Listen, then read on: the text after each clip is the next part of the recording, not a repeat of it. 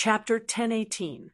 Seeing him fall into deep thought, the three strange beasts fell silent at the same time and stared at him without blinking. Suddenly, Tang Zheng raised his head and looked at the five-clawed golden dragon. "Do you still remember what that woman looked like?" "Of course I remember." The five-clawed golden dragon nodded, his eyes burning with anger. "Even if she turned into ashes, I would still recognize her." "Then tell me what she looks like." Tang Zheng's heart suddenly had a bold idea. The only person from the sky beyond heaven who still existed in this world was Xianyin. Was Xianyin the woman from back then? The five-clawed golden dragon immediately described the woman. Her image had been deeply imprinted in his mind. Thus, through his description, the image of a woman was vivid, as if she was really standing in front of everyone. Tang Zheng's eyes widened in an instant. Heavens! It really was Xianyin. There was no mistake. It was impossible for it not to be her. However, Tang Zheng did not take out the crystal stone and let the five-clawed golden dragon confront Xianyin. In Sumeru world, he could still suppress Xianyin. If he let her out now, without the Empyrean fairy there to suppress her, Xianyin would definitely take the opportunity to regain her freedom and escape. Tang Zheng would never be willing to take this risk. "Master, isn't it describing Xianyin?" Xiao Bai also understood and asked. "Xianyin? Yes, that's her name." "You know her?" The five-clawed golden dragon seemed to be stimulated and moved all over, causing the chains to clatter. At this point, Tang Zheng finally confirmed his guess. He stared at the five-clawed golden dragon for a long time, weighing the pros and cons. In the end, he decided to tell him the truth. "There's something I have to tell you. The Xianyin you mentioned is now in my hands." "What? She's in your hands?" The five-clawed golden dragon was shocked. "Yes. How did you catch her? Her cultivation is very high. She's in the Mahayana realm." "Mahayana realm?" Tang Zheng's eyelids twitched crazily. "That's impossible. She is clearly only in the divinity transformation stage. Otherwise, the Empyrean fairy, and I wouldn't have been able to capture her." Tang Zheng had never seen anyone in the Mahayana realm. Even the Empyrean fairy was only in the divinity transformation realm. So he immediately rejected the idea of a five-clawed golden dragon. The five-clawed golden dragon retorted, "I've experienced a life and death battle with her. How could I be wrong about such common sense?" "Of course, you're not mistaken. It's just that she is indeed only in the divine transformation realm." The five-clawed golden dragon pondered for a while and said doubtfully, "Is it because I injured her? Was that why her cultivation had dropped so much? Just like how I've been suppressed here for a long time, my power has been greatly reduced, and I'm far from my peak state." "That must be the case." Tang Zheng agreed after thinking about it. "How badly did you injure her, that her cultivation would drop so much, and she hasn't recovered after so many years?" Tang Zheng asked curiously. The five-clawed golden dragon snorted heavily. "At that time, I was determined to kill her, but she didn't have the will to fight to the death. That's why she suffered such a great loss and was severely injured by me. However, it's really strange. With her cultivation, she should have recovered to her peak state long ago." Tang Zheng had another question. Xianyin must have consumed the red lunar beast's inner core. Then her cultivation speed would be twice as fast with half the effort. How could she have stagnated at such a rapid pace? There must be some unknown secret behind this. Anyway, all in all, one thing was clear now. Xianyin and the red lunar beast had joined forces with the emperor to capture the five-clawed golden dragon and suppressed it under the imperial city. As for her true purpose, no one knew why she had joined forces with New Era to overthrow the emperor at that time. That was even more of a mystery. That's not right. Suddenly, Tang Zheng turned his head and looked at the stone room behind the five-clawed golden dragon. At that time, there was an old man's phantom guarding there. Didn't you say that he suppressed it here? How come it's Xian Yin suppressing it now? The five-clawed golden dragon rolled his eyes and said, "What's wrong with that? That year, the battle at sea was indeed Xian Yin's doing. However, there was another expert in the Emperor dynasty. That old man was the imperial advisor. The imperial advisor oversaw the construction of the imperial city. So, in the end, he was also one of the people who suppressed me. In the end, he spent almost all of his time in this stone room. Even when he died, he left behind a phantom." "How high was his cultivation?" Tang Zheng asked. "Just barely at the threshold of the Mahayana realm." Tang Zheng nodded. That made sense. The imperial advisor, who was at the divine transformation realm, was no match for the five-clawed golden dragon. So he had to rely on Xian Yin to capture it. The only question now was, why did Xian Yin's power not return to its peak after taking the red lunar beast's inner core? Even after hundreds of years, she still did not return to the Mahayana realm. If he knew the answer, he was afraid that he would really be able to see the clear sky. With a thought, he entered the Sumeru world with his divine sense. Looking at the huge crystal, he could not help but feel helpless. Unless Xian Yin came out herself, this problem would always be bothering him. "Since you've already caught Xian Yin, give her to me. I want to kill her," the five-clawed golden dragon strongly requested. Tang Zheng smiled helplessly. "If possible, I want you to kill her too. But now that she has sealed herself, we can't break the seal at all." "What's going on?" The five-clawed golden dragon was in disbelief. He was very emotional. He was so close to getting revenge, but he was told that there was nothing he could do. She sealed herself with the crystal. Unless we absorb all the energy of the crystal, we can't break the seal at all. Tang Zheng said with a wry smile. The five-clawed golden dragon exclaimed, "Crystal? How could she seal herself with a crystal? Is there such a spell in this world?" He knew what a crystal was, but he had never heard of a spell that could seal people with a crystal. He could not help but look at Tang Zheng suspiciously. Tang Zheng calmly accepted it and looked into its eyes.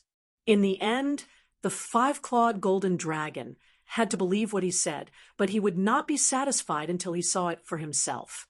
"I want to see her." Tang Zheng shook his head without hesitation. "No, she can break the seal at any time. If I let her out, we can't stop her at all." "I can," the five-clawed golden dragon vowed. Tang Zheng still refused. It's better to be cautious. Looking at Tang Zheng's firm attitude, the five-clawed golden dragon knew that he could not persuade him. Although he was unwilling, there was nothing he could do. Seeing this, Tang Zheng comforted. "Since she is in my hands, then she definitely won't be able to escape, so you don't have to be anxious. She is extremely important. There are too many secrets on her body. We must squeeze out all of her secrets one by one. Only then can we maximize her value." The five-clawed golden dragon snorted. Obviously, killing Xian Yin could resolve the anger and resentment in his heart. "You had contact with Xian Yin in the past. Have you heard of her real purpose?" "How would I know?" "My intuition tells me that she was sent by the sky beyond heaven for a purpose." "Humph, so what if it's not simple?" "I just want to kill her." The five-clawed golden dragon said angrily. Tang Zheng looked at it and knew that it was in a bad mood, so he could not continue talking to it. So he said, "Although little Yu's mother has a grudge with you, the past is like smoke, so this debt is written off. It is now following me, so don't have any ideas about it.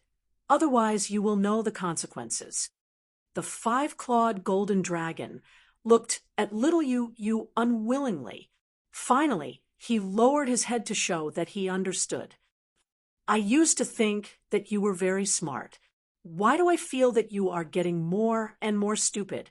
Xiao Bai swaggered over and pointed a claw at the five-clawed golden dragon. The five-clawed golden dragon's eyes instantly widened. The pits on his head were still aching, and it would take some time for them to recover. Whitey's origin was too strange. Although its fist was small, its strength was strangely great. The key was that its speed was comparable to the speed of light, making it impossible for people to catch it. This gave the five-clawed golden dragon a headache. When facing Xiao Bai, his huge body was useless. Looking at Little White's appearance, Tang Zheng could not help but laugh, and the corner of his mouth hooked up into a smile. Seeing that the five-clawed golden dragon was speechless and almost had internal injuries from holding it in, he said, "Little White, speak less." Xiao Bai rolled his eyes. "That's right.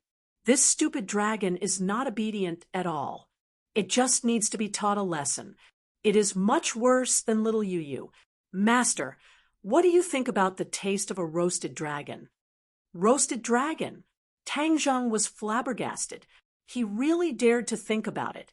If he really roasted a dragon and ate it, how shocking would that be? Speaking of which, what was the taste of dragon meat? Had anyone tried it before? In the end, he was also a person who was not afraid of anything. Yet, he was also thinking about random things. The five-clawed golden dragon was incomparably angry and roared, "Xiao Bai, don't push your luck." A smile appeared in little Yu's eyes, as if she was very relieved. Xiao Bai was not afraid of the five-clawed golden dragon's threat at all, and said, "What can you do to me? You have to be obedient so that I can speak up for you and ask Master to let you out sooner. Otherwise, you will be locked up here for the rest of your life." The five-clawed golden dragon was directly choked. "Don't you me? Since you have pledged allegiance to Master, you must understand your position. Moreover, I am the first to pledge allegiance to Master. So, you all have to listen to me. I am your boss. If you don't listen to Master, I will roast you." Xiao Bai said with the demeanor of a general. "Ha ha ha." Tang Zheng finally could not hold it in and laughed out loud. The five-clawed golden dragon's eyes were red. He did not know what to say. Little Yu had a kind of satisfaction of getting her revenge. She wagged her tail and cheerfully came in front of Xiao Bai. She took the initiative to bow, as if inviting him to ride her. "Little Yu is so obedient." Xiao Bai rode up and then pointed at the five-clawed golden dragon and said, "Hurry up and call me boss." The five-clawed golden dragon ignored him and looked at Tang Zheng, as if it wanted him to do justice. Tang Zheng deliberately gave him a cold shoulder and turned his head to the side, ignoring him. "Master, if you don't call me boss, you can take care of it, okay?" Xiao Bai said. Tang Zheng smiled and nodded. Chapter 1019. A dragon under the eaves had no choice but to lower its head. Tang Zheng knew when to stop and said, "This time I came to find you for another matter." The five-clawed golden dragon lowered his posture and asked humbly, "What is it?" "It's about the Langya Pavilion." Back then, when he ascended to the 5th level of the Langya Pavilion, he suddenly had an idea. When he looked out of the window of the Langya Pavilion, the area outside of the Langya Pavilion was vast and boundless. He did not know where it was, and he had the urge to explore it. However, this matter was not a small matter, so it was better to ask the five-clawed golden dragon first. "I see that there is an endless area outside the Langya Pavilion. What is that place?" The five-clawed golden dragon was startled. He stared straight at Tang Zheng and asked warily, "Why do you ask this question?" "I just happened to see it and suddenly had an idea. Before we enter the Langya Pavilion, we are told not to go to other areas except for the Langya Pavilion. I actually forgot to tell you about this." The five-clawed golden dragon said with lingering fear, "We can't go to those areas." "Why?" I think that area is not small. Maybe there are other things. Tang Zheng asked puzzledly. This is the rule of the Dragon Clan. All the Dragon Clan disciples must abide by it. Why do you ask so many questions? The five-clawed golden dragon said with dissatisfaction. Tang Zheng frowned and said in his heart, "What rule of the Dragon Clan? I'm not a Dragon Clan."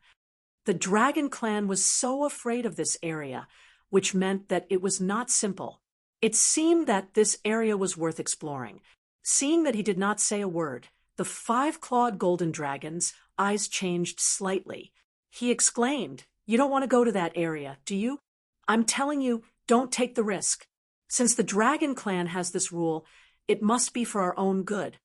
Seeing that he was so strongly against it, Tang Zheng was even more certain that there was something fishy about it, so he said, "Has no one ever been there before? Anyway, I've never heard of it. Your dragon god's secret art has now been cultivated to the 5th level. You can climb to the 5th floor. Moreover, your cultivation has greatly increased, and breaking through to the 6th level of the dragon god's secret art is just around the corner.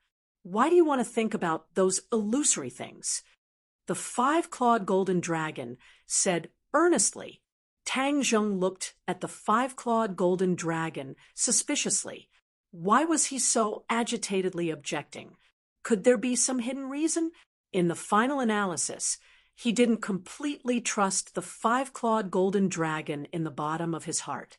That was why he had such concerns. He chuckled and said noncommittally, "It's been a month since I last entered the Langya Pavilion. I'll go in again, now." After he finished speaking, he sat down cross-legged. Xiaobai immediately stood guard beside him. He glared fiercely at the five-clawed golden dragon as if to say, "Don't you have any bad ideas? I'm here." Tang Zheng's consciousness had already entered the dragon seal. The towering Langya Pavilion was right in front of him. He raised his head and glanced at it. He didn't walk in. Instead, he turned around and walked in another direction. In the end, he still decided to explore this area. Apart from the Langya Pavilion, the other places seemed to be shrouded in fog. He couldn't see the specific appearance at all. Tang Zheng walked straight into the fog. He didn't know how long he had walked. He looked around and couldn't distinguish the direction. He leaped high into the air. He was dozens of meters high, but he still couldn't break free from the fog. The fog was still heavy in all directions. This was inside the dragon seal. He was just a wisp of consciousness. He couldn't fly on his sword. He could only continue to move forward. Suddenly, he stepped on air and fell down involuntarily. He couldn't help but scream. He was about to cast a spell to stop, but he found that he was falling too fast. He couldn't stop at all. Bang! With a muffled sound, he fell heavily to the ground. However, he didn't hurt himself. He quickly got up and looked around. There was no fog around him. Everything was very clear. But when he looked up, his whole body trembled.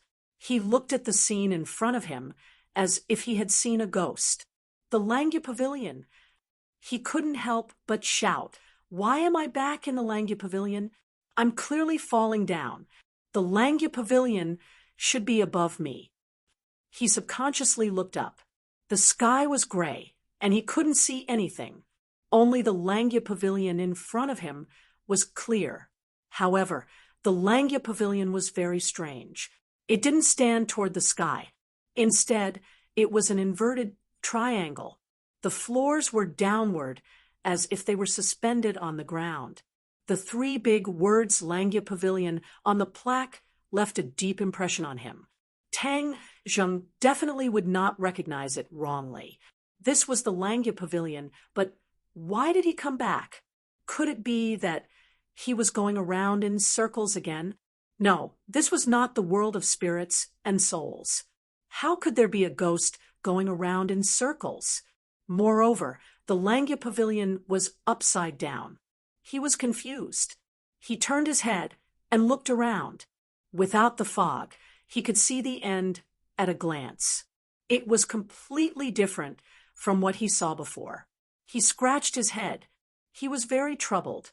Since there was no way out outside, he might as well enter the Langya Pavilion. He strode into the Langya Pavilion, but just as he entered the first floor, he couldn't help but stop. This was because the first floor was completely different from what he saw before. It was empty. There was nothing.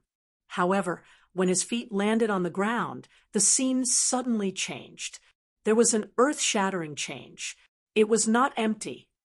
A huge forest of steels immediately appeared in front of him. A forest of steels. Tang Zheng's eyes widened. He stared at the forest of steels that suddenly appeared. Since it was called a forest, it was enough to show that there were many steels. There was not a single word on the steels. They were smooth, but they gave off a very solemn feeling. "This looks like a tombstone," Tang Zheng muttered to himself after observing for a while. Why were there so many tombstones in the Langya Pavilion? Who was the one buried here? Tang Zheng's hand gently touched the tombstone. A cold feeling came from his palm. A ray of light rose from the tombstone, and a familiar aura spread. "Dragon's might!" Tang Zheng exclaimed in disbelief. As soon as he finished speaking, a ray of light rose from the tombstone and formed a golden dragon in midair. It flew around the forest of steels, then fell into the tombstone and disappeared. Tang Zheng stared blankly at this scene. What's going on? Why did a dragon fly out of the tombstone? He placed his hand on another tombstone. Just like before, a ray of light flew up and intertwined to form a dragon. Then it flew into the tombstone again. Tang Zheng's breathing involuntarily quickened. He stared at the forest of steels as if he wanted to see through the mystery. A thought flashed through his mind, and he seemed to be deep in thought. Could these dragons be the ones buried below? Aren't they already dead? Why are they still here? Are they dragon souls with remnant souls? Since so many dragons were buried here, he shouldn't disturb them. Thus, he quietly stepped onto the stairs that led to the second floor. After he stepped onto the stairs, the scene on the first floor changed. The forest of tombstones disappeared, and it became bare again. Looks like I have to be inside to see the forest of tombstones. Dragons have such a long lifespan. I didn't expect that so many of them would die. When he walked all the way down to the entrance of the second floor, it was still empty in front of him. However, when he stepped into it, everything changed again. It was still the forest of tombstones, but there were many fewer tombstones. This time, he didn't touch the tombstones and let them rest here. Could it be that this whole building is a tomb and countless dragons are buried here? He suddenly wondered, but no one answered his question. He went down to the third floor, and it was still the same tombstones. It was the same on the fourth floor. When he walked to the fifth floor, he finally found a special feature. The lower he went, the fewer tombstones there were. Especially when he reached the fifth floor, there were only about 100 tombstones. He stopped and looked at so many tombstones and sank into deep thought.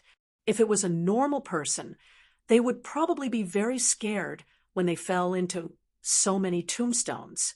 However, Tang Zheng didn't feel much fear. He just felt that it was very strange. Why would such a situation occur here? Although the two Langya Pavilion had the same name, the things inside were completely different. This was a tomb, but the ones buried inside were all dragons, unlike the prehistoric heavenly tomb that not only had humans, but also demonic beasts. He looked at the stairs leading to the sixth floor and directly walked over. Since he was here, he had to find out what was below. He couldn't give up halfway. Bang! However, when he walked to the front of the stairs and was about to step on it, he was bounced back by a strong force and staggered back. He quickly stabilized his body and looked at the Langya Pavilion in bewilderment. Could it be that this is the same as the Langya Pavilion? If the dragon god method doesn't reach the corresponding level, it won't be able to reach the corresponding floor. Please, this is just a tomb. Why would there be such strict rules? He did not continue to try, nor was he in a hurry to go downstairs. There was nowhere to go outside, and there was only so much space in this space. Therefore, the problem that troubled him now was how to go back. With a thought, he tried to withdraw from the dragon seal, but found that there was no reaction at all. Why? When he was in the Langya Pavilion, he could come and go as he pleased. Now, it was as if his freedom was restricted. Could it be that you want to trap me here to death? Since there was no way out, he could only look for another way. His gaze turned and locked onto the stairs leading to the 6th floor. He remembered very clearly that when he tried to force his way to the stairs leading to the higher floors, he was bounced back by that huge force, and then he was forced out of the dragon seal. He wanted to imitate this method, so he circulated his internal energy. Like an angry lion, he rushed up the stairs with a whoosh. Bang! He was once again bounced back and fiercely crashed into the wall. His bones seemed to be about to fall apart, but he still did not retreat. He didn't know whether to laugh or cry. What was going on? Why didn't this method work? Could it be that it could only be done in that Langya Pavilion? He rolled his eyes speechlessly, but now that he couldn't leave, could it be that he was trapped here to death? No. Every time I come to the Langya Pavilion, there is a time limit. As long as the time is up, I can definitely leave automatically. He had a flash of inspiration and finally thought of this. Therefore, he was not in a hurry. He simply sat down, glanced at the tombstone, and then began to cultivate without any distractions. Cultivating in the Langya Pavilion was twice the result with half the effort, so he could not let go of this good opportunity. Moreover, waiting was very boring. He silently circulated his power, especially the dragon god method, which was circulating on its own. The 5-clawed golden dragon in his glabella began to dance. Chapter 10:20. The tombstone lit up and soared into the air, turning into a golden dragon. However, this time, the golden dragon did not hover in the air, but directly swooped down towards Tang Zheng. Puff! The golden dragon flew into Tang Zheng's body and disappeared without a trace. Tang Zheng's entire body trembled. He also discovered this point and was shocked. The dragon soul entered the body. The dragon's soul quickly turned into energy, turned into a powerful dragon chi, and quickly fused into his 8 extraordinary meridians. However, even more dragon chi rushed into the dragon seal and fused into the body of the 5-clawed golden dragon. In an instant, the 5-clawed golden dragon blossomed with a golden light. Tang Zheng was completely bathed in the golden light, like a dazzling golden man. He immediately realized something and hurriedly activated the dragon god secret art. A series of mysterious concepts spread out, and the dragon chi in his body rose steadily. The 5-clawed golden dragon gradually changed, and the 6th dragon claw grew out of it. He looked at this scene in disbelief. He was both shocked and amazed. The dragon soul could actually help him improve the dragon god secret art. When the 6th dragon claw completely grew out, he had completely leveled up to the 6th level of the dragon god secret art. He suddenly opened his eyes and looked at a tombstone beside him. The dragon soul just now flew out from it. He looked at the other tombstones. Without a doubt, there were also dragon souls in those tombstones. He suddenly had a thought. Could he absorb the dragon souls of the other tombstones? He stretched out his hand and was about to activate the dragon god's secret art, when suddenly the world spun and the scene in front of him changed. The forest of tombstones disappeared, and he returned to reality, looking at the group of Xiao Bai, and the other 2 looking at him with burning eyes. He stood up unhurriedly. What did you do? The five-clawed golden dragon asked anxiously. Tang Zheng looked at him indifferently and asked, "What do you think I did?" "How would I know? Just now, your entire body erupted with a ball of golden light and your dragon chi sword. Furthermore, your dragon god mantra has actually broken through to the 6th stage. What exactly did you do? How did you do it?" The five-clawed golden dragon impatiently asked, mainly because the strange phenomenon just now was too shocking.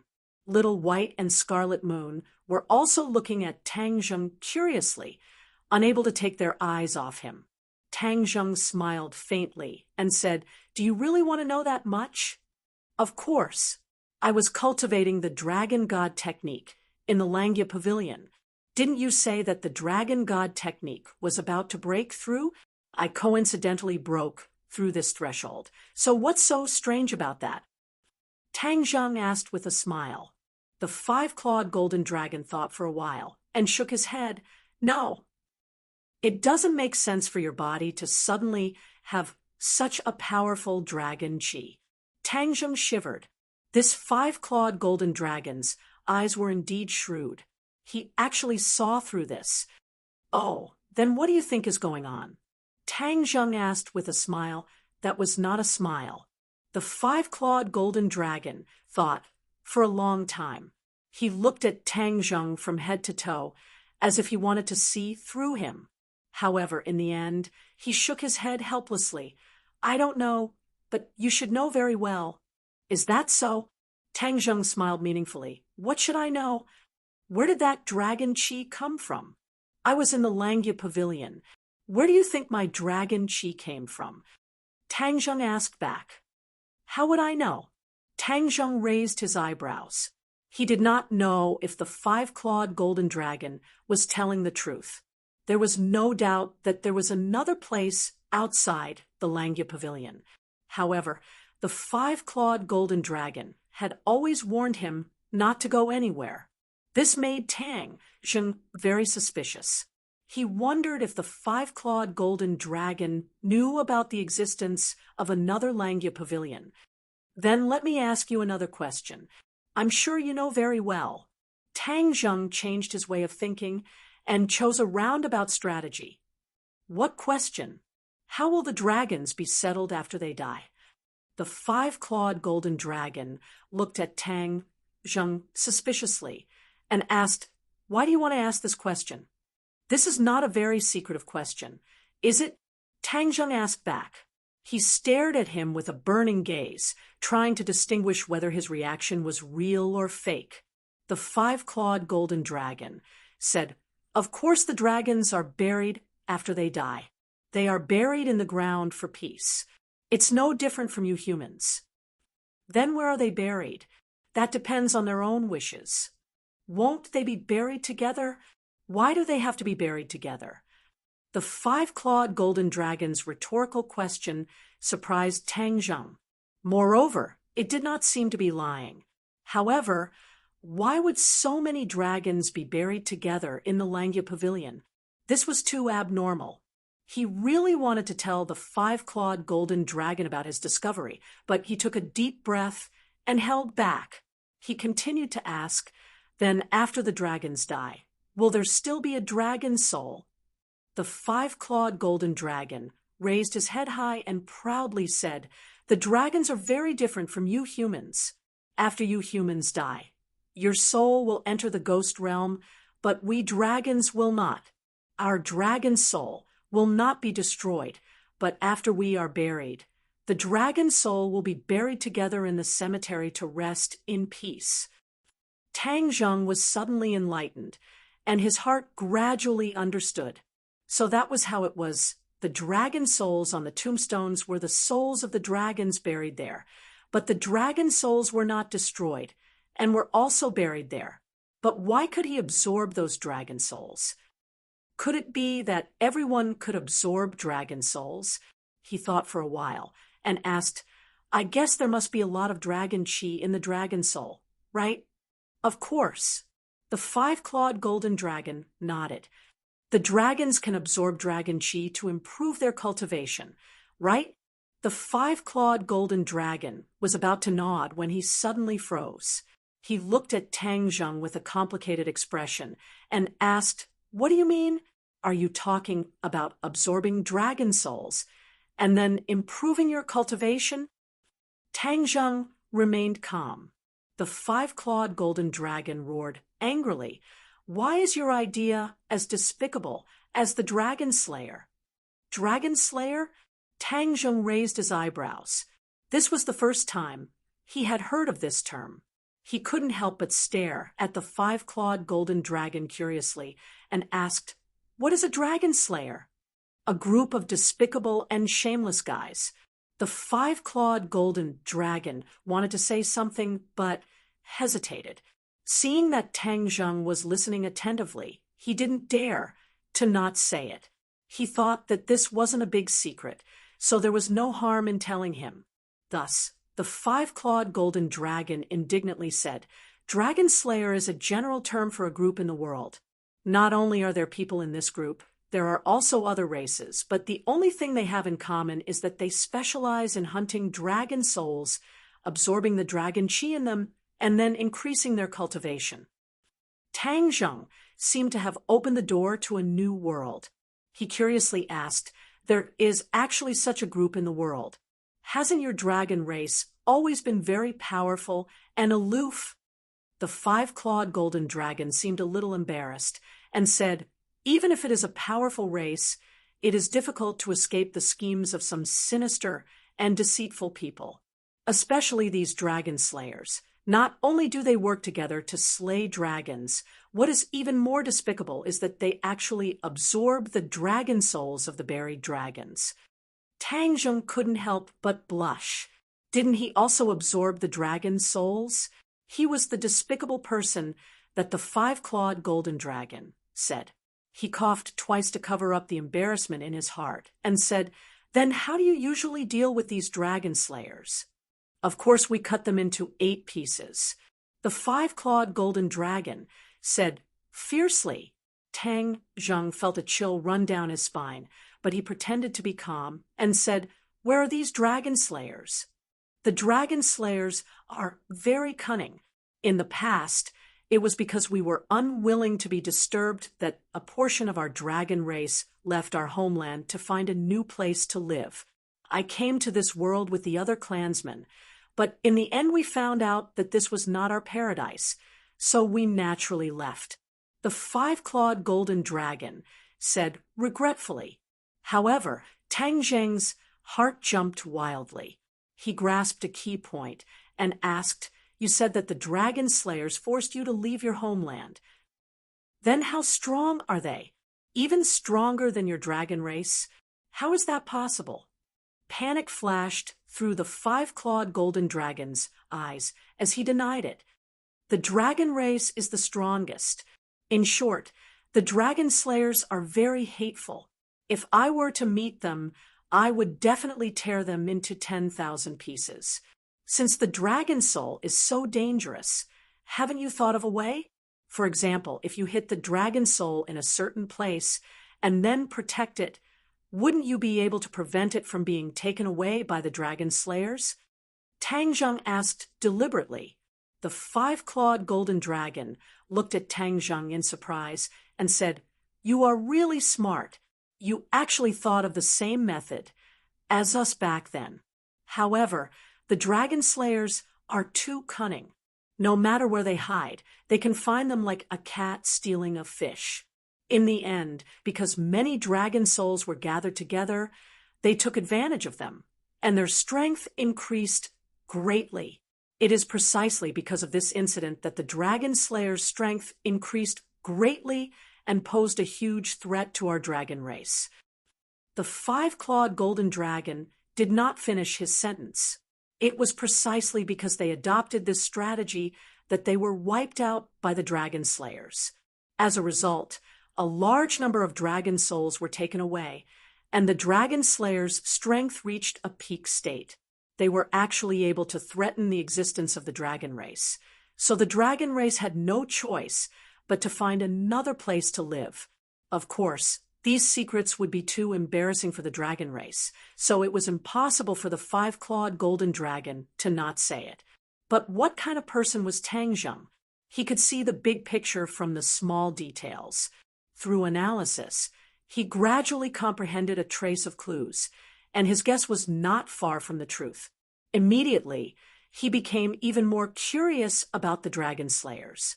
What kind of group could be so powerful? Then what about the tombstone in the Langya Pavilion? Could it be that it was also a place for the dragon race to settle down? Only the dragon race could enter the Langya Pavilion through the dragon seal. The dragon slayers had no way at all. Why didn't the dragon race place all the dragon souls in the Langya Pavilion? Wouldn't everything be fine in that way? He did not know the reason, so he decided to test the five-clawed golden dragon again. He asked, "Five-clawed golden dragon, do you really not know what is in the space outside the Langya Pavilion?" "Didn't I tell you? The dragon race has a rule that they are not allowed to set foot in that space. They can only go to the Langya Pavilion." The five-clawed golden dragon said impatiently. Seeing that there were no flaws in his words, Tang Zheng decided to believe him first. It seemed that he really did not know about the steel forest. Since that was the case, then he could not tell him. Otherwise, with his temper, he would definitely lose his temper. If he told him that he had absorbed a dragon soul, he was afraid that he would even have thoughts of killing him. Chapter 10:21. In order to avoid arousing the suspicions of the five-clawed golden dragon, Tang Zheng brought Xiao Bai and little Yu out of the imperial city. The harvest this time was quite bountiful, allowing him to come into contact with a brand new world. The legend of the dragon slayer made his heart surge, so there was actually such a powerful person in this world. The dragon clan was not always aloof and invincible. As long as one was strong enough, there was no need to fear any enemy. The sky revealed a white belly, and the rising sun illuminated the capital, turning it into a golden yellow color. At the end of August, the capital was very hot. Even in the early morning, there was an impulse to soak in ice water. Tang Zheng had long been immune to the cold and heat, sitting in the courtyard leisurely and contentedly watching the rising sun. Xiao Bai rode little Yu back and forth in the courtyard, as if patrolling his own territory. Fang Shishir went to school to prepare for the new students. Lu Qingmei went to work and went out early in the morning to work on the jewelry. Marshall was not idle either, cultivating in the training room. Speaking of the training room, this was something that the women had fiddled with. They had tidied up a basement and then transformed it into a training room. There were many weapons in it, and there was also a battle room. The women would occasionally have a battle practice on a whim. Tang Zheng had seen it once, and could not help but admit that women were really valiant in battle, especially women against women. They did not have much tenderness for the fairer sex. In their words, the practice should be like actual combat, real swords and real spears, so that they could display their proper level in the face of battle. It was precisely because of this that the passion of the women in training surged, because everyone wanted to win in the practice. If they failed, they would definitely think of a way to get back their face next time. Looking at their tenacity, Tang Zheng praised them a few words, causing the women to be even more motivated. In fact, they were very clear that as Tang Zheng's strength increased, if they did not improve themselves, they would always be protected by Tang Zheng, and they would be a burden. No one wanted to be weak. They were in contact with the strong all day long. This idea was especially strong. After all, leisure time was short. Lu Yun hurriedly rushed over. Seeing his leisurely appearance, he plopped down on a nearby chair, crossed his legs, and said, "Young Master Tang, your days are too comfortable." Tang Zheng looked at him with a smile and said, "You're the young master of the Yen family. Don't tell me you're having a hard time?" "Of course. You don't know how busy I am these days." "Oh, why? Yen Luyun stared at Tang Zheng with wide eyes and said, "Why? It's all because of you. Don't you want to find the whereabouts of the Azure Dragon, Hall's High Lord? How could we dare to be negligent? We practically turned the entire capital upside down. Oh, what did you find?" Tang Zheng asked curiously. "Don't you know who I am? I've been busy for so long. If I didn't find anything, how could I have the nerve to come see you? Of course I found something," Yen Luyun said proudly. He and Tang Zheng had already become very familiar with each other. He was not as cautious as the elders in his family. Instead, his relationship with Tang Zheng was getting closer and closer. Tang Zheng laughed involuntarily. "Don't keep me in suspense. I've worked so hard for so long. How could you not let me show off a little? All right, since you're so impatient, I'll tell you. The High Lord's whereabouts are very mysterious. We couldn't find him, but we found the whereabouts of another person." "Who?" "Grandma Li. It's her." Tang Zheng was shocked. When Grandma Li returned to the Li Palace, she did not obtain any benefits. In the end, she took a few disciples and fled. He did not expect that she would come to the capital. Yes, this Granny Li is an expert. If it were in the past, we really wouldn't have dared to target her. But things are different now. With an expert like you, even the Li Palace's palace master has fallen from his altar. Don't be ridiculous. Where is Grandma Li now?" "Guess." Tang Zheng rolled his eyes. "I'm not a fortune teller. Do you think I can predict it with my fingers?" "All right, I'll tell you. She went to Ji Wuxiang's Go Club. Fortunately, you reminded us many times to pay attention to this Go Club, so we were able to find this out by waiting for her." "Go Club?" Tang Zheng was shocked. Why did Grandma Li go to the Go Club? Could it be that she had a connection with Ji Wuxiang? Tang Zheng had always been on guard against Ji Wuxiang. The main reason was that this person was too bizarre, so he had no choice but to guard against him. When a person hid themselves too deeply and too secretively, it was usually because there was something that could not be revealed. Ji Wuxiang was like this. He had such great power, but he was like an invisible person. This made Tang Zheng unable to understand him, so he naturally did not dare to underestimate him. Yes, Grandma Li went to the Go Club, but after she came out, we lost her. After all, she is a martial king. How can we follow her? Yen Luyun said regretfully. Have you seen her since then? You don't say. My people have seen her. She goes to the Go Club every once in a while. It's very regular. Yen Luyun said doubtfully. Tang Zheng thought for a moment, then suddenly asked, when will she go to the Go Club next time? Today. Tang Zheng stood up and said impatiently, Let's go. Let's go meet Grandma Li and see what she's up to. Xiao Bai and little Yu Yu jumped out and shouted, Master, we want to go too. Yen Luyun was so frightened by this scene that he sat on the ground and shouted in panic, It can talk. He had seen Xiao Bai before, but he had never seen it speak. Now that he saw it, he was scared to death. Tang Zheng was not surprised and said, Please, it's not like you don't know about demonic beasts. What's there to be surprised about? Xiao Bai's strength has increased, so it's not strange that it can talk. Yen Luyun got up and looked at Xiao Bai in shock. Xiao Bai looked at him with disdain and said, You're so timid. Yen Luyun did not know whether to laugh or cry. He was being looked down upon by an animal. Then who is it? Yen Luyun pointed at the scarlet lunar beast and asked, You're not a zoologist, so don't get to the bottom of it. Xiao Bai, you and little you stay at home and don't run around. I'm going out for a bit. Tang Zheng instructed. Xiao Bai did not force him and obediently rode little Yu to the side. Yen Luyun looked at their backs and sighed. Your animals have all become spirits. The people who come to your house must have a good heart.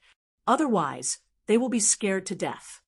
The two of them came to a secret spot on the street opposite the Go Club. The people guarding the place quickly came to welcome them.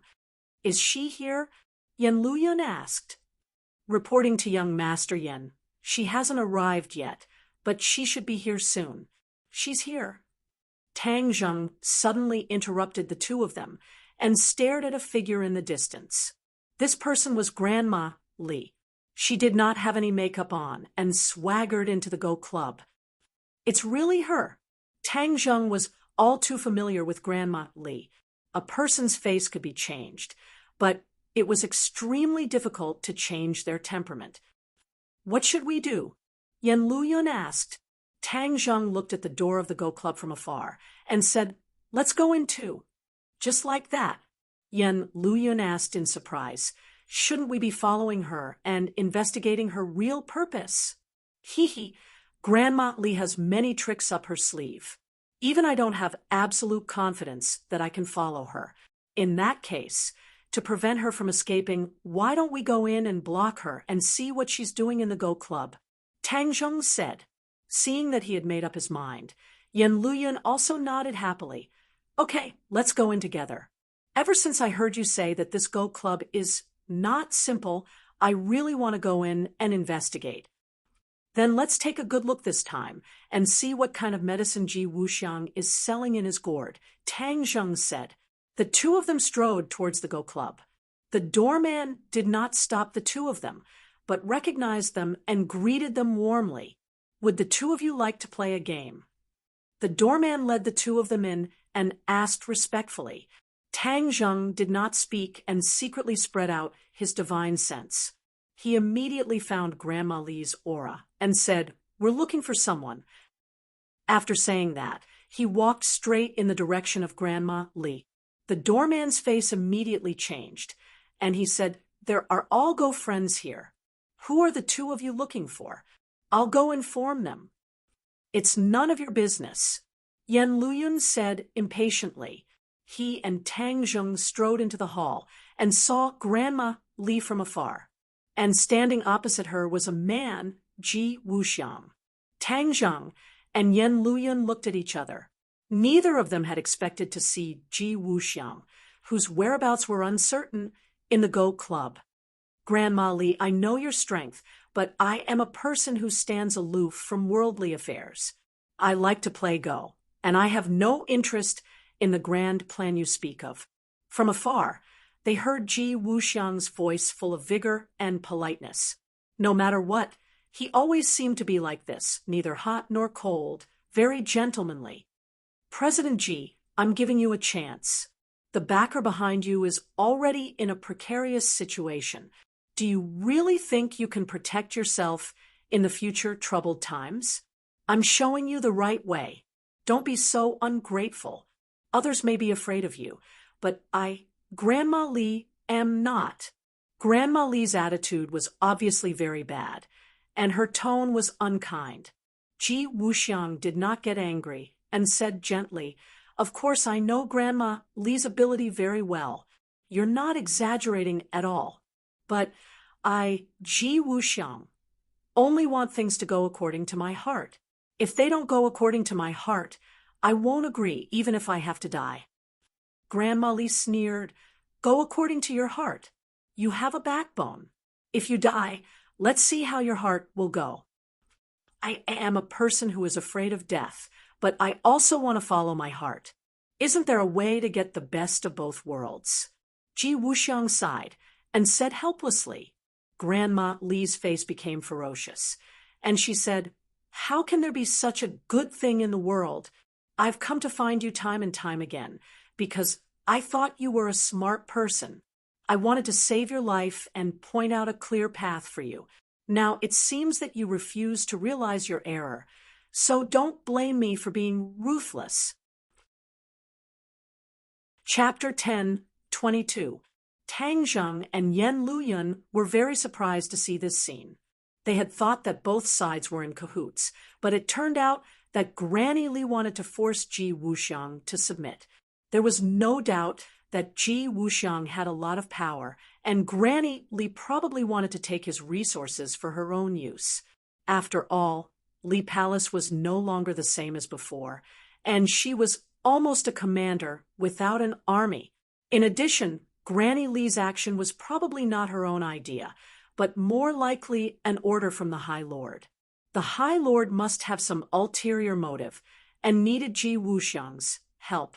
No matter what the other party's purpose was, Granny Li must be stopped. Granny Li made her move, and her murderous aura soared to the sky, as if she was determined to kill. Ji Wuxiang was locked on by Granny Li's aura, so he could not escape. He could only watch as Granny Li's skinny hand grabbed his throat.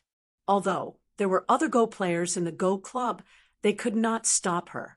It seemed that Ji Wuxiang would definitely die. Stop! Tang Zheng gave a deep roar as he charged towards Granny Li. His large hand reached out and grabbed Granny Li's back. Just as Granny Li's hand was about to hit Ji Wuxiang, she heard the sound of something breaking through the air and a familiar roar. Her face turned pale with fright as she flipped in the air and sent a palm towards Tang Zheng. Bang! The two palms collided, and Granny Li was sent flying, breaking a pillar and falling in a corner. She spat out a mouthful of blood, and her face was deathly pale. Tang Zheng, it's you again. Why are you always haunting me?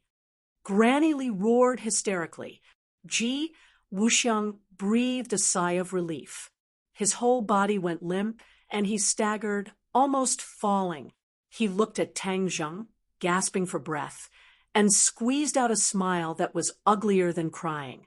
Young Master Tang, thank you for saving my life. Tang Zheng nodded slightly. At this moment, Granny Li seemed to understand that this operation had failed, so she got up in a sorry state and jumped up into the sky. Bang! A big hole appeared in the blue tiles of the roof. Granny Li rushed up the roof and fled. Where are you going? How could Tang Zheng watch helplessly as the cooked duck flew away? So he hurriedly chased after her. When his feet landed on the roof, he saw Granny Li like a monkey scampering into the nearby shopping mall. Unwilling to give up, Tang Zheng hurriedly chased after him. The shopping mall was bustling with people, and there was no sign of Granny Li. It was more difficult than finding a needle in a haystack. Tang Zheng angrily stomped his foot and gnashed his teeth. Granny Li is really cunning. She let her slip away so easily.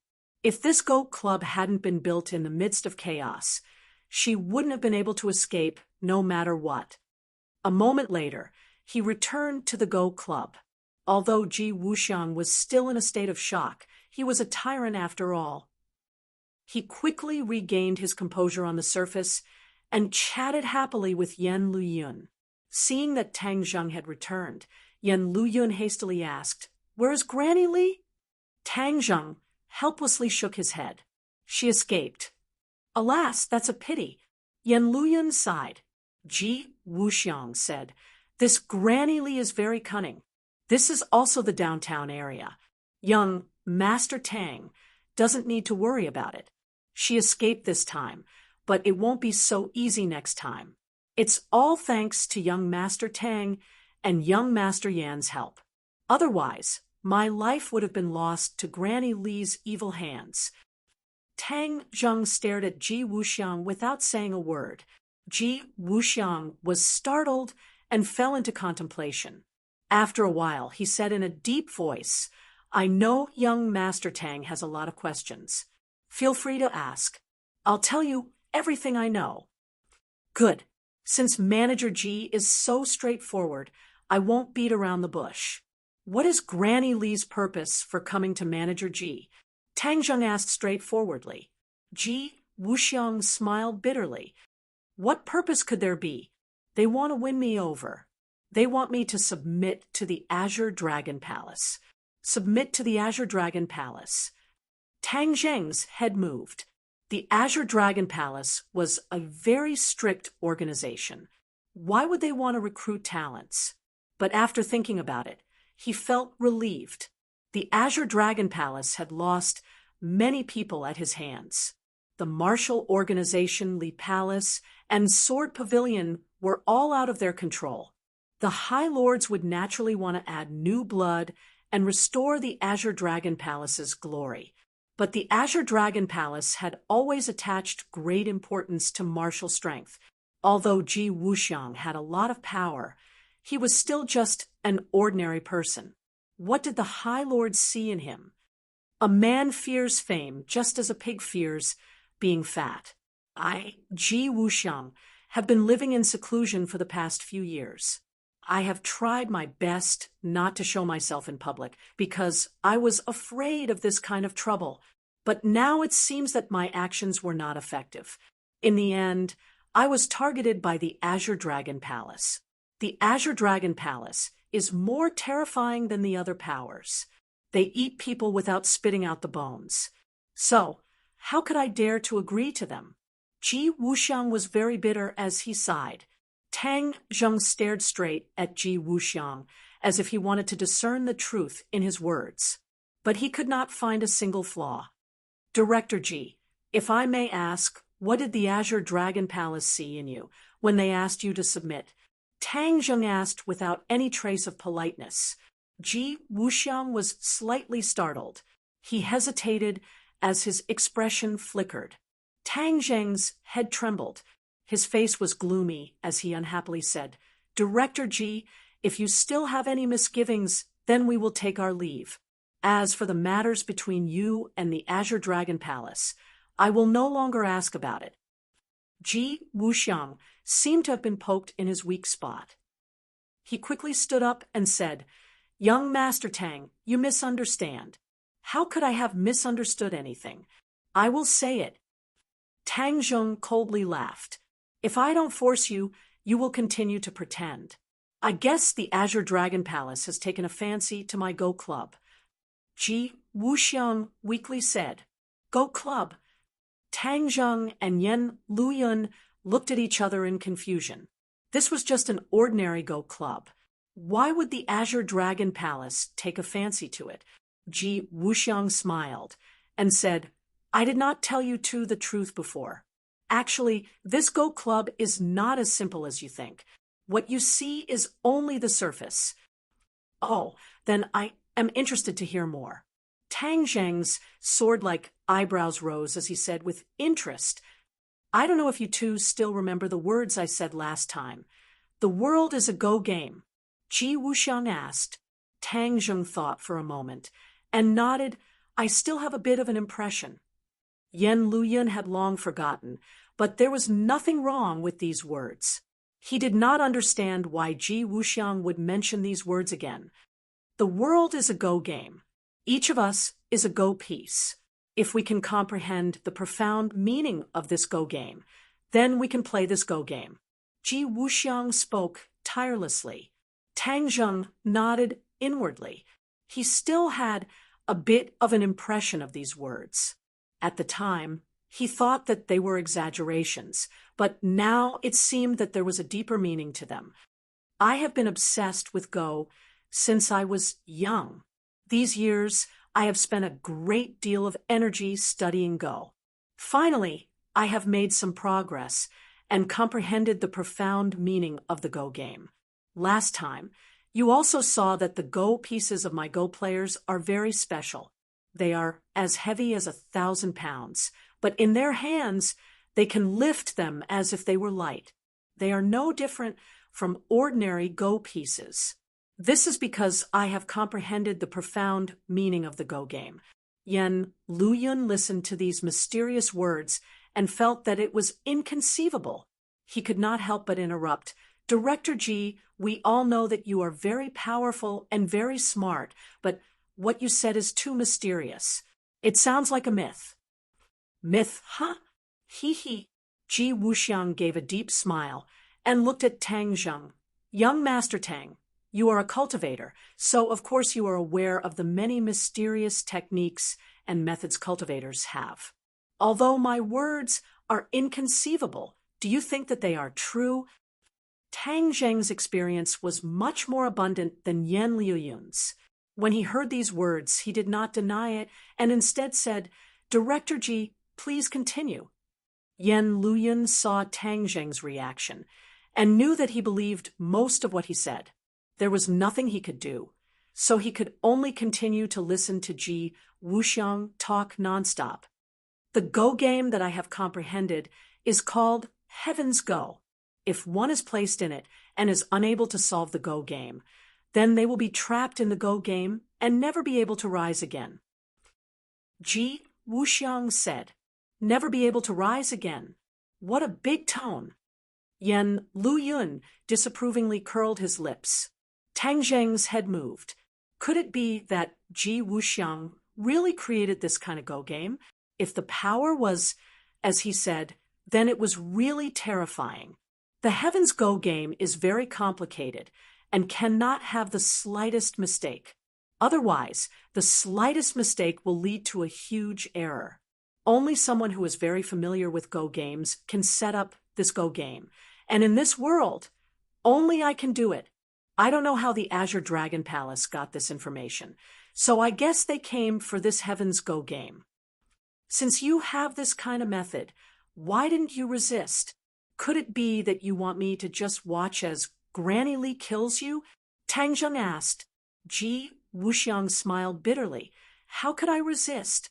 The Heaven's Go game is very difficult to set up. It is not something that can be completed in a day or night. How could I have expected that Grandma Li would be so cruel and merciless? She actually wanted to take my life without saying a word. Tang Zheng had been thinking about the flaws in Ji Wuxiang's words. Suddenly, he had a flash of inspiration and noticed the surrounding Go players. Those heavy Go pieces were as light as a feather in their hands. Could it be that they were also proficient in Heaven's Go? Tang Zheng immediately asked. Ji Wuxiang gave Tang Zheng a thumbs up and sincerely praised. Young Master Tang is really meticulous. You actually thought of this point. You were partly right and partly wrong. Oh, then I want to hear what was right and what was wrong. Without a doubt, Tang Zheng's curiosity was completely aroused by Ji Wuxiang.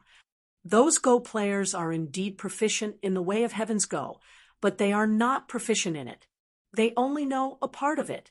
Only by gathering everyone together and coordinating them under my command can I complete the Heaven's Go game.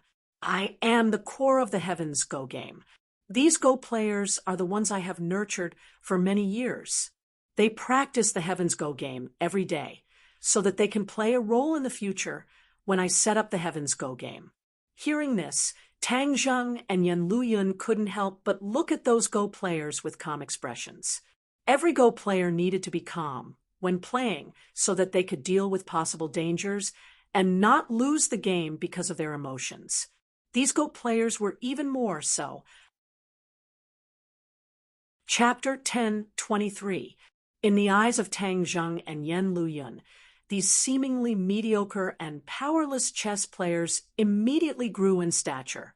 Of course, they couldn't help but look at Ji Wuxiang, who had created this opportunity, in a new light. They finally understood why the Azure Dragon Hall was so eager to rope in Ji Wuxiang. The High Lord probably also understood that he was no match for Tang Zheng, so he placed his hopes on this heavenly chess. Fortunately, they had already arranged for people to be stationed at the Go Club. Otherwise, they definitely wouldn't have discovered this matter, and it was even more likely that the other party would succeed. During this period of time, Granny Li has been constantly persuading me. I originally didn't want to pay attention to her, but when I thought of the Azure Dragon Hall's illustrious reputation, I felt that it wouldn't do to just ignore her. So, I also did some work specifically to target them. Ji Wuxiang's emotions calmed down, and a sneer hung on the corner of his mouth. Oh, what kind of work? Tang Zheng asked curiously. Ji Wuxiang was being bullied to the point of being above his head, and with his temper, it was impossible for him to not do anything. Sure enough, Ji Wuxiang said, I used various methods and finally determined Granny Li's hiding place. Tang Zheng and Yen Luyun looked at each other. The people sent by Yan Luyun hadn't found any reliable information at all. They didn't expect that Ji Wuxiang would beat them to it. Once they knew where Granny Li was hiding, it would naturally be of great use. Tang Zheng couldn't wait to ask, "Then where is she hiding?" Ji Wuxiang immediately gave him an address. Tang Zheng turned around and left without looking back, saying, "Young Master Yan, you stay here first. I'll be back soon." As soon as he finished speaking, he disappeared without a trace. In the west of the city, in a quiet house, a figure flashed and directly jumped over the wall of the courtyard. Immediately, a few feminine shouts rang out. "Who is it?" Whoosh! 10 or so attacks came unexpectedly, one after another flying towards Tang Zheng. Before Tang Zheng's feet touched the ground, his body spun, creating a whirlwind. With a series of clanging sounds, he repelled the incoming enemies and landed firmly on the ground. His eyes were like lightning as he looked at this group of people. "It's you!" Cries of surprise rang out again. The 10 or so pretty girls all stared at Tang Zheng. They were both shocked and angry. So it was Li Xiaoyan's Xiao by face. That slut took over the magpie's nest, betrayed the palace master, and seized the Li Palace. Now you actually dare to deliver yourself to my doorstep? Where's that slut Li Xiaotian? Was she here as well? Tell her to come out and hide in the back like a coward. Yingyu's face was as cold as ice as she scolded. As the direct disciple of Granny Li, her life had undergone earth-shattering changes. She had become like a stray dog, hiding in the courtyard of the capital. All of this was thanks to Li Xiaotian. Her anger towards Li Xiaotian was difficult to conceal. Of course, she also did not have a good impression of Tang Zheng. Although her voice was stern, her heart was filled with worry. Her whereabouts had been exposed. If other enemies came to attack, then they might not be a match for them. The palace master had not returned after leaving, and she did not know where he went. What should she do? At present, she could only temporarily stabilize the other side and wait for the palace master to come back and deal with him. Tang Zheng also recognized Yingyu and said, "So it wasn't just Granny Li who came to the capital. Even you remnants of the Li Palace came with her. We are the legitimate members of the Li Palace. That slut Li Xiaotian is a traitor." Yingyu loudly retorted. Tang Zheng did not want to be entangled with the other side and asked, "Where is Granny Li?" Just now she escaped. Now that she has nowhere to run, let her come out and see me. As a grand expert, she shouldn't be too afraid to show her face, right? Yingyu's expression suddenly changed as she cried out in alarm. "What did you say? You've seen the palace master?" "Of course. Just now she escaped. Now she won't be so lucky." Yingyu's heart thumped as her mind madly jumped. Suddenly realizing that the situation was bad, she gradually began to think of retreating. She no longer hoped for the palace master to save her, so she loudly shouted, "Kill him!" Then, like a loach, she retreated backwards. The others quickly rushed forward and fiercely attacked Tang Zheng. Tang Zheng's eyes flashed with a cold light as he attacked like lightning. The person at the front was struck in the throat and immediately fell to the ground, unable to get up. The others also followed in his footsteps. None of them could withstand a single blow and were knocked down one after another. Compared to the current Tang Zheng and these ordinary martial artists, one was in the sky and one was on the ground. Even if the other side had more people, they would not be of much use. Everyone fell to the ground, but Yingyu had just jumped onto the courtyard wall, trying to escape. Tang Zheng casually broke off a branch and turned it into a sharp sword, which flew towards Yingyu with a so sound. Ah! Yingyu screamed and fell from the courtyard wall. Struggling to get up, she found that the place where her leg had been hit was painful as if it had been broken. Her eyes flashed with despair as she raised her head to look, coincidentally meeting Tang Zheng's gaze. Now, you can't escape. Be honest, where is Granny Li now? Tang Zheng asked coldly. I don't know. Ying Yu's answer was resolute. You want me to betray the palace master? In your dreams. Is that so? Then I will make you wish you were dead. That feeling won't be good. In the end, you will still tell me, Tang Zheng said lightly. Ying Yu shuddered, her eyes filled with fear, but she still gritted her teeth and refused to speak. Dream on, I don't know the whereabouts of the palace master. Even if I did, I would never tell you. Tang Zheng did not believe her. Since she was an enemy, there was no need to be merciful, so he directly used his soul-searching technique. Ying Yu screamed and tried to resist, but in the end, she fell to the ground weakly and became a fool. Tang Zheng narrowed his eyes slightly. The information obtained from the soul-searching technique showed that she was not lying. She really did not know the whereabouts of Granny Li. It was just that Tang Zheng had figured out their whereabouts during this time. Since the defeat of the Li Palace, they had come to the capital and were all placed in this courtyard by Granny Li. From then on, Granny Li left early and returned late. No one knew what she was busy with. No one knew, just like prisoners. They stayed in this small courtyard every day. Granny Li was very dignified, so even if they had doubts in their hearts, no one dared to question or ask. They believed that the palace master must have her own plans and would make a comeback in the near future. But it seemed that they would not live to see that day. Tang Zheng let out a long sigh. Even Ying Yu did not know, let alone the others. This trip could be considered a waste of time. What he did not know was that outside the courtyard, there was a pair of eyes looking at this courtyard from afar. This was Granny Li, on the road. In order to make sure that she had completely gotten rid of Tang Zheng, she deliberately took a long detour and finally determined that there was no tail, so she hurried back. But before she reached the door, she found that Ying Yu had jumped up the wall and then fell down with a scream. Granny Li originally wanted to rescue her, but in the next second, she stopped and glared at the courtyard as if she was about to spit fire. She knew that her disciples had been completely wiped out, so if she rushed in, she would only be throwing her life away. She gritted her teeth, and with a poof, her fingers left long scratches on the trunk of a nearby tree. She took a few deep breaths, suppressing the anger in her heart. Ying Yu, I will definitely avenge you. Granny Li murderously muttered to herself in a low voice, then took a deep look at the courtyard, turned around, and left. Tang Zheng naturally did not know that he had brushed past Granny Li and returned in disappointment. As for the disciples of the Li Palace, he had left them to the Yan family to deal with.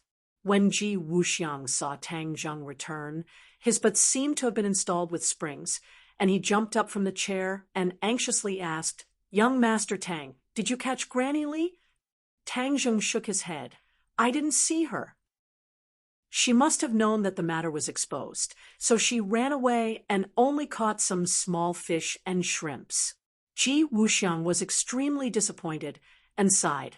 I should have told young Master Tang this news earlier. Perhaps Granny Li would not have been able to escape. There is no if. Tang Zheng shook his head. Since the Azure Dragon Palace has already set their sights on Chief Ji, with their style of doing things, they will definitely not give up. What does Chief Ji plan to do next? Ji Wuxiang's face was difficult. How can I be a match for the Azure Dragon Palace? Although I have the celestial chess, it is very complicated to set up this chess game. It is not something that can be done in a day, so it seems that I will not be able to escape this calamity. Tang Zheng disagreed. Chief Ji must be joking. Your connections are unparalleled, and you have been doing well in the capital these past few years. No one dares to provoke you. This is a great ability, so how can there be no way? AI, Granny Li is right about one thing. The backing behind me is already on the verge of collapse. My good days are coming to an end. Ji Wuxiang shook his head and sighed.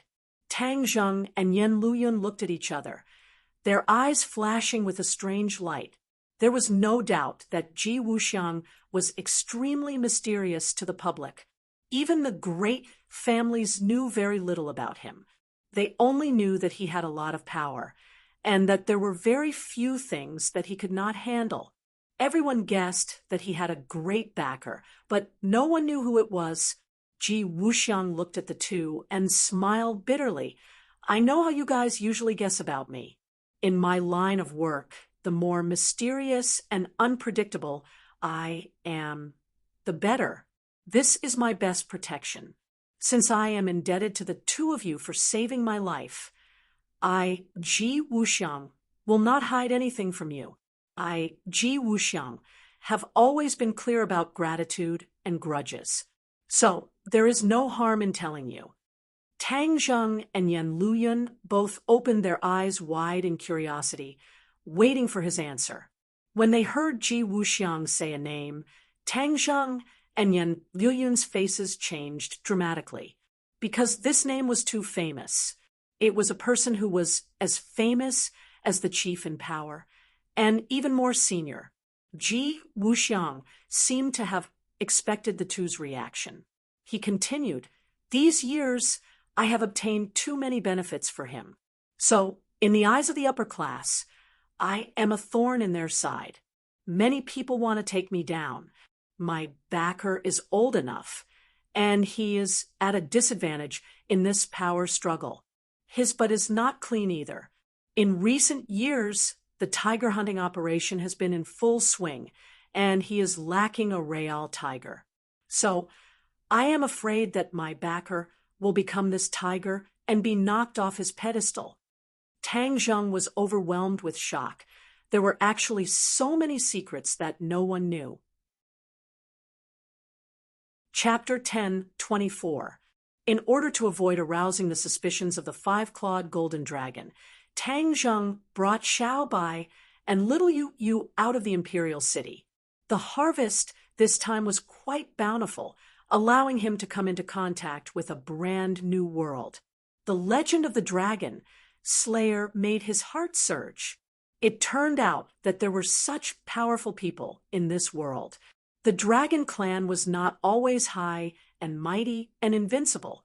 As long as they were strong enough, there was no need to fear any enemy. The sky revealed a white belly, and the rising sun illuminated the capital, turning it into a golden yellow. At the end of August, the capital was very hot. Even early in the morning, there was an impulse to soak in ice water. Tang Zheng had long been immune to the cold and heat. He sat in the courtyard and watched the rising sun. Xiao Bai rode little Yu back and forth in the courtyard, as if he was patrolling his own territory. Fang Shishir went to school to prepare for the new students. Lu Qingmei went to work, and went out early in the morning to work on the jewelry. Marshall was not idle either. He was cultivating in the training room. Speaking of the training room, this was something that the women fiddled with. They tidied up a basement and then transformed it into a training room.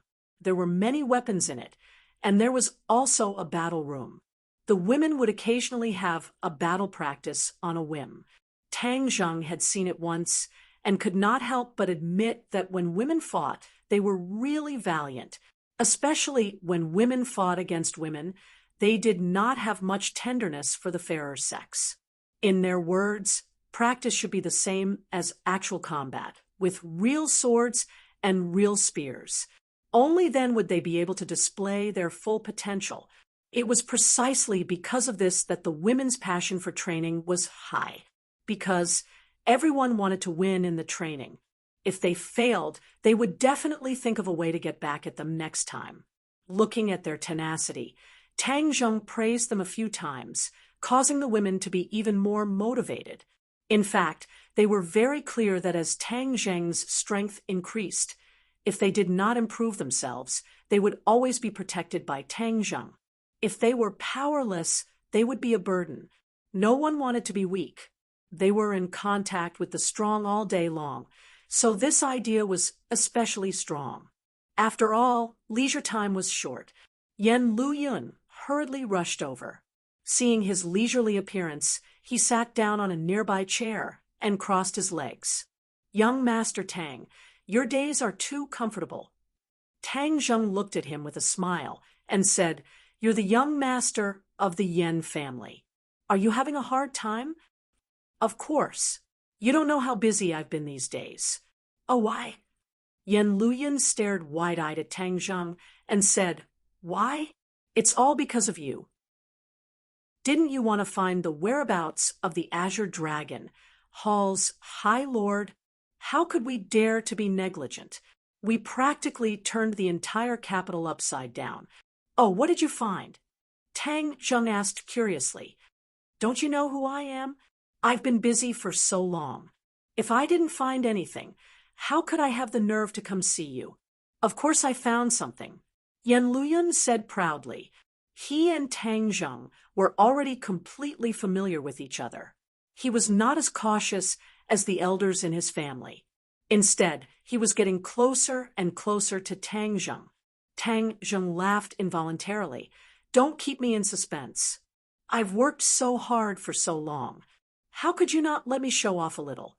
All right, since you're so impatient, I'll tell you. The High Lord's whereabouts are very mysterious. We couldn't find him, but we found the whereabouts of another person." "Who?" "Grandma Li. It's her." Tang Zheng was shocked. When Grandma Li returned to the Li Palace, she didn't get any benefits. In the end, she took a few disciples and fled. He didn't expect her to come to the capital. Yes, this Granny Li is an expert. If it was in the past, we really wouldn't have dared to target her. But things are different now. With an expert like you, even the palace master of Li Palace has fallen from the altar. Don't be ridiculous. Where is Grandma Li now?" "Guess." Tang Zheng rolled his eyes. "I'm not a fortune teller. Don't tell me I can figure it out with my fingers." "All right, I'll tell you. She went to Ji Wuxiang's Go Club. Fortunately, you reminded us many times to pay attention to this Go Club, so we were able to find out." "Go Club?" Tang Zheng was shocked. Why did Grandma Li go to the Go Club? Could it be she had a connection with Ji Wuxiang? Tang Zheng had always been on guard against Ji Wuxiang. The main reason was that this person was too bizarre, so he couldn't help but be on guard. When a person hid themselves too deeply and too secretively, it was usually because there was something that couldn't be revealed. Ji Wuxiang was like this. He had such great power, but he was like a transparent person. Tang Zheng couldn't figure him out, so he naturally didn't dare to underestimate him. Yes, Grandma Li went to the Go Club, but we lost track of her after she came out. After all, she's a martial king. How can we follow her? Yen Luyun said regretfully. Have you seen her since then? You don't say. My people have seen her. She goes to the Go Club every once in a while. It's very regular. Yen Luyun said doubtfully. Tang Zheng thought for a moment, then suddenly asked, "Then when will she go to the Go Club next time?" "Today." Tang Zheng stood up and said impatiently, Let's go meet Grandma Li and see what she's up to." Xiao Bai and little Yu jumped out and shouted, "Master, we want to go too." Yen Luyun was so frightened by this scene that he sat on the ground and shouted in panic, "It can talk." He had seen Xiao Bai before, but he had never seen it speak. Now that he saw it, he was really scared to death. Tang Zheng was used to it and said, "Please, it's not like you don't know about demonic beasts. What's there to be surprised about? Xiao Bai's strength has increased, so it's not strange that it can talk." Yen Luyun got up and looked at Xiao Bai in shock. Xiao Bai looked at him with disdain and said, "So cowardly." Yen Luyun didn't know whether to laugh or cry. He was being looked down on by an animal. "Then who is it Yen Luyun pointed at the scarlet lunar beast and asked, "You're not a zoologist, so don't get to the bottom of it. Xiao Bai, you and little you stay at home and don't run around. I'm going out for a bit." Tang Zheng instructed. Xiao Bai didn't force him and obediently rode little Yu to the side. Yen Luyun looked at their backs and sighed. "The animals in your house have all become spirits. The people who come to your house must have a good heart. Otherwise, they'll be scared to death." The two of them came to a secret spot on the street opposite the Go Club. The people who were waiting there quickly came to welcome them. "Is she here?" Yen Luyun asked. Reporting to young Master Yen, "She hasn't arrived yet, but I think she'll be here soon." "She's here." Tang Zheng suddenly interrupted the two of them and stared at a figure in the distance. This person was Grandma Li. She didn't put on any makeup and swaggered into the Go Club. "It's really her." Tang Zheng was all too familiar with Grandma Li. A person's face could be changed, but it was extremely difficult to change their temperament. "What should we do?" Yen Luyun asked. Tang Zheng looked at the door of the Go Club from afar and said, "Let's go in too." Just like that. Yen Luyun asked in surprise, "Shouldn't we be following her and then investigating her real purpose?" "Ha! Grandma Li has many tricks up her sleeve. Even I don't have absolute confidence that I can follow her. In that case, in order to prevent her from slipping away, why don't we go in and block her and see what she's doing in the Go Club?" Tang Zheng said. Seeing that he had made up his mind, Yen Luyun nodded happily. "Okay, let's go in together. Ever since I heard you say that this Go Club isn't simple, I really want to go in and explore it. Then let's take a good look this time and see what Ji Wuxiang is selling in his gourd." Tang Zheng said. The two of them strode towards the Go Club. The doorman didn't stop them, but recognized them and greeted them warmly. "Would you two like to play a game?" The doorman led the two in and asked respectfully. Tang Zheng didn't speak and secretly spread out his divine sense. He immediately found Grandma Li's aura and said, "We're looking for someone." After saying that, he walked straight in the direction of Grandma Li. The doorman's face immediately changed, and he said, "Everyone here is a Go player. If you're looking for someone, I'll inform them. It's none of your business." Yen Luyun said impatiently. He and Tang Zheng strode into the hall and saw Grandma Li from afar. Standing opposite her was a man, Ji Wuxiang. Tang Zheng and Yen Luyun looked at each other. Neither of them had expected to see Ji Wuxiang, whose whereabouts were unpredictable, in the Go Club. "Grandma Li, I know your strength, but I'm a person who stands aloof from worldly affairs. I usually like to play Go. I'm not interested in the grand plan you speak of." From afar, they heard Ji Wuxiang's voice full of energy and courteous. No matter what, he always seemed to be like this, neither hot nor cold, very gentlemanly.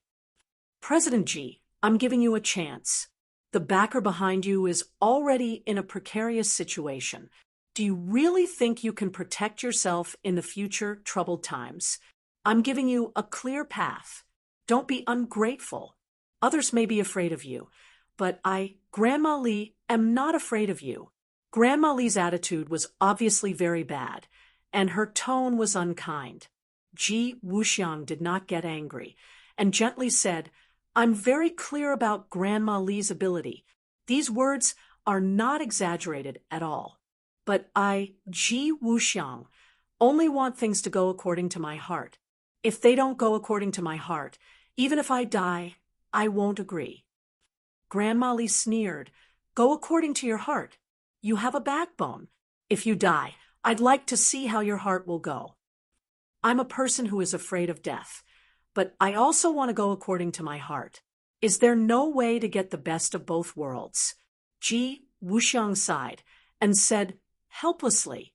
Grandma Li's face became ferocious and said, "How can there be such a good thing in the world? I've come to look for you time and time again. I thought you were a smart person and wanted to save your life and point out a path for you. But now, it seems that you're obstinate. Don't blame me for being ruthless. Chapter 10:25. Tang Zheng and Yen Luyan were surprised by this scene. They had thought that the two sides were in cahoots, but it turned out that Granny Li wanted to force Ji Wuxiang to submit. There was no doubt that Ji Wuxiang had a lot of power, and Granny Li probably wanted to take his resources for her own use. After all, Li Palace was no longer the same as before, and she was almost a commander without an army. In addition, Granny Li's action was probably not her own idea, but more likely an order from the High Lord. The High Lord must have some ulterior motive and needed Ji Wuxiang's help. No matter what the other side's purpose was, Granny Li's action must be stopped. Granny Li made her move, and her murderous aura soared to the sky, as if she was determined to kill. Ji Wuxiang was locked on by Granny Li's aura and could not escape. He could only watch as Granny Li's skinny hand reached for his throat. Although there were other Go players in the club, they could not stop her. Ji Wuxiang seemed to be dead for sure. Stop! Tang Zheng gave a deep roar as he charged towards Granny Li. His large hand reached out and grabbed Granny Li's back. Granny Li's hand was about to hit Ji Wuxiang when she heard the sound of something breaking through the air and a familiar roar behind her. She turned pale with fright and flipped in the air, her palm striking at Tang Zheng. Bang! The two palms collided, and Granny Li was sent flying, crashing into a pillar and falling in a corner. She spat out a mouthful of blood, and her face was deathly pale. Tang Zheng, it's you again. Why are you always haunting me? Granny Li roared hysterically. Ji Wuxiang breathed a sigh of relief. His whole body went limp, and he staggered, almost falling down. Panting, he looked at Tang Zheng and squeezed out a smile that was uglier than crying. Young Master Tang, thank you for saving my life. Tang Zheng nodded slightly. At this moment, Granny Li seemed to understand that the operation had failed, so she got up and leaped into the sky. Bang! A big hole appeared in the blue tiles of the roof. Granny Li jumped up and fled. Where are you going? How could Tang Zheng watch helplessly as the cooked duck flew away? So he hurriedly chased after her. When his feet landed on the roof, he saw Granny Li like a monkey scampering into the nearby shopping mall. Unwilling to give up, Tang Zheng hurriedly chased after him. The shopping mall was bustling with people, and there was no sign of Granny Li. It was more difficult than finding a needle in a haystack. Tang Zheng angrily stomped his foot and gnashed his teeth. Granny Li is really cunning. She let her slip away so easily. If this goat club hadn't been built in the midst of chaos, she wouldn't have been able to escape, no matter what. A moment later, he returned to the goat club. Although Ji Wuxiang was still in a state of shock, he was a tyrant after all. He quickly regained his composure on the surface and chatted happily with Yen Luyan. Seeing that Tang Zheng had returned, Yen Luyan hastily asked, "Where's Granny Li?" Tang Zheng helplessly shook his head. "She escaped." "Alas, that's a pity." Yen Luyan sighed. Ji Wuxiang said, "This Granny Li is very cunning. This is also the downtown area. Young Master Tang doesn't need to worry about it. She escaped this time, but it won't be so easy next time. It's all thanks to young Master Tang and young Master Yan's help. Otherwise, my life would have been lost to Granny Li's evil hands." Tang Zheng stared at Ji Wuxiang without saying a word. Ji Wuxiang was startled and fell into contemplation. After a while, he said in a deep voice, "I know young Master Tang has a lot of questions. Feel free to ask. I will tell you everything I know." "Good. Since Manager Ji is so straightforward, I won't beat around the bush. What is Granny Li's purpose in coming to Manager Ji?" Tang Zheng asked straightforwardly. Ji Wuxiang smiled bitterly and said, What other purpose could there be? They are trying to bribe me. They want me to submit to the Azure Dragon Palace. Submit to the Azure Dragon Palace? Tang Zheng's head moved. The Azure Dragon Palace was a very strict organization. Why would they want to recruit talents? But after thinking about it, he felt relieved. The Azure Dragon Palace had lost a lot of people at his hands. The martial organization, Li Palace, and Sword Pavilion were all out of their control. The High Lords would naturally want to add new blood and restore the Azure Dragon Palace's glory. But the Azure Dragon Palace had always placed great importance on martial strength. Although Ji Wuxiang had a lot of power, he was still just an ordinary person. What did the High Lords see in him? A man fears fame just as a pig fears being fat. I, Ji Wuxiang, have been living in seclusion for the past few years. I have tried my best not to show myself in public because I was afraid of this kind of trouble. Now it seems that my actions were not effective. In the end, I was targeted by the Azure Dragon Palace. The Azure Dragon Palace is more terrifying than the other powers. They eat people without spitting out the bones. So, how could I dare to agree to them? Ji Wuxiang was very bitter as he sighed. Tang Zheng stared straight at Ji Wuxiang as if he wanted to discern the truth in his words. But he could not find a single flaw. Director Ji, if I may ask, what did the Azure Dragon Palace see in you when they asked you to submit to them? Tang Zheng asked without any trace of politeness. Ji Wuxiang was slightly startled. He hesitated as his expression flickered. Tang Zheng's head trembled. His face was gloomy as he unhappily said, Director Ji, if you still have any misgivings, then we will take our leave. As for the matters between you and the Azure Dragon Palace in the future, I will no longer ask about it. Ji Wuxiang seemed to have been poked in his weak spot. He quickly stood up and said, Young Master Tang misunderstands. How could I have misunderstood? I'll say it. Tang Zheng coldly laughed. If I don't force you, you'll continue to pretend. I guess that the Azure Dragon Palace has taken a fancy to my Go Club. Ji Wuxiang weakly said.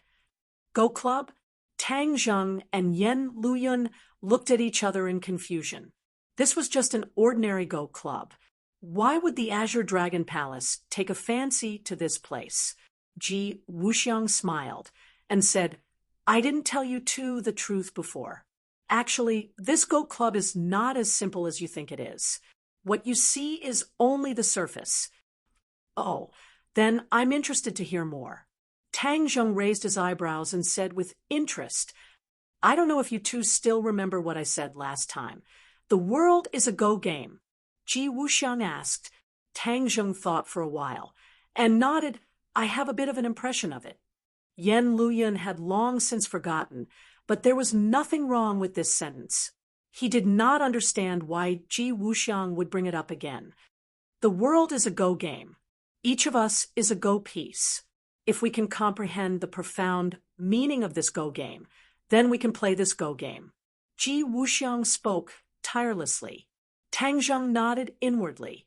He still had a bit of an impression of these words. At the time, he thought that they were exaggerations, but now it seemed that there was a deeper meaning to them. I've been obsessed with Go since I was young. I've spent a lot of energy studying Go and finally made some progress. I've comprehended the profound meaning of the Go game.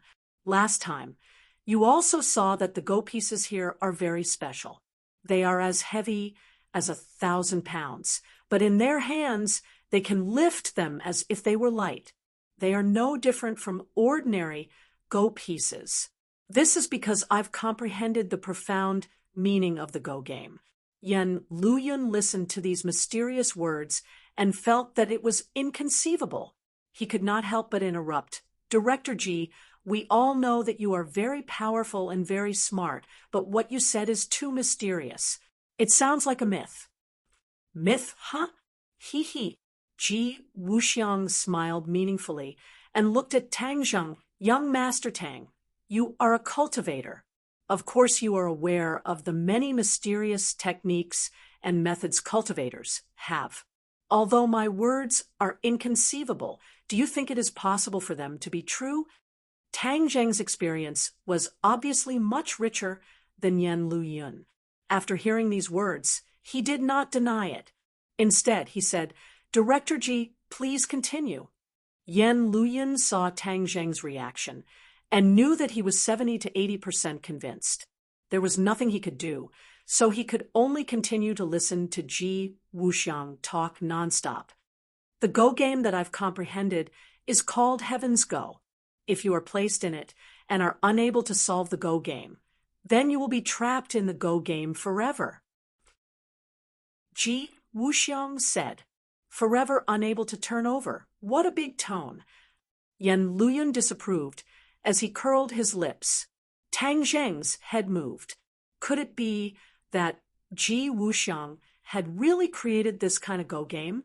If the power was, as he said, then it was really terrifying.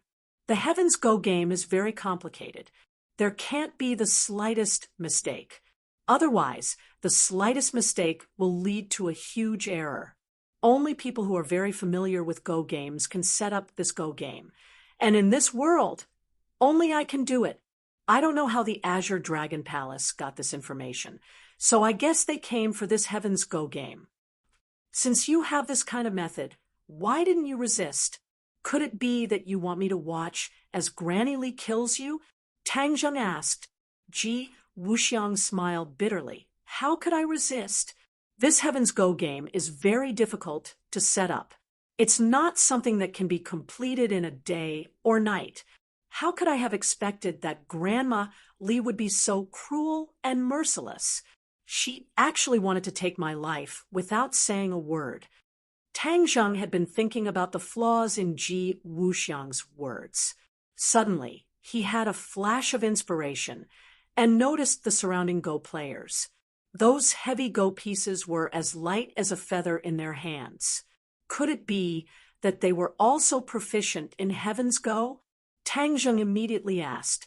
Ji Wuxiang gave Tang Zheng a thumbs up and sincerely praised, "Young Master Tang is really meticulous. You actually thought of this point. You were partly right and partly wrong." "Oh, then I'd like to hear what was right and what was wrong." Without a doubt, Tang Zheng's curiosity was completely aroused by Ji Wuxiang. Those Go players are indeed proficient in the way of Heaven's Go, but they are not proficient in it. They only know a part of it. Only by gathering everyone together and coordinating them under my command can I complete the Heaven's Go game. I am the core of the Heaven's Go game. These Go players are the ones I have nurtured for many years.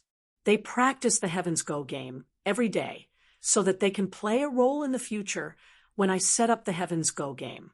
Hearing this, Tang Zheng and Yan Luyun couldn't help but look at those Go players with calm expressions. Every Go player needed to be calm when playing so that they could deal with possible crises and not lose the game because of their emotions. These Go players were even more so. Chapter 10:26. Tang Zheng did not want to be involved in the power struggle of the upper echelons. He was not interested in the big backer behind Ji Wuxiang and calmly said, "Chief Ji is a smart person. Naturally, he will have his own way to deal with the crisis in front of him." Ji Wuxiang smiled embarrassedly. Intelligence alone cannot solve everything. People must have strong strength. Otherwise, it can only be regarded as petty tricks. Young Master Tang is not only smart, but also has strong strength. This is the true invincible position. Yan Luyun thought about it and looked at Ji Wuxiang and thought, listening to his tone, could it be that he wants to rely on Tang Zheng? This was very different from the Ji Wuxiang in his impression. He had always thought that Ji Wuxiang was omnipotent, but now it seemed that he was only SOSO. His previous reliance came from the backer behind him. Yan Luyun could not help but look at Tang Zheng again. His heart was filled with emotion. No matter how strong a person was, When facing him, it seemed that they would be dwarfed. Young Master Tang, there is something that I don't know if I should say. Ji Wuxiang said hesitantly. What is it? My backer doesn't get along well with the chief you're in contact with. They've been fighting both openly and covertly. This time, he's bound to lose, and that chief's power and status will be greatly improved. As far as I know, you don't seem to have a good relationship with that chief. This is not a good thing for you. Ji Wuxiang said meaningfully. Tang Zheng's eyes trembled as he said, Thank you for the reminder. He and the chief were not on good terms, especially on the matter of the 5-clawed golden dragon. It could be said that he had completely gone against the chief's wishes. He had chosen to endure, but his heart was definitely filled with anger. As long as he was given the opportunity, he would definitely explode. Tang Zheng was very clear on this point, so Ji Wuxiang's reminder made Tang Zheng pay attention to it. He had to guard against the possible crisis. Chief Ji, if there is nothing else, we will take our leave. Thank you for your help. Forgive me for not seeing you off. Tang Zheng glanced at the numerous Go players and left the Go Club under Yan Luyun's suspicious gaze.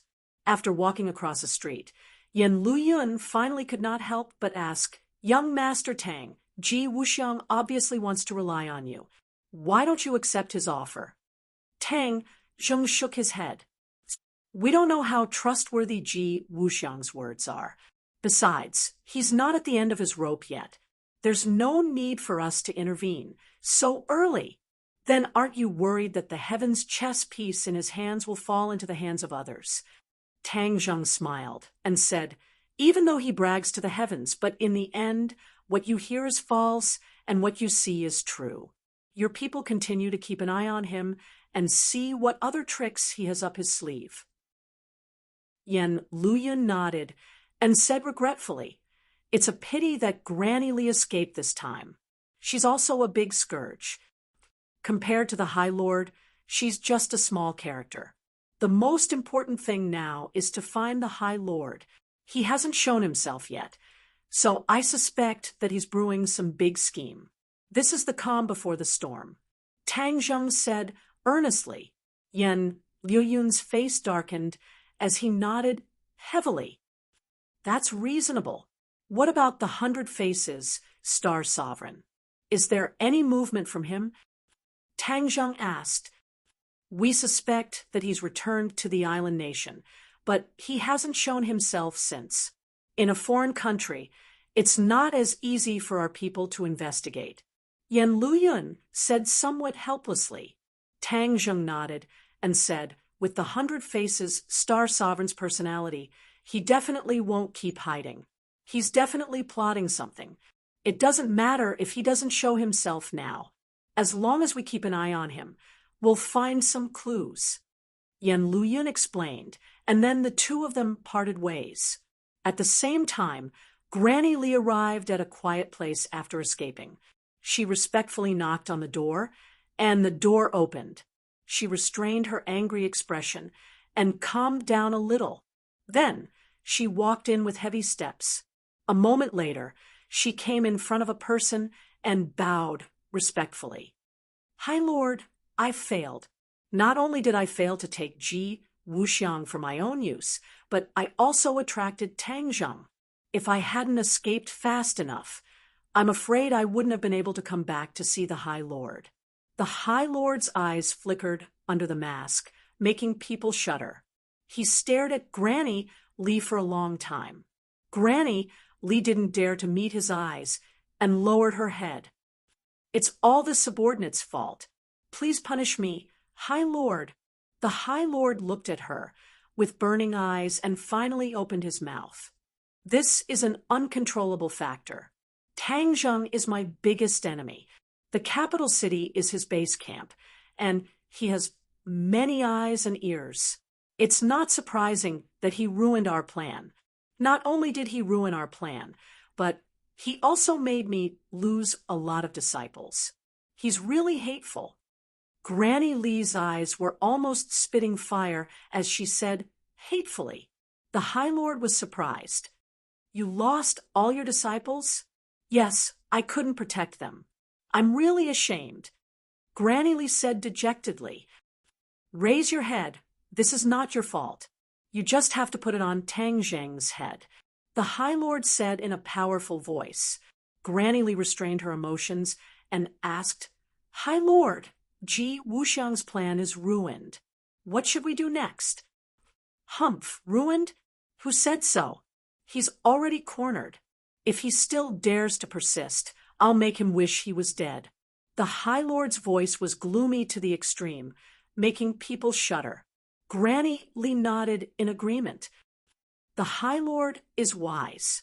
You should conserve your energy first. You'll be busy later. Don't go to Ji Wuxiang's side. They've already set up an ambush, so your whereabouts must have been exposed. That's why you were surrounded and intercepted by Tang Zheng. Granny Lee's face reddened.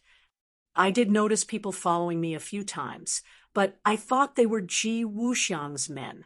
In the end, I successfully shook them off, so I didn't take it to heart. I didn't expect Tang Zheng's men to be among them. Why would he send people to watch the Go Club? Could it be that he also knew about the celestial chess? That's not it. Tang Zheng has always been on guard against Ji Wuxiang. With Tang Zheng's cautious style, it's impossible for him not to be on guard against such a mysterious existence. It's just that the time you went was too coincidental, and you were discovered by Tang Zheng's men. With just a few words, the High Lord had actually guessed the whole story. It had to be said that enemies often understood each other better. High Lord, after Song Yu left with the remnants of the Sword Pavilion, he still hasn't contacted you? Granny Lee asked on a sudden whim. Now that the Azure Dragon Hall's manpower was sharply reduced, Granny Lee would pay attention to people like Song Yu. If it were before, Song Yu wouldn't even enter his eyes. The High Lord laughed. His laughter penetrated through the mask and was somewhat strange. Song Yu is truly worthy of being the young master of the Song family. Not only is he meticulous, but he's also extremely cunning and ambitious. I've really underestimated him before. If he dares to play tricks in front of the High Lord, I'll directly take his little life. Granny Lee said, fiercely. The High Lord pondered for a long time before slowly saying, You don't need to worry about Song Yu. He can't escape from my grasp. I'm just waiting to see what kind of tricks he can play in the end, and whether he can give me a little surprise. Hearing him say this, Granny Lee didn't dare to say anything else and respectfully retreated. In the courtyard house, the bureau chief was sitting at his desk going through documents. During this period, he was in high spirits. The matter of the imperial city and the five-clawed golden dragon had originally left him in a terrible fix and even became a stain on his opponent's attack. However, nothing was absolute. In the end, under the guidance of the High Lord, he actually turned defeat into victory and defeated his opponent. Although his opponent hadn't fallen yet, he was already at death's door. He believed that as long as he released his trump card, his opponent would definitely not have a chance to breathe and fall off the altar, becoming a sacrificial lamb. Winner takes all. It had always been like this. Thinking of this, he couldn't help but hum an old song. This was his favorite song when he was young. When he went to the countryside to cut the queue, he liked this song. Suddenly, a gust of wind swept past, and a person appeared in front of him. The bureau chief wasn't surprised. He had long been used to the other party's mysterious appearance.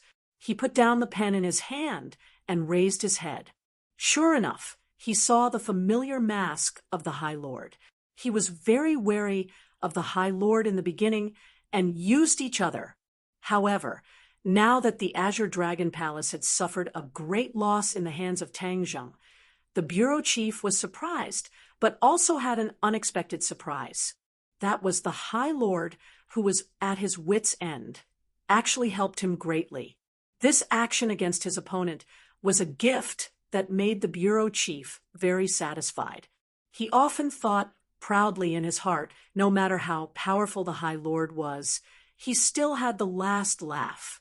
These martial artists looked glamorous, but after all, they were rootless duckweeds. They didn't have the support of the country and didn't have the support of the people. They looked glamorous, but in reality, they could easily be defeated. Wasn't this the best proof? Although he would fail, he had the foundation and the support of the people, so he could still make a comeback. Therefore, he was the one who had the last laugh. When he looked at the High Lord, he wasn't as nervous and cautious as before. He casually pointed to the chair opposite him and said, "Have a seat. We can carry out the plan to deal with that old thing now. Let's move quickly." The High Lord nodded in a manner that was neither servile nor overbearing.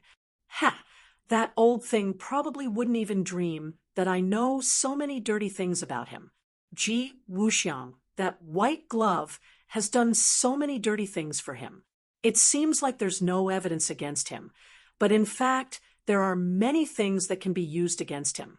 This is his death warrant. Once the time is up, his old life will be taken away." The bureau chief said proudly.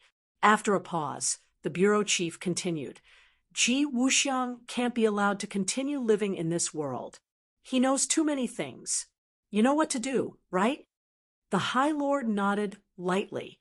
The bureau chief relaxed and said, "Ji Wuxiang is actually a talent. It's just that he stood on the wrong side and chose the wrong master. Naturally, what awaits him won't be a good ending. Your Azure Dragon Palace is really good at gathering information. You even know the dirty things that they do in private." The High Lord remained calm and said, "The opponent has been eliminated. What are your plans next?" Chapter 10:27. The Great Lord stared at the bureau chief and asked, "What do you think? Do you still remember the 100 Faces, Star-Lord? I heard that you had dealings with him in the 100,000 Mountains," the bureau chief asked. The Great Lord nodded and looked at the bureau chief in confusion. The bureau chief enjoyed the feeling of not being able to see through him. It was a wonderful feeling to be in control of everything. That's all in the past. I hope you don't take it to heart. Now, the 100 Faces Star-Lord has taken root in the island nation and is very close to the royal family. This is really unexpected, the bureau chief said emotionally. The Great Lord remained silent. He didn't know what the bureau chief was up to. The bureau chief looked at him with a smile and revealed the answer. The royal family of the island nation has sent a message that they want to cooperate with us. The island nation used to be a dog that wagged its tail and begged the Atlantic Empire. Now that the Atlantic Empire no longer has the Rockefeller family, its power has decreased sharply. This dog naturally wants to find a new master. The rise of Huaxia is unstoppable, and we are so close to the island nation. Naturally, they want to rely on us. The Great Lord was silent for a while, as if digesting this news. After a long time, he said, "The island nation is ambitious. Moreover, they invaded Huaxia and have a long-standing feud with us. Cooperating with them is tantamount to plotting against a tiger." The bureau chief shook his head and looked at the Great Lord mockingly. "This is an old idea from decades ago.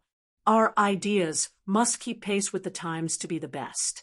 There are no eternal enemies in this world, only eternal benefits. This is especially important for us, the rulers. You're not an official, so naturally you won't understand this. After all, the courage of an ignorant man doesn't have much practical use in this society."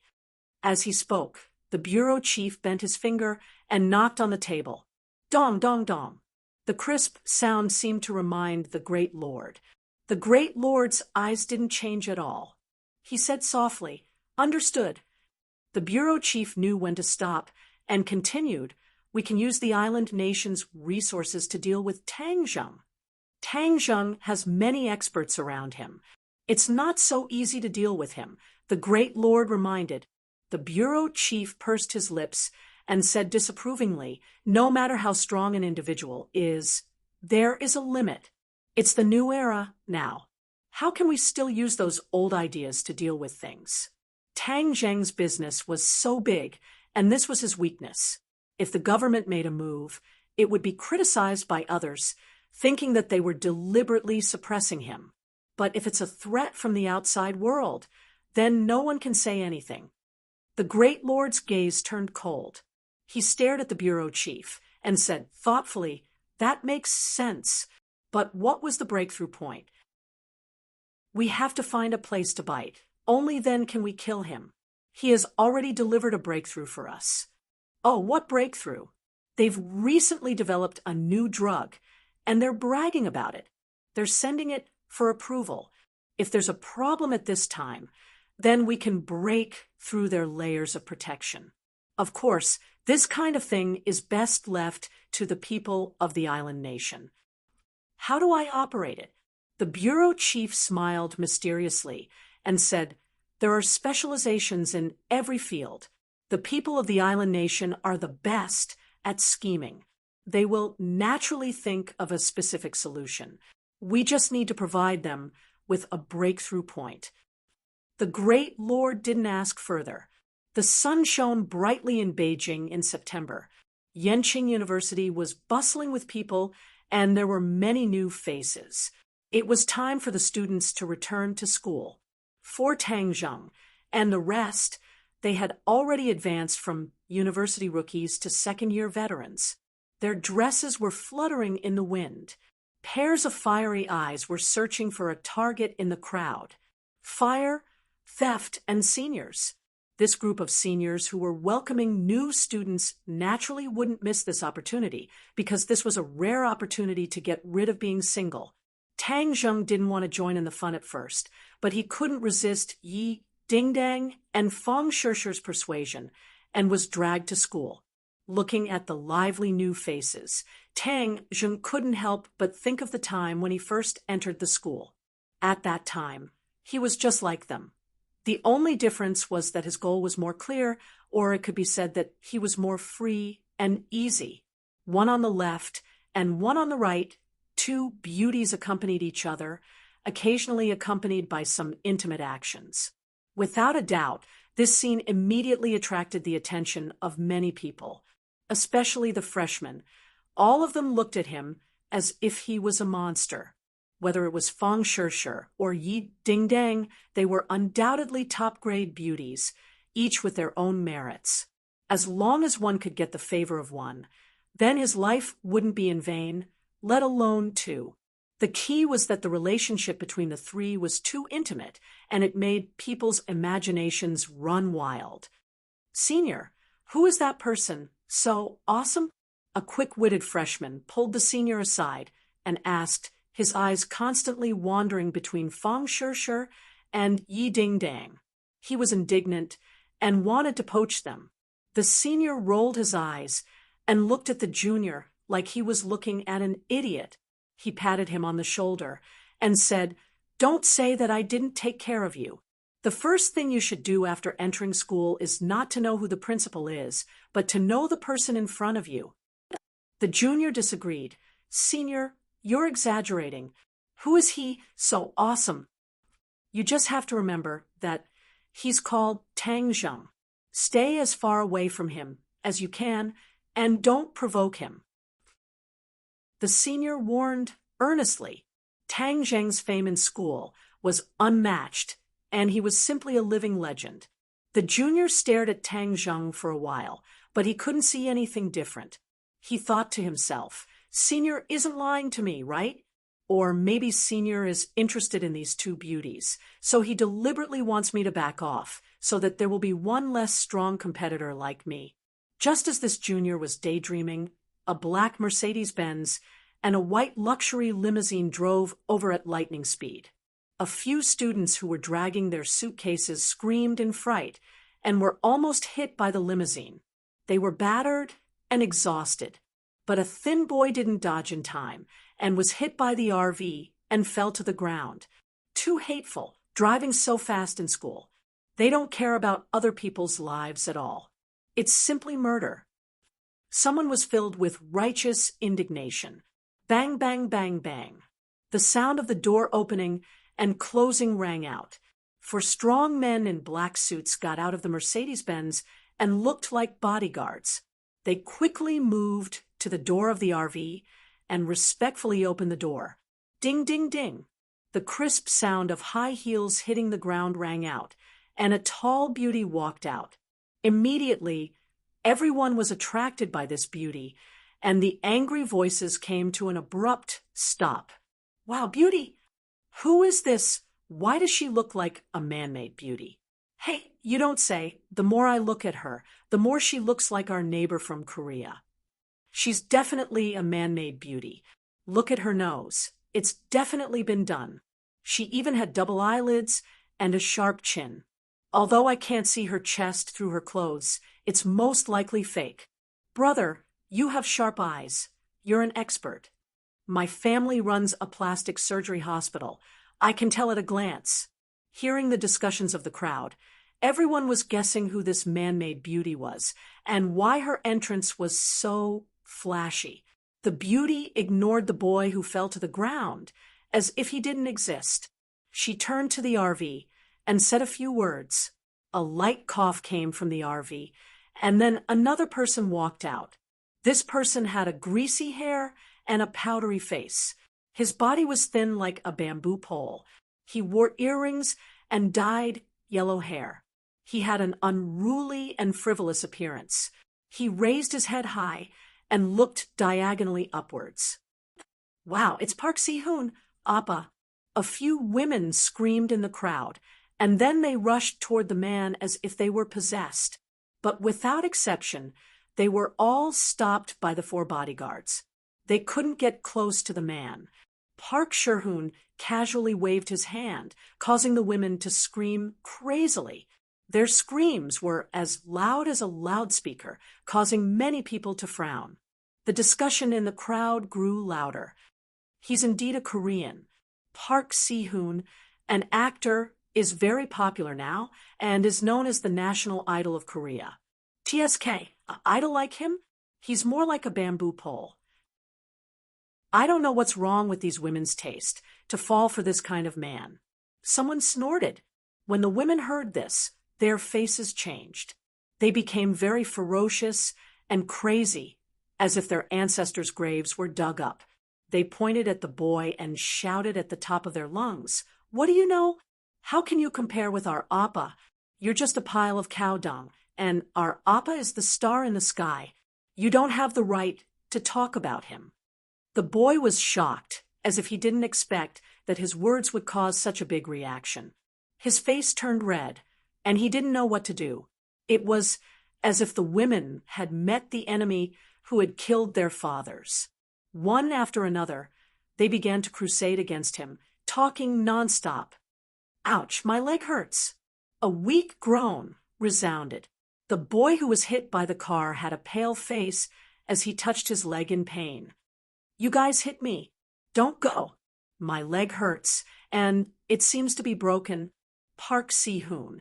And the rest acted as if they didn't see him and turned a deaf ear to him. They were about to leave, and they didn't want to care about the boy on the ground. Is there still law? You guys are too much, not caring about me after hitting me. The boy was in pain and grievance. His face was red with tears flickering in his eyes. He struggled for a while and grabbed onto Park Si-hoon's pants. Park Si-hoon had no choice but to stop and look down at the boy. He curled his lips in disdain and said in stiff Hwasya language, "Let go." "No, you guys are too much, leaving after hitting me." The boy said in grievance. A trace of coldness flashed in Park Si-hoon's eyes as he kicked the boy's chest. Feeling the pain, the boy immediately let go of his hand and held onto his chest as he curled into a ball in pain. Wow, Appa is so handsome. Appa is a 9th-degree black belt in Taekwondo. How can this guy be his opponent? He's overestimating himself. I think this guy is trying to scam our appa. Yeah, there are too many scammers nowadays. He actually dared to scam our appa. Humph, I can't wait to give him a good beating. Chapter 1028. The girls chattered incessantly, using obscenities and distorting the facts to accuse the boys. They looked especially pitiful as they curled up together. Park Sherhoon raised his head proudly, with a smug smirk on his face. He strode away under the protection of his bodyguards. The girls' attention was immediately attracted by him, and they screamed, "Appa, I love you! Appa, you're so handsome! Stop right there!" Suddenly, a loud and resounding shout rang out, and a person blocked their path. They had no choice but to stop. Park Sherhoon frowned and asked, "What are you doing?" Tang Zheng stared at them coldly. To be honest, he had not been so angry for a long time. He was not even this angry when he faced the Lord of Glory or the Hundred Faces Star-Lord. His anger did not only come from these people's disregard for others, but also from those girls. They were Huaxia people, but they did not care about the safety of their fellow countrymen for the sake of a few Koreans. They even used foul language and slandered and hurt their fellow countrymen. This kind of contempt for his fellow countrymen pierced Tang Zheng's heart. He still loved this country deeply. He despised and was angry at such behavior, so he had no choice but to stand up for them. The girls were freshmen and did not know Tang Zheng at all. They were enraged when they saw him. Before Park Sherhoon could say anything, they rushed over impatiently and shouted, "Who are you? Since when do you have the right to tell us what to do?" Tang Zheng looked at them pitifully. Yes, these girls were pitiful. They had lost their roots and souls as Huaxia people. They were empty shells without souls. However, a pitiful person must have something to hate, so he did not sympathize with them. "Are you guys still Huaxia people?" Tang Zheng asked. The girls were stunned and shouted, "Of course I'm Huaxia." "Then what are you doing?" "A Korean ran into one of our fellow countrymen, but you're helping the tyrant and denouncing your fellow countrymen. Are you guys blind? Is your heart crooked?" Tang Zheng's voice was as loud as a great bell, so loud that even the deaf could hear. When the girls heard this, they trembled and froze on the spot. But after a while, they came back to their senses as if they had been greatly humiliated. They said, "Who do you think you are? What qualifications do you have to educate us? In front of our appa, you are just a pile of cow dung." The sneer on Park Sherhoon's lips deepened as he crossed his arms and looked at this scene. With interest, he started to chat with the woman beside him in galley as if there was no one else around. The woman also looked at Tang Zheng and the girls mockingly, covering her mouth and sneering. Tang Zheng didn't understand what they were saying, but he guessed that it wasn't anything good. He coldly swept his gaze over the two. The two actually raised their heads arrogantly and looked at Tang Zheng provocatively. Fang Shishir walked over and said, "Tang Zheng, they're saying nasty things." Fang Shishir was a straight-A student since she was young, so she knew a thing or two about Korean. Thus, she could understand the conversation between the two. "Sure enough," Tang Zheng said before he asked, "What did they say?" "They said that Huaxia is indeed a lowly race that only knows how to fight amongst themselves, and that they can't even compare to a 10,000th of the Korean race." Fang Shishir said indignantly. She rarely got angry, but when she heard those words, she was so angry that her voice started to tremble. Those words were like a fuse that ignited the suppressed anger in the crowd. They all roared, Koreans, how dare you come to our country and scold us? Get out of our country." A trace of panic flashed through Park Sherhoon's eyes, but he quickly calmed down and regained his arrogance. The woman beside him immediately put on a straight face and said in fluent Huaxia language, "That's slander. We didn't say those words. Move aside. We still have to report. Tang Zheng and Feng Shishir did not move. A trace of viciousness flashed through the woman's eyes as she shouted in Korean. The bodyguards immediately moved and tried to grab Tang Zheng. Feng Shishir couldn't help but make the first move.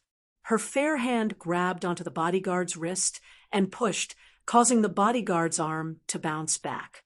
Bang! The bodyguard's hand hit his chest, and he was sent flying back like a cannonball, knocking into the bodyguards behind him and causing them to fall to the ground together in a sorry state. Ah! The crowd immediately cried out in alarm. No one had expected that the seemingly weak and powerless Feng Shishir would actually have such great strength. Yi Dingdang, who was already filled with righteous indignation, also made a move. However, she didn't aim at the bodyguards, but at the boy on the ground. The girls blocked her way. Yi Dingdang shouted, "Are you worthy of being Huaxia people?" Slap, slap, slap. The girls were slapped in the face. They spun around like spinning tops before falling to the ground. The boy was humiliated. Suddenly, he saw a vigorous and valiant beauty rushing over. For a moment, he seemed to have forgotten the pain.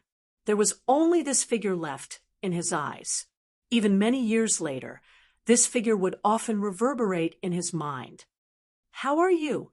Yi Dingdang helped the boy up and saw that his ankle was swollen. The boy was dumbfounded. He looked at Yi Dingdang with a red face and was speechless. "Is it very painful?" Hiss! The boy finally woke up from his dream. He sucked in a breath of cold air and heavily nodded. "Don't worry. With us here, this group of bullies won't be able to escape," Yi Dingdang resolutely said. The boy hesitantly nodded. "Tang Zheng, how is his injury?" Yi Dingdang shouted. Tang Zheng walked over. This time, no one stopped him.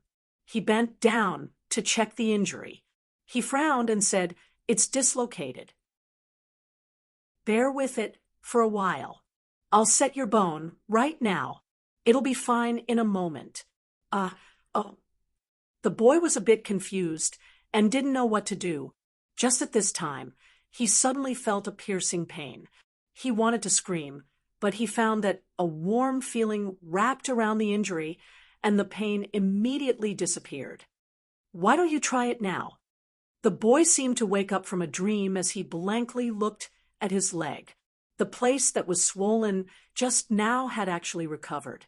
He was incredulous as he couldn't believe his eyes. He stammered, "What's going on?" As he spoke, he moved his legs and tried to walk 2 steps with Yi Dingdang's help. "It doesn't hurt anymore." The boy cheered. He turned his head to look at Yi Dingdang, but found that she was still holding his shoulder.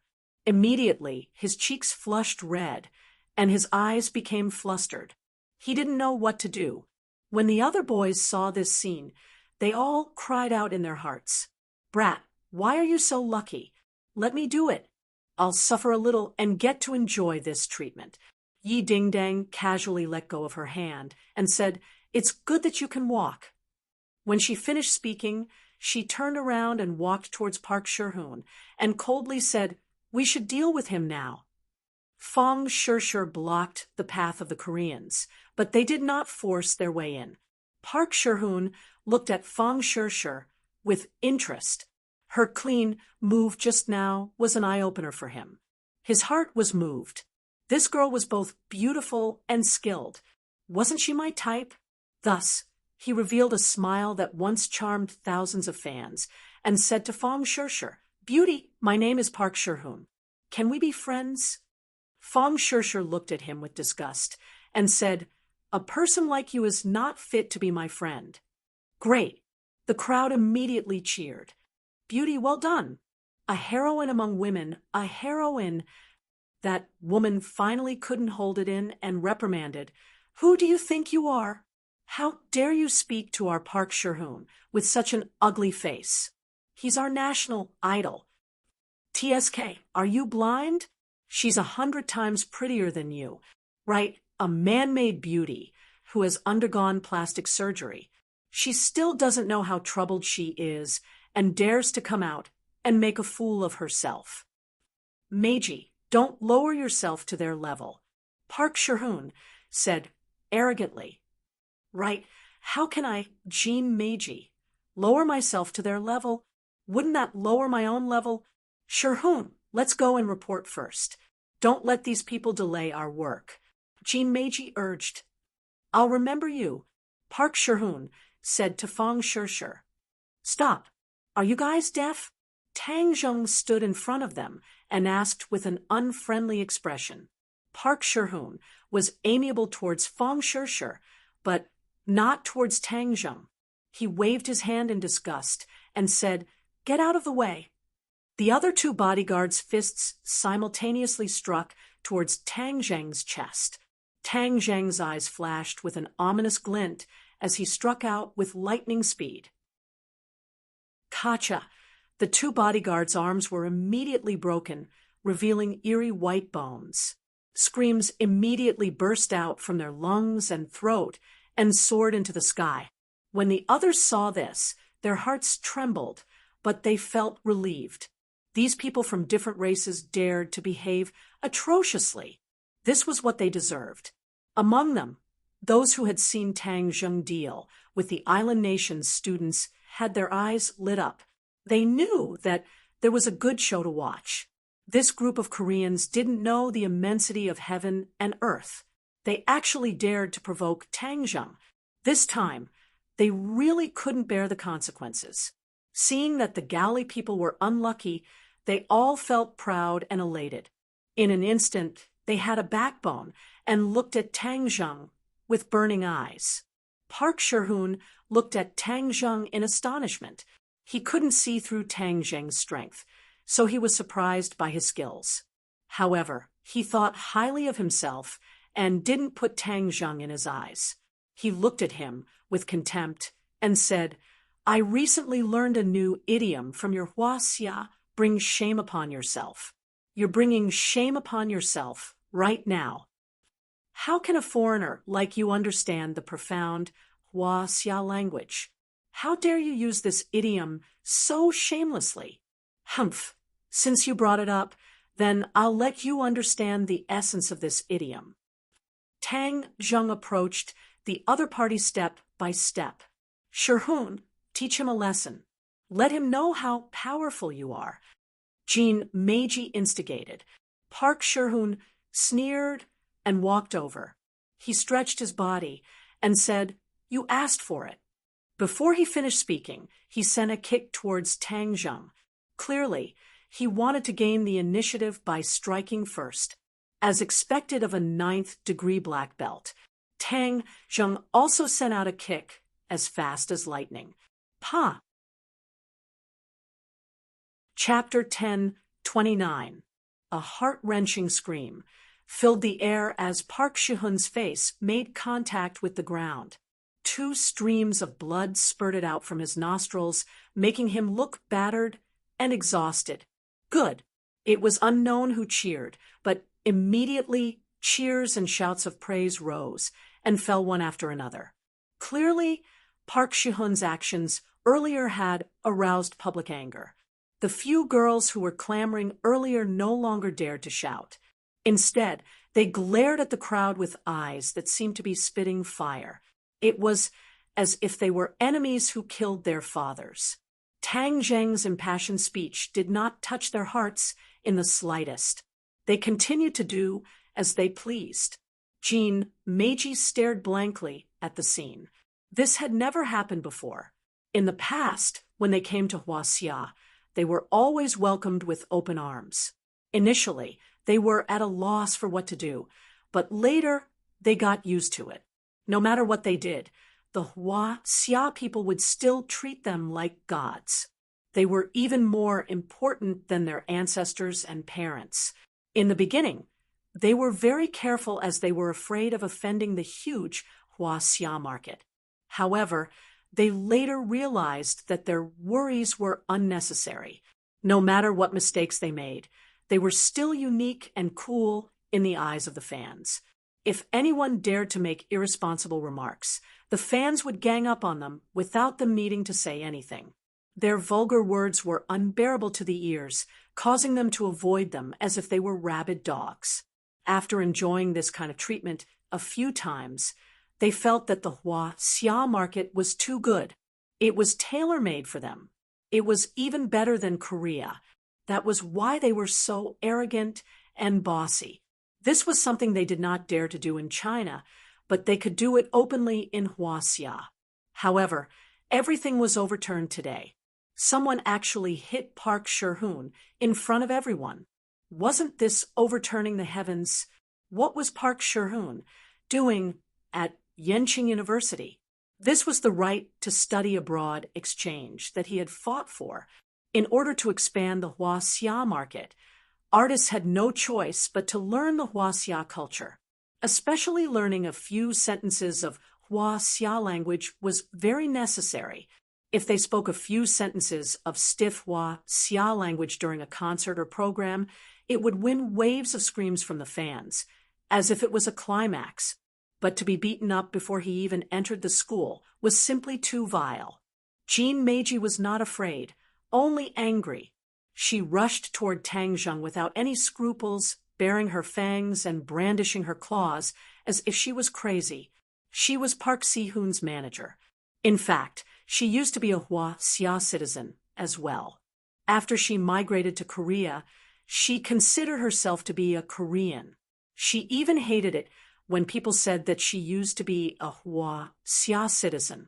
You still dare to act crazy? There's no need for Tang Zheng to deal with a woman.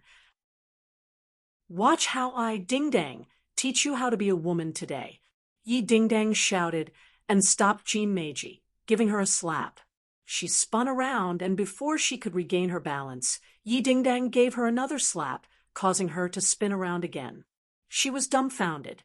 Didn't women fight by grabbing hair and tearing clothes? Why didn't she play by the rules?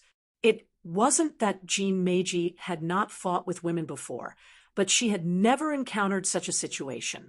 She stood there dumbfounded, with her cheeks turning red like a monkey's, but Yi Ding-dang pursed her lips.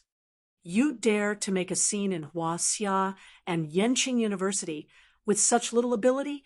Do you really think that the entire universe is Korea's backyard? Wah! Jean Meiji's tears flowed out of her eyes as she began to wail like a child. She pointed at Yi Ding-dang and roared while choking with sobs. You guys are dead. I will sue you. Just wait and go to jail. Tang Zheng looked at her mockingly and said, Jail? What a joke. Is the law set by your family? This is not the last century, where foreigners are superior, especially a small country like Korea, which has never been treated this way. Jean Meiji was speechless. Park Shi-hoon finally woke up from the pain and looked at his deformed leg.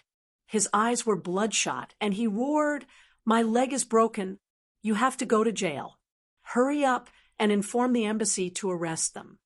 Hearing this, the crowd pointed and discussed animatedly. How shameless! You can't win, and you want to inform the embassy? Where's the arrogance you had when you bumped into people just now?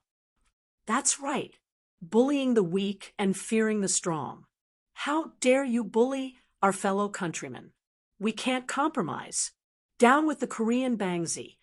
Get out of Huaxia, Korean Bangzi. The crowd was stirred up. These people had endured for too long. They had seen too much of the ugliness and arrogance of this group of so-called stars. They had long been dissatisfied with them. They just lacked a fuse. As for those brainless fans, after all, they were only a minority among the more than 1 billion people in the vast Huaxia. Most people in Huaxia had a tolerant heart and chose to tolerate their usual behavior. However, the anger and dissatisfaction in their hearts had accumulated to a critical point. Most people had a healthy personality and moral values. They angrily rebuked Park Shi-hoon and his group for their immoral behavior, especially when many people dug up his past misdeeds. The students who did not know the cause and effect and did not pay attention to them were filled with righteous indignation. Back then, when they faced the Japanese of the island nation, they had never been so aggrieved. Each and every one of the iron-blooded men went to the battlefield to kill the enemy and fought bravely for the motherland. Now that the country was flourishing, they had become an inferior nation. No matter who it was, any foreigner dared to commit crimes in Huaxia without being punished. Catch him and send him back to his country. This kind of person does not deserve to stay in our motherland. Yes, catch him and send him out. Looking at the agitated faces, Park Sherhoon raised his head as if he was humiliated. He shouted, "I'm an international student invited by Yenching University. What right do you have to send me away?" International student of Yenching University? The crowd was stunned for a moment before they burst out in even louder voices. Yenching University does not need a student like you. That's an insult to our century-old university. Get out of our university. Otherwise, I won't be able to say that I'm from Yenching University. Yes, get out of our university. Yenching University does not need a student like you. Park Sherhoon was stunned. He did not expect that not only did his argument not make them stop, it made them even angrier. What was going on? Why was it so different from what he had seen before? At this moment, a group of security guards walked over from the crowd. The leader was a middle-aged man. "What are you doing?" the man asked with a solemn face. Jean Meiji acted as if she had seen her savior. Ignoring the pain on her face, she grabbed the man's hand and said excitedly, "Vice Principal Pang, you came at the right time. Today, our Sherhoon Appa came to report to school, but we encountered this group of lawless and arrogant people. Look at how badly we were beaten up. Even Appa's leg was broken. Hurry up and catch them and throw them in jail." Vice Principal Pang was shocked. His face was as dark as the sky before a storm. He looked around and asked sternly, "Who is so cruel to do this to an international friend?" No one answered him. Instead, they looked at him with ridicule. Some people began to whisper among themselves, "Who is this person? That woman called him vice principal. I don't think there's such a person in our university. You're ignorant. I'm in the student union. I've heard that there will be a vice principal this semester. I heard that he's a returnee from overseas." "Then this is bad. A new official sweeps clean. Won't Tangjing be punished?" Vice Principal Pang was pleased with himself when he heard the discussions. He had just been appointed, and he had indeed made drastic changes. If he didn't punish the chicken to warn the monkey, who would be afraid of him in the future? Vice Principal Pang studied abroad in Korea for many years. Later on, he became a teacher in a high school in Korea and rapidly rose to the position of vice principal. Initially, he had never thought of returning to China, but now that he saw Huaxia rising up, he was tempted.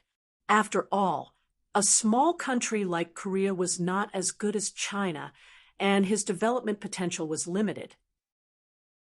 Therefore, through various connections and various operations, he finally managed to get the position of vice principal of Yenching University after a lot of effort.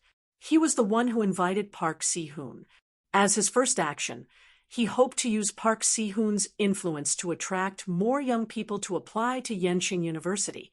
He wanted to use this opportunity to expand his influence in Yenching University.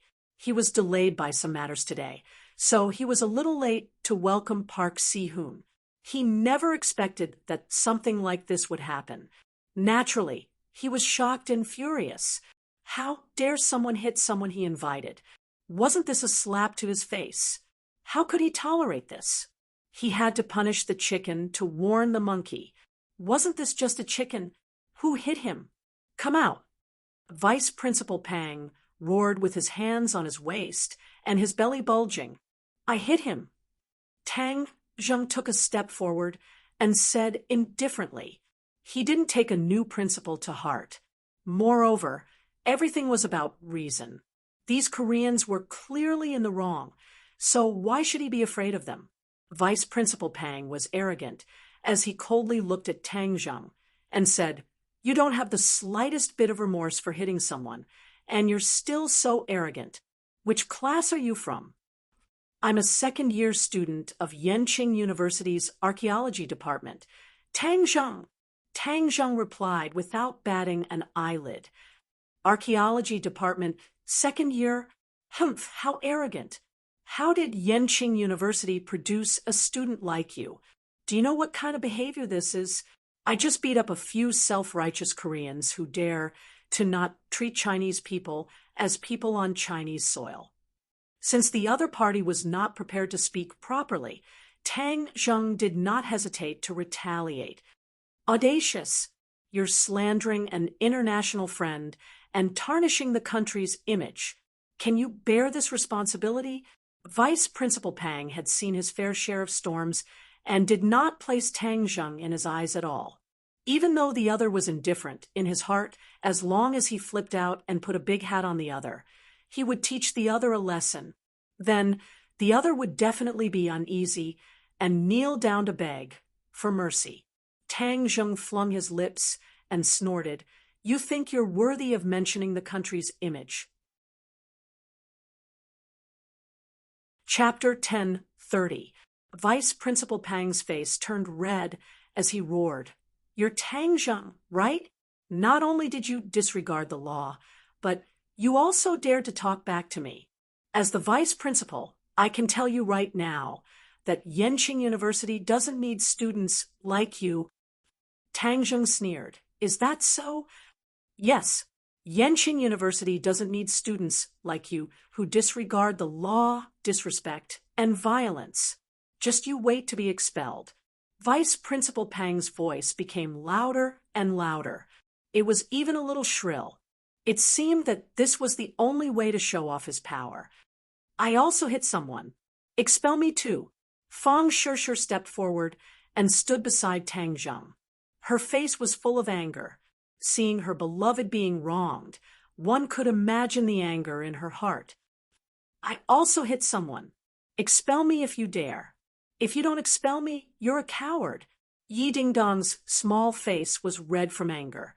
She wanted nothing more than to punch Vice Principal Pang in the face. Vice Principal Pang was dazzled by the two beauties who stepped forward. They were too beautiful. If it were any other time, he would definitely hold their hands and teach them. However, Yi Dingdong's clamor put him in an awkward position. If he didn't expel them, he would be a coward. He didn't want to be called a coward on his first day as a new official.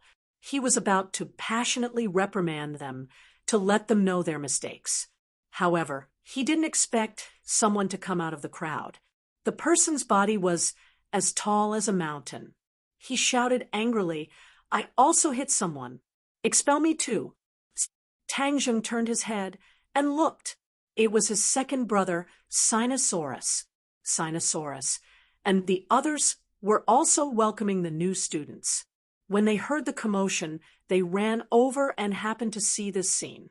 Blood rushed to his head, and he didn't hesitate to stand up for his brother. Vice Principal Pang looked at Sinosaurus in shock. "Don't be funny. You clearly squeezed in from the back. How could you be the one who hit someone?" Before he could figure out the situation, he saw two people squeezing in. Wang Shiji and Zhou Yan had a tacit understanding and said in unison, "I also hit someone. You should fire me too." Vice Principal Pang's face darkened. He finally understood that these people were in cahoots with Tang Zheng. They were here to kick up a fuss and embarrass him, who was Vice Principal Pang. How could such a scene scare him? Therefore, he said in a deep voice, "All right, since you've admitted it, then wait for the school's punishment. Yenching University doesn't need students like you." As soon as his voice fell, a few more people squeezed in, but they were all beautiful girls.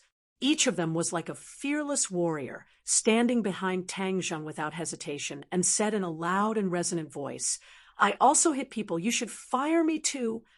Tang Zheng looked at them gratefully. They were Yi Dingdong's roommates. The few of them nodded encouragingly at Tang Zheng. His actions today had won their respect and recognition. Vice Principal Pang was at a loss. Just who was this brat? Why did so many people stand out for him? Humph, these people must be in cahoots. That's why they're so united. If it was anyone else, they would definitely admit defeat. But I've seen all sorts of storms. You guys are too inexperienced to play such tricks in front of me. Vice Principal Pang snorted in disdain. All right, since that's the case, I'll fulfill your wishes. Vice Principal Pang roared majestically. He felt as if he was an ancient emperor who ruled over the life and death of others. It felt great. The other students looked at each other with red eyes. Even the girls stood out for injustice. Could it be that they, as grown men, were not as brave as the girls? The students clenched their fists. Suddenly, a person took a few steps forward and stood behind Tang Zheng. He said fearlessly, "I also hit people. You should fire me too." Vice Principal Pang was stunned. He stared at the fearless fellow with a murderous gaze and said in his heart, "I'll fulfill your wishes." But before he could say anything, he saw students one by one walk behind Tang Zheng, loudly shouting, "I also hit people. You should also expel me." The crowd was stirred up, and their voices rose and fell one after another. This was the most sincere expression of emotion as a student and instinctive support, but often many people would scoff at it and disdain it. But seeing hundreds of people working together to support Tang Zheng, one would know who was right and who was wrong, and what was the will of the people. When the new students reported in, there were many parents accompanying them. When they saw this scene, they couldn't help but feel excited. It was as if they had returned to their youthful days. The edges and corners that had been worn away by life over the years seemed to have grown back. With a red face, they said to their children, "Do you see? This is the spirit of the university. Learn from your seniors." Many of the new students were boiling with passion.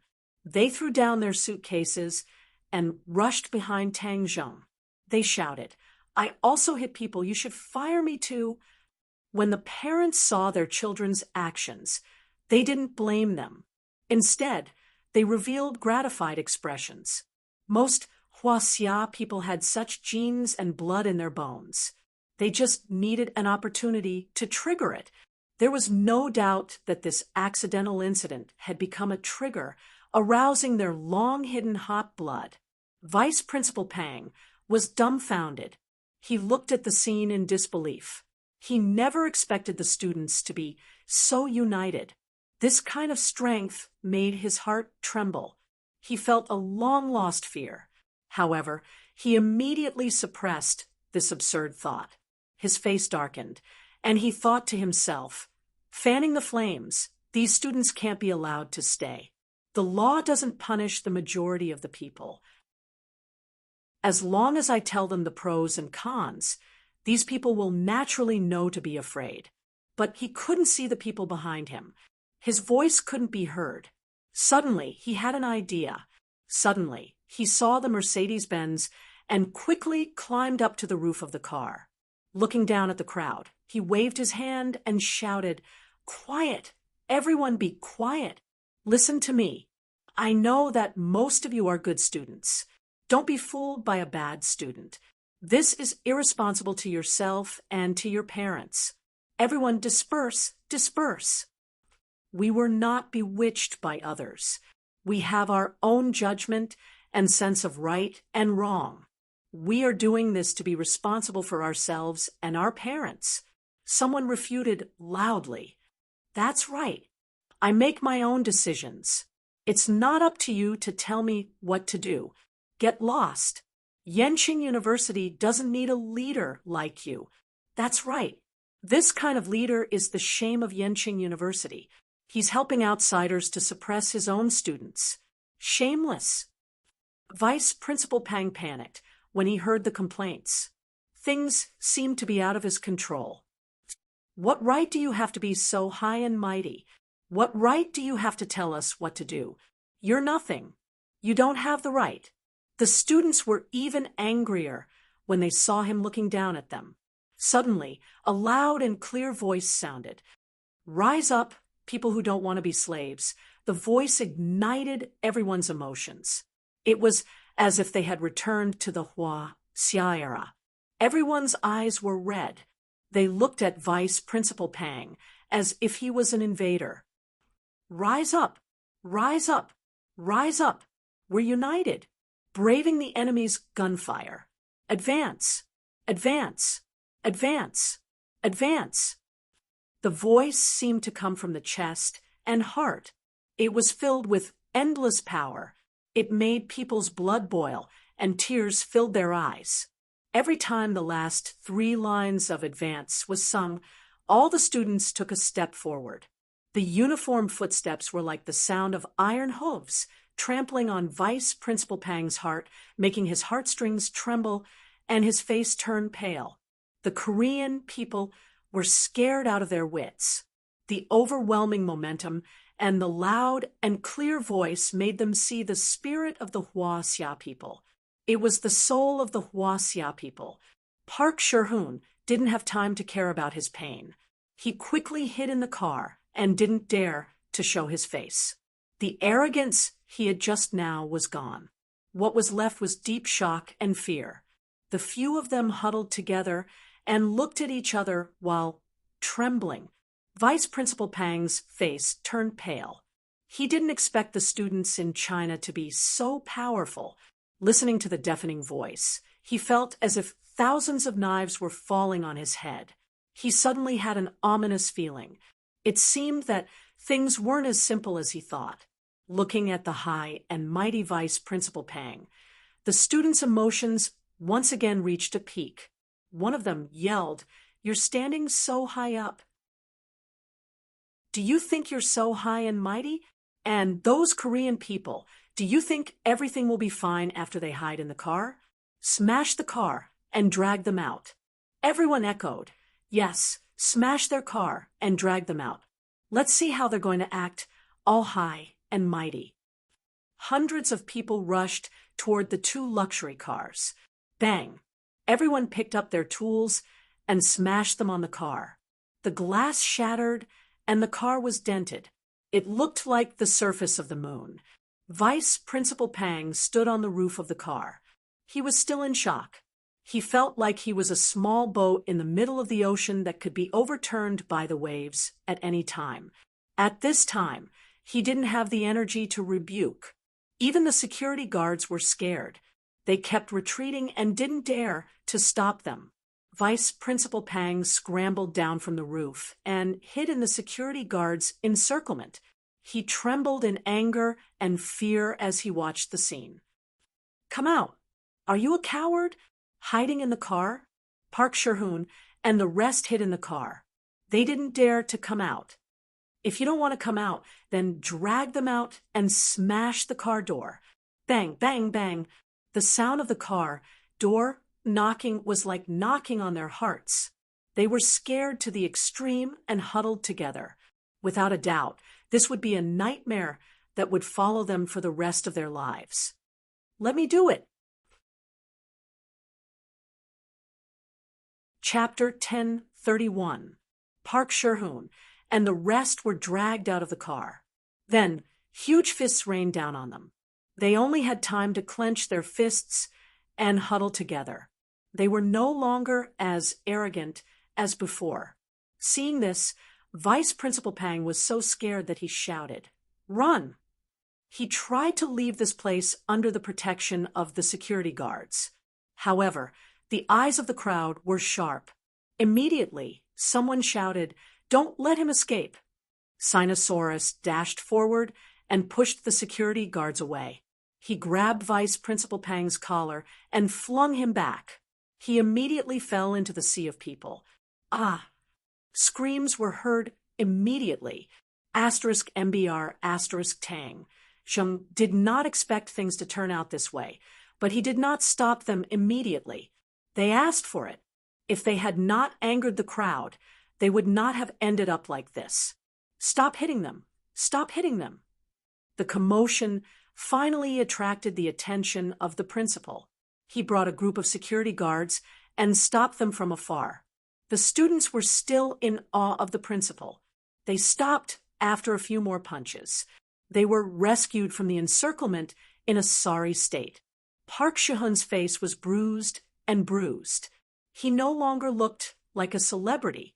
Vice Principal Pang also took a lot of punches. His face was swollen like a pig's. The principal almost could not recognize him. The principal did not question them like the vice principal. Instead, he tried to understand the cause and effect of the incident. He knew that his students were not thugs. There must be a reason for this. After knowing the cause and effect of the incident, the principal glared at Vice Principal Pang fiercely. Then, he comforted the students gently. Finally, he left with the few of them, leaving behind the 2 wrecked cars. The students immediately cheered as if they had won a big battle. Recalling the scene just now, everyone's blood was still boiling. Everyone's gaze towards Tang Zheng became more and more complicated. He was the catalyst for this matter, and if he was not the first to stand out, it would not have stirred up everyone's emotions and caused them to stand out one after another. Everyone gradually realized that unity was strength and the reactionaries were paper tigers. As long as everyone was united, they could crush them in minutes. Vice Principal Pang walked away, relieved that he had survived. He sucked in a breath of cold air and said fiercely, "Principal, we must arrest that Tang Zheng. He's the instigator. A black sheep like him can't be allowed to stay in the school. Otherwise, he'll be a big disaster for our school. He's a ticking time bomb that can explode at any time." Vice Principal Pang talked nonstop, as if he was going to list Tang Zheng's heinous crimes. He shouted himself hoarse, exaggerating as much as he could. "That's enough," the principal shouted, his face frosty. This incident had caused a huge uproar. Furthermore, it happened during the welcoming ceremony of the new students. With so many parents present, the impact was extremely bad. He had just suppressed the anger in his heart, but that didn't mean that he wasn't angry. This was the first time such a situation had happened in the 100 years since the founding of the school. It was a disgrace to the school. Looking at the pig-headed Vice Principal Pang, he couldn't help but feel regret. He should have resisted the pressure from the higher-ups and rejected this *T stirrer. He hadn't been in office for long, yet he had already caused such a thing. He really didn't know if he was an idiot or not. Seeing that the principal didn't say a word, Vice Principal Pang was angry and resentful. He continued, "Principal, we can't just let this go. I know that your words of comfort just now were just a temporary measure. Let's discuss the next step. We must teach these lawless students a lesson. Those leaders must be caught and punished by law. We must make an example out of them and teach them a good lesson." The principal finally stopped and looked at Vice Principal Pang with an unkind expression. "What do you want?" "Expel Tang Zheng and punish the rest of the black sheep." "Expel? Ha ha!" The principal laughed mockingly. Vice Principal Pang was confused by this laugh. He asked, "What do you think, Principal? I spent a lot of effort to get Tang Zheng here, and you want to expel him with just a few words? Are you out of your mind?" Then again, the principal was shrewd and naturally wouldn't be so blunt. Thus he faintly said, "You don't have to worry about this matter. Furthermore, that Park Si-hoon is too lacking. He didn't even ask about it after bumping into someone. His arrogance will affect the reputation of our Yenching University. Principal, I spent a lot of effort to get him here. He has a huge influence. Furthermore, this matter must be a misunderstanding. He's actually a gentle and humble person. Vice Principal Pang was shocked and immediately tried to defend himself. The principal briefly hesitated before he glanced at Vice Principal Pang. Don't do it again. If he does something bad again, then our school will not welcome a black sheep like him. Vice Principal Pang was dumbfounded. Why was the principal so strict? Wasn't this just throwing his face? But after all, they were the principal and vice principal. Even if it was throwing his face, there was nothing he could say. Thus, he could only grit his teeth and swallow it. Vice Principal Pang resentfully left. Looking at his departing figure, the principal dryly laughed. This overseas returnee really doesn't know anything about the situation in the country. Who is Tang Zheng? Is he someone you can afford to offend? Tang Zheng's emotions calmed down. On the other hand, his friends were in high spirits as they chatted among themselves. They came to a restaurant outside the school in high spirits. Oh well, San, we beat up those Koreans and Vice Principal Pang. Will they be fine? Wang Shiji worriedly asked. Sinosaurus's coarse voice was the first to speak. Boss, you're worrying for nothing. Who's OL San? Those Koreans want to go against OL San? Dream on. Zhou Yen nodded his head in agreement. You guys don't have to worry. The law can't punish the masses. Furthermore, they were the ones in the wrong, so it's impossible for them to trigger us. Actually, today's battle was really satisfying. Yes, it's 2F asterisk king satisfying. I've long disliked that group of sissies. Men should be more masculine. Now, all the girls in the country like the sissy Xiaobai's face.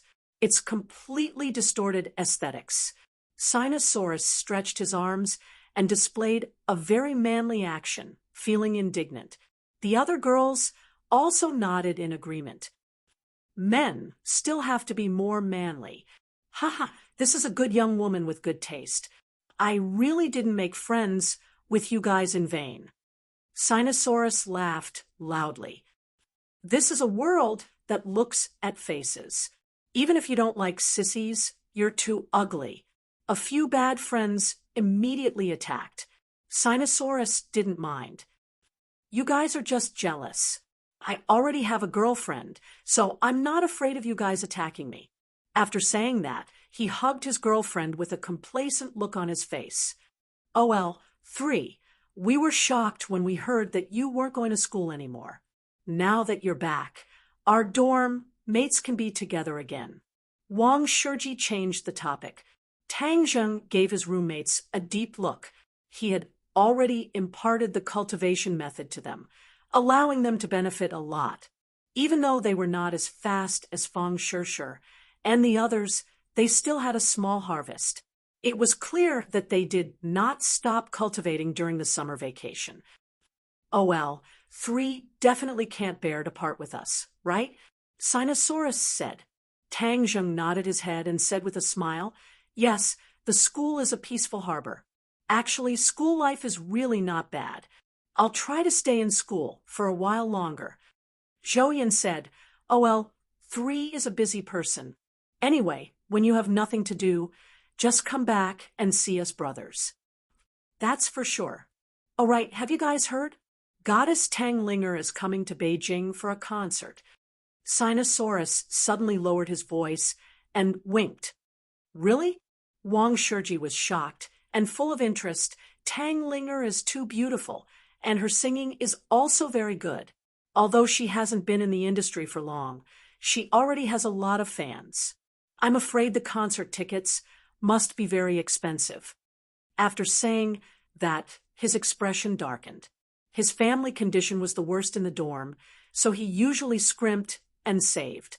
Naturally, he didn't have any money left to watch the concert. Tang Zheng was stunned for a moment. Linger's popularity was already so high, even his roommates had become her fans. Sai, I asked around earlier. The tickets for Tang Linger's concert are very popular. Many people in our school were the first to buy tickets online, but later on, there were no tickets to buy at all. I heard that they could only buy tickets at a high price. Sinosaurus said with a face of disappointment. Zhou Yin thought for a while and said, I'll think of a way to see if I can get a few tickets, but I don't dare to make any guarantees. We want to see it too. The other girls joined in the fun. There are so many beautiful girls at the concert. We can't let you boys go alone. Otherwise, those girls will be too dangerous. Zhou Yin had a difficult expression on his face. Now that the tickets are so tight, I can't guarantee that I can get so many tickets. OL3, are you going? Sinosaurus asked. Speaking of which, you and Tanglinger are both surnamed Tang. 500 years ago, you were even a family. Yi Dingdang and Fong Shishir looked at each other. Yi Dingdang was about to speak, but was stopped by Fong Shishir with her eyes. The relationship between Tang Zheng and Tanglinger was not known to many people, so there was no need to make it public. Yi Dingdang swallowed her words. Tang Zheng coughed dryly and said, I'll think of a way. The others' eyes lit up as they asked, OL3, you have a way? Maybe I'll do my best. Tang Zheng did not know if there were still tickets for the concert, so he could only call Linger later to ask, Haha, that's great. OL3's methods are wild, so he definitely has a way. The excitement of the few of them was beyond words. OL3, let me tell you, Tang Linger is very beautiful, just like Ding Dang and Shishir. They are all great beauties, just different types. Sinosaurus's eyes lit up as he introduced, Aren't we great beauties too? The other girls glared at him, scaring Sinosaurus so much that he shrank his neck and quickly tried to salvage the situation. Of course you're beautiful. You're like fairies descending to the mortal world. Humph, these words really go against my heart. The few of them rolled their eyes. After lunch, the few of them immediately threw themselves into the work of welcoming the new students. Tang Zheng attracted the attention of countless people. Many people pointed at him from afar or gave him a thumbs up. Among them, there was no lack of new female students who had witnessed the scene. They frequently cast flirtatious glances at Tang Zheng. Ding ling ling. Chapter 1032. It was Du Chifeng who called him. Mr. Du, what's the matter?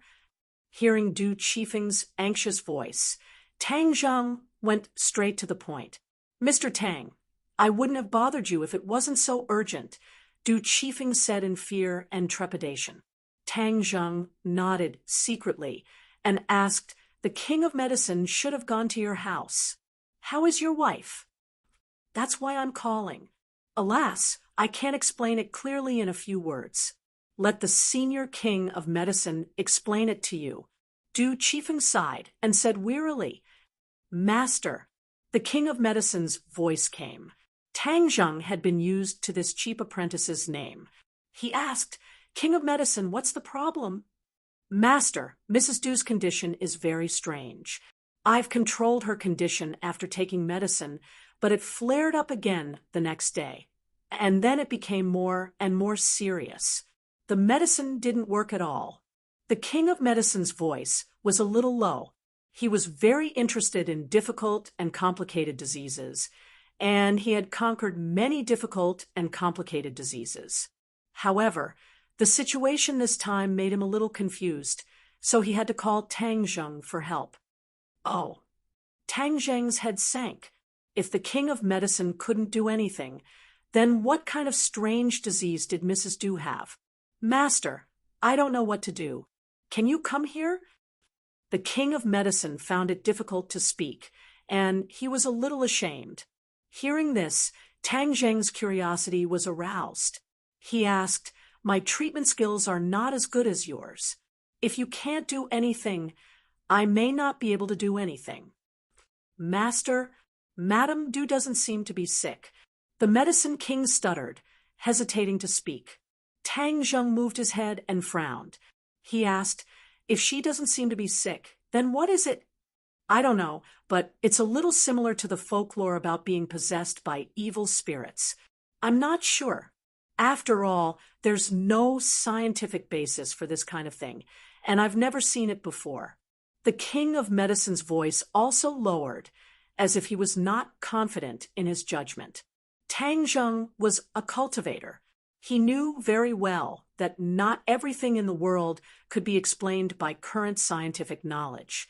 Being possessed by evil spirits was not something that was fabricated out of thin air. The phone was transferred to Du Qifeng again. Du Qifeng anxiously begged.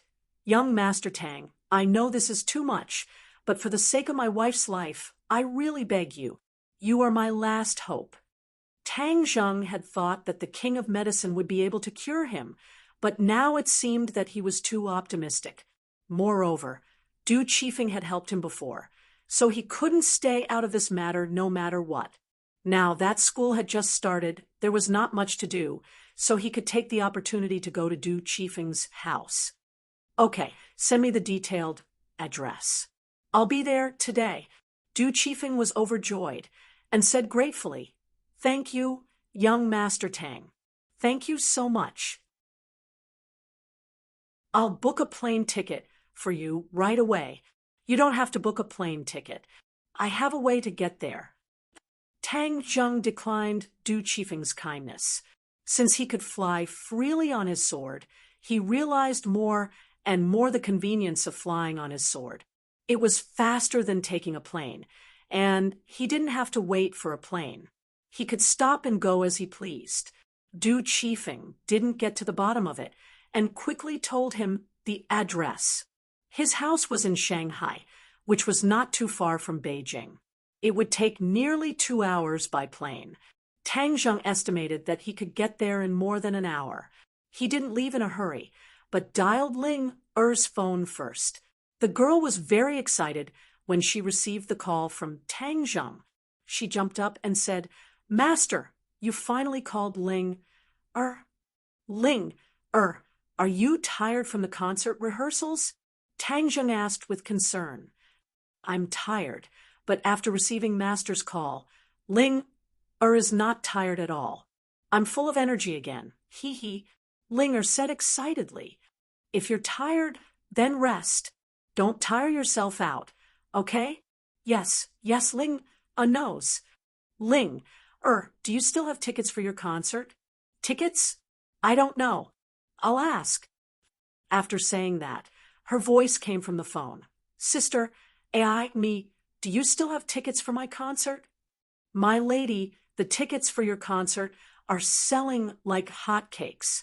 The tickets online have long been sold out. Ami said, happily. Ling Er's mouth flattened and said, Is there no other way?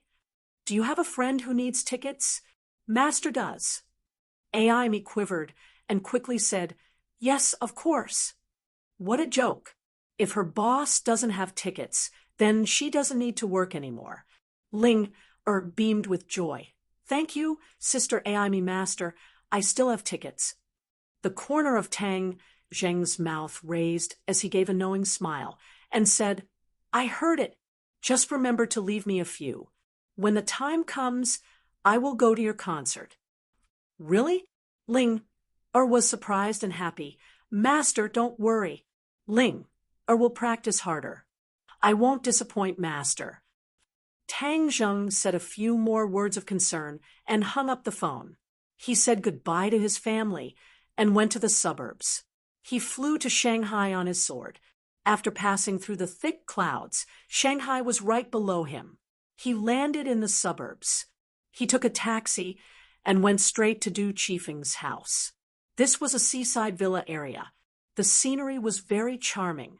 When Du Qifeng received Tang Zheng's call, he was very surprised because it had only been an hour since he called. Even a plane wouldn't be that fast.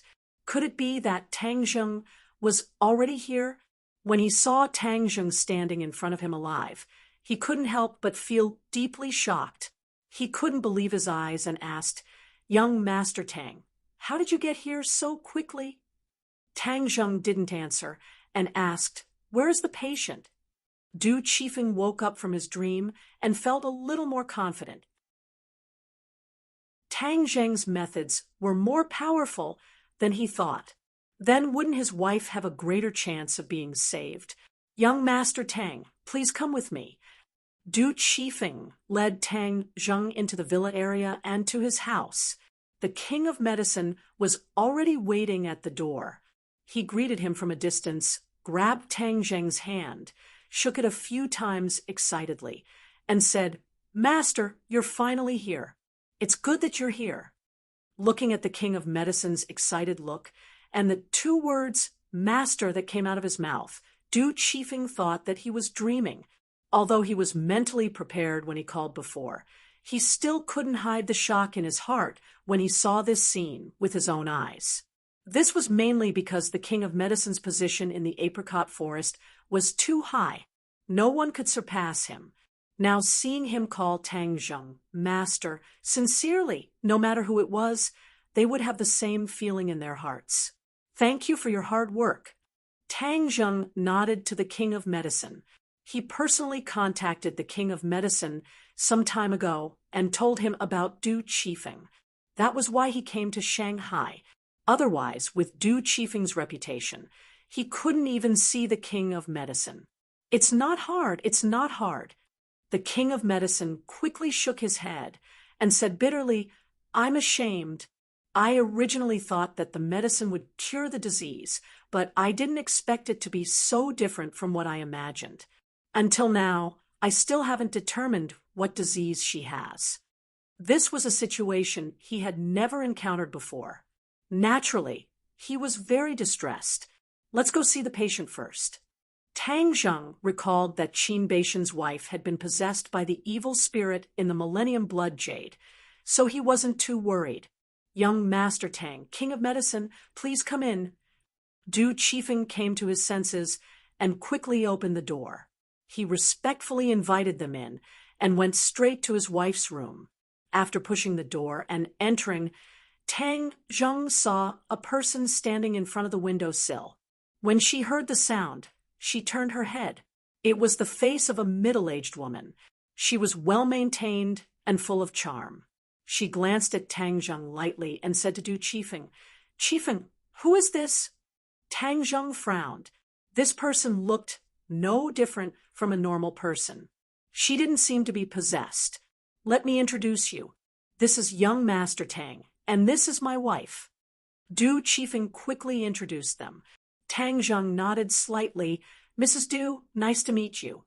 "Madam," Du responded politely. Tang Zheng glanced at Mrs. Du suspiciously, but still couldn't find any clues. He couldn't help but look at Du Qifeng and the king of medicine. "Mrs. Du, you should rest first."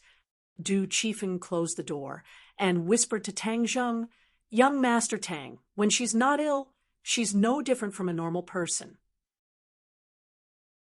Once she's ill." His face became a little pale, and he glanced at the king of medicine.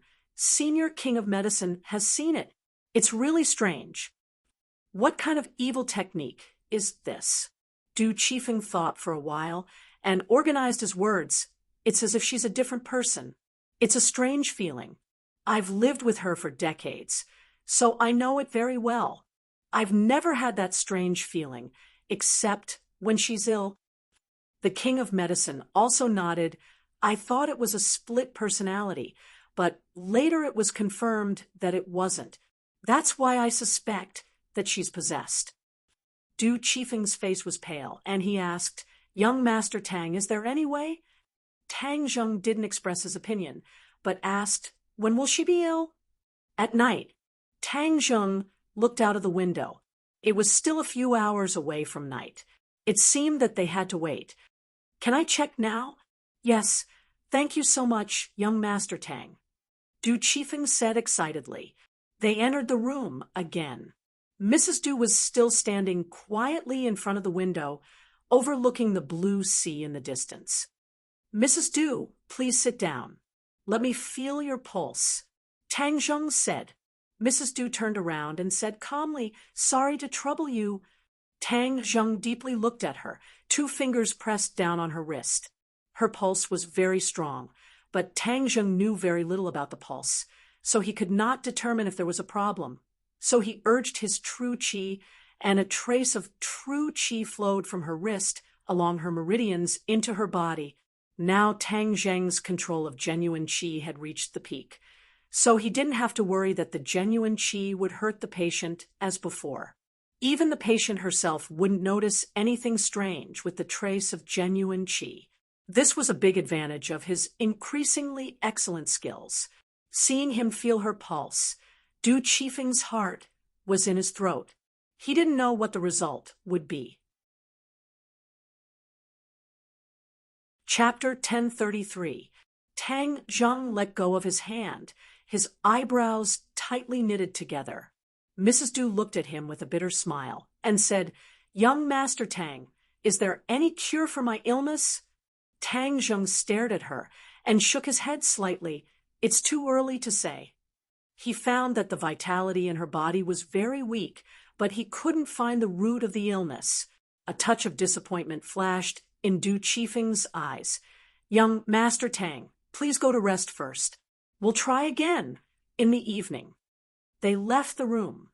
Tang Zheng and the King of Medicine went back to the room. The King of Medicine asked curiously, "Master, did you find anything?"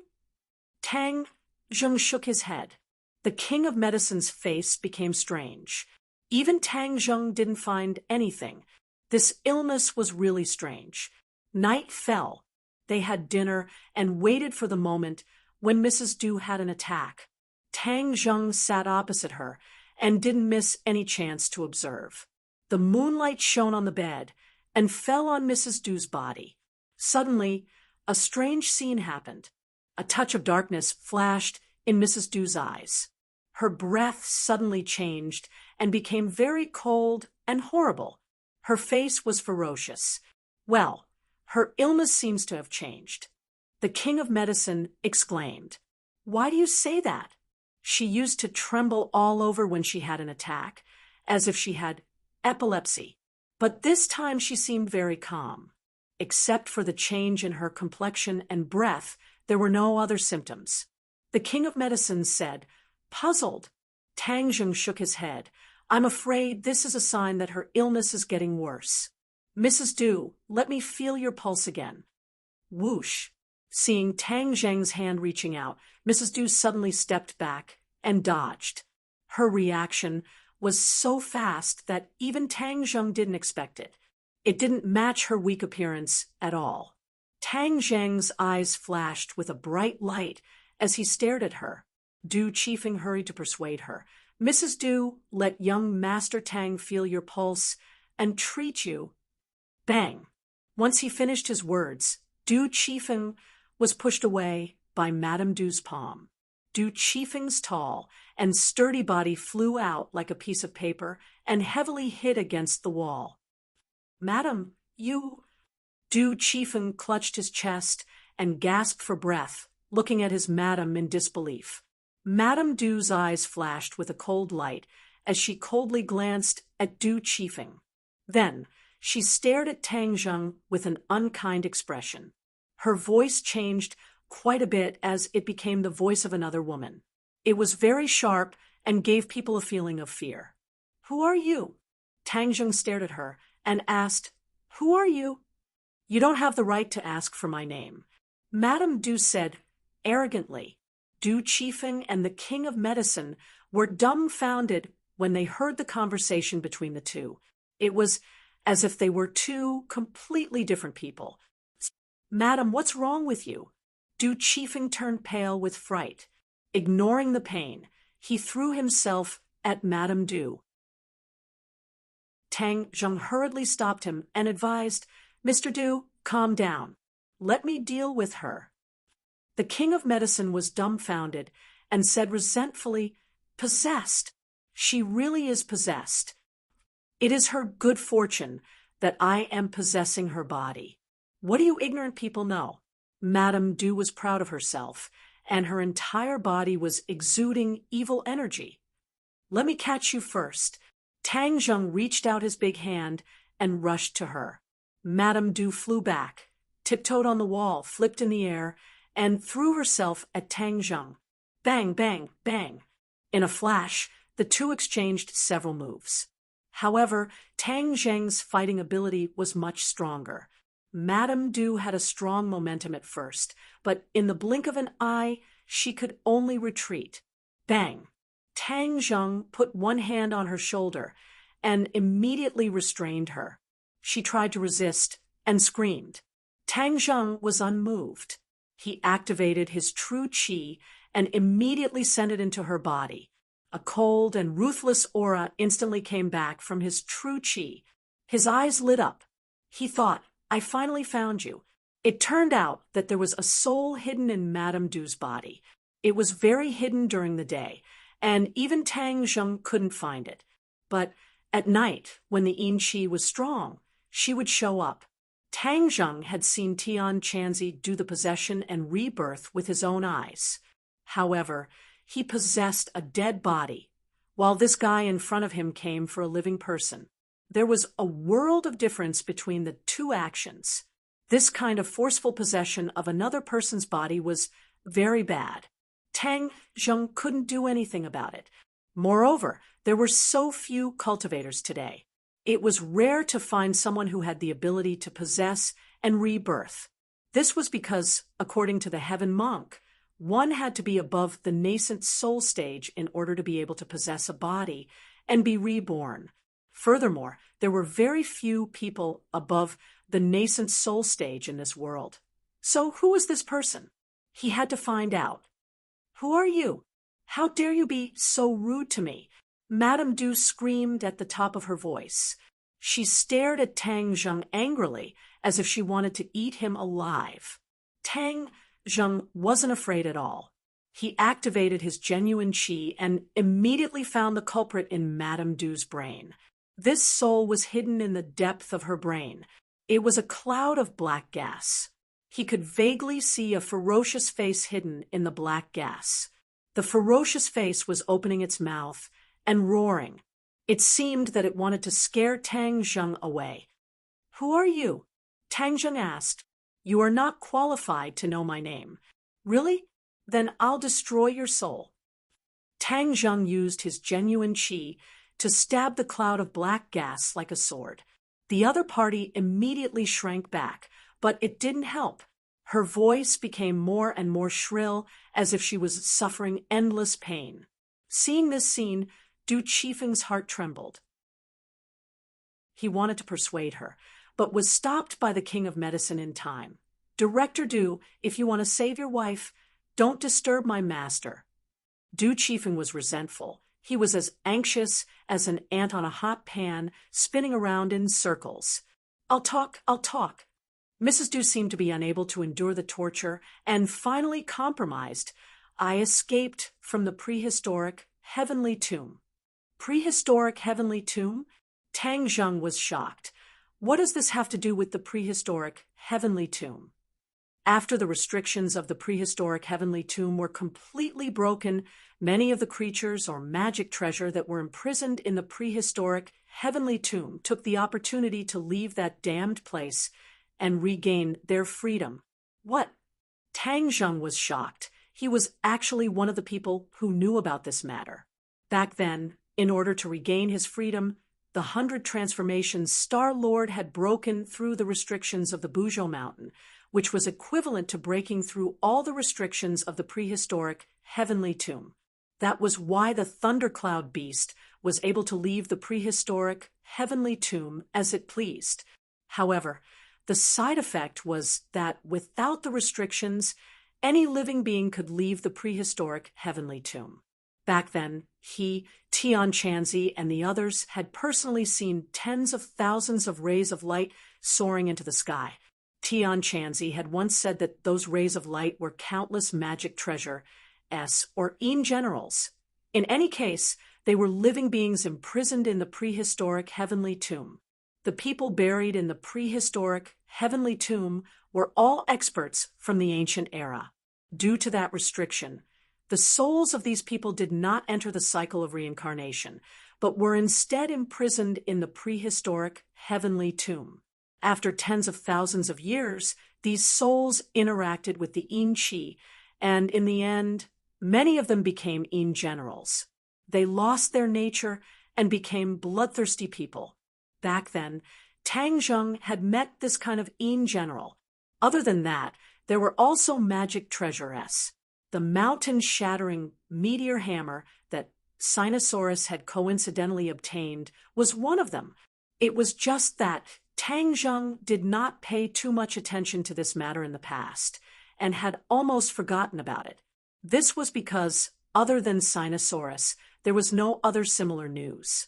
Now, it seemed that he was too optimistic.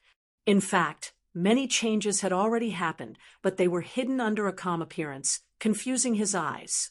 Now it seemed that the one attached to Mrs. Du's body was a Yin general. The other party called himself this seat, so it seemed that he had not completely lost his life. All of this was because of him. If he had not barged into the Buzhou Mountain, the 100 Transformations Star-Lord would not have broken through the restrictions and released so many living beings. Mrs. Du would naturally not have become like this. As a result, he was duty-bound. It seems like the situation with Mrs. Du and second brother is not an exception. I need to find other people in similar situations. Some people are in danger, and some people might have obtained some benefits and gone into hiding. If not for Du Qifeng finding him by chance, the Mrs. Du would definitely have been reborn and become a cultivator in hiding. Of course, there were also some people who would obtain some magic treasurettes. If they were able to survive, they would naturally become cultivators. Currently, they had not heard of this situation. It seemed that they were all very smart. Before they completely understood the current situation of the society, they did not dare to act rashly. Perhaps they had already made a move, but Tang Zheng had not discovered it yet. Maybe one of the people who usually brushed past him was a spy. When he thought of this, his heart felt as if it was pressed down by a 10,000-kilogram boulder, incomparably heavy. This was really looking for a needle in a haystack. There was no definite target at all. It was even more difficult than dealing with a High Lord. Seeing his expression become extremely ugly, Du Qifeng finally could not hold it in and asked anxiously, "Young Master Tang, how is the situation?" "Don't worry, I can cure her." Tang Zheng regained his senses and stared at Mrs. Du. "Since you came from the prehistoric heavenly tomb, then I will take you in and get rid of evil for the people." "How dare you?" Mrs. Du cried out sharply. "Humph, not to mention that you are an insignificant Yin general, even if you are a powerful character. I am not afraid in the slightest. You cannot threaten me in front of me," Tang Zheng said coldly. Just as he was about to cast a spell to destroy the other party's soul, he suddenly had a thought and changed his mind. "This matter started because of me. There are so many living beings. If I were to destroy their souls one by one, wouldn't that be a great sin? The Ksiddhagarbha Sutra emphasizes compassion, so I should also have a compassionate heart. Why don't I learn from Dizong of Goguryeo and convert them, which can be considered a merit?" Without a doubt, in order to suppress the Asura, he recited the Ksiddhagarbha Sutra every day. The effect on himself could not be underestimated, and his state of mind had undergone quite a bit of change. He had experienced too many massacres, and there was a lot of evil in his heart. After reciting the Ksiddhagarbha Sutra every day, the evil in his heart gradually decreased, and his state of mind became much calmer. Of course, this was an imperceptible change that even he himself did not notice. Mrs. Du seemed to be a little afraid, and understood that she was not his match. Seeing that he was about to make a move, she hurriedly begged for mercy.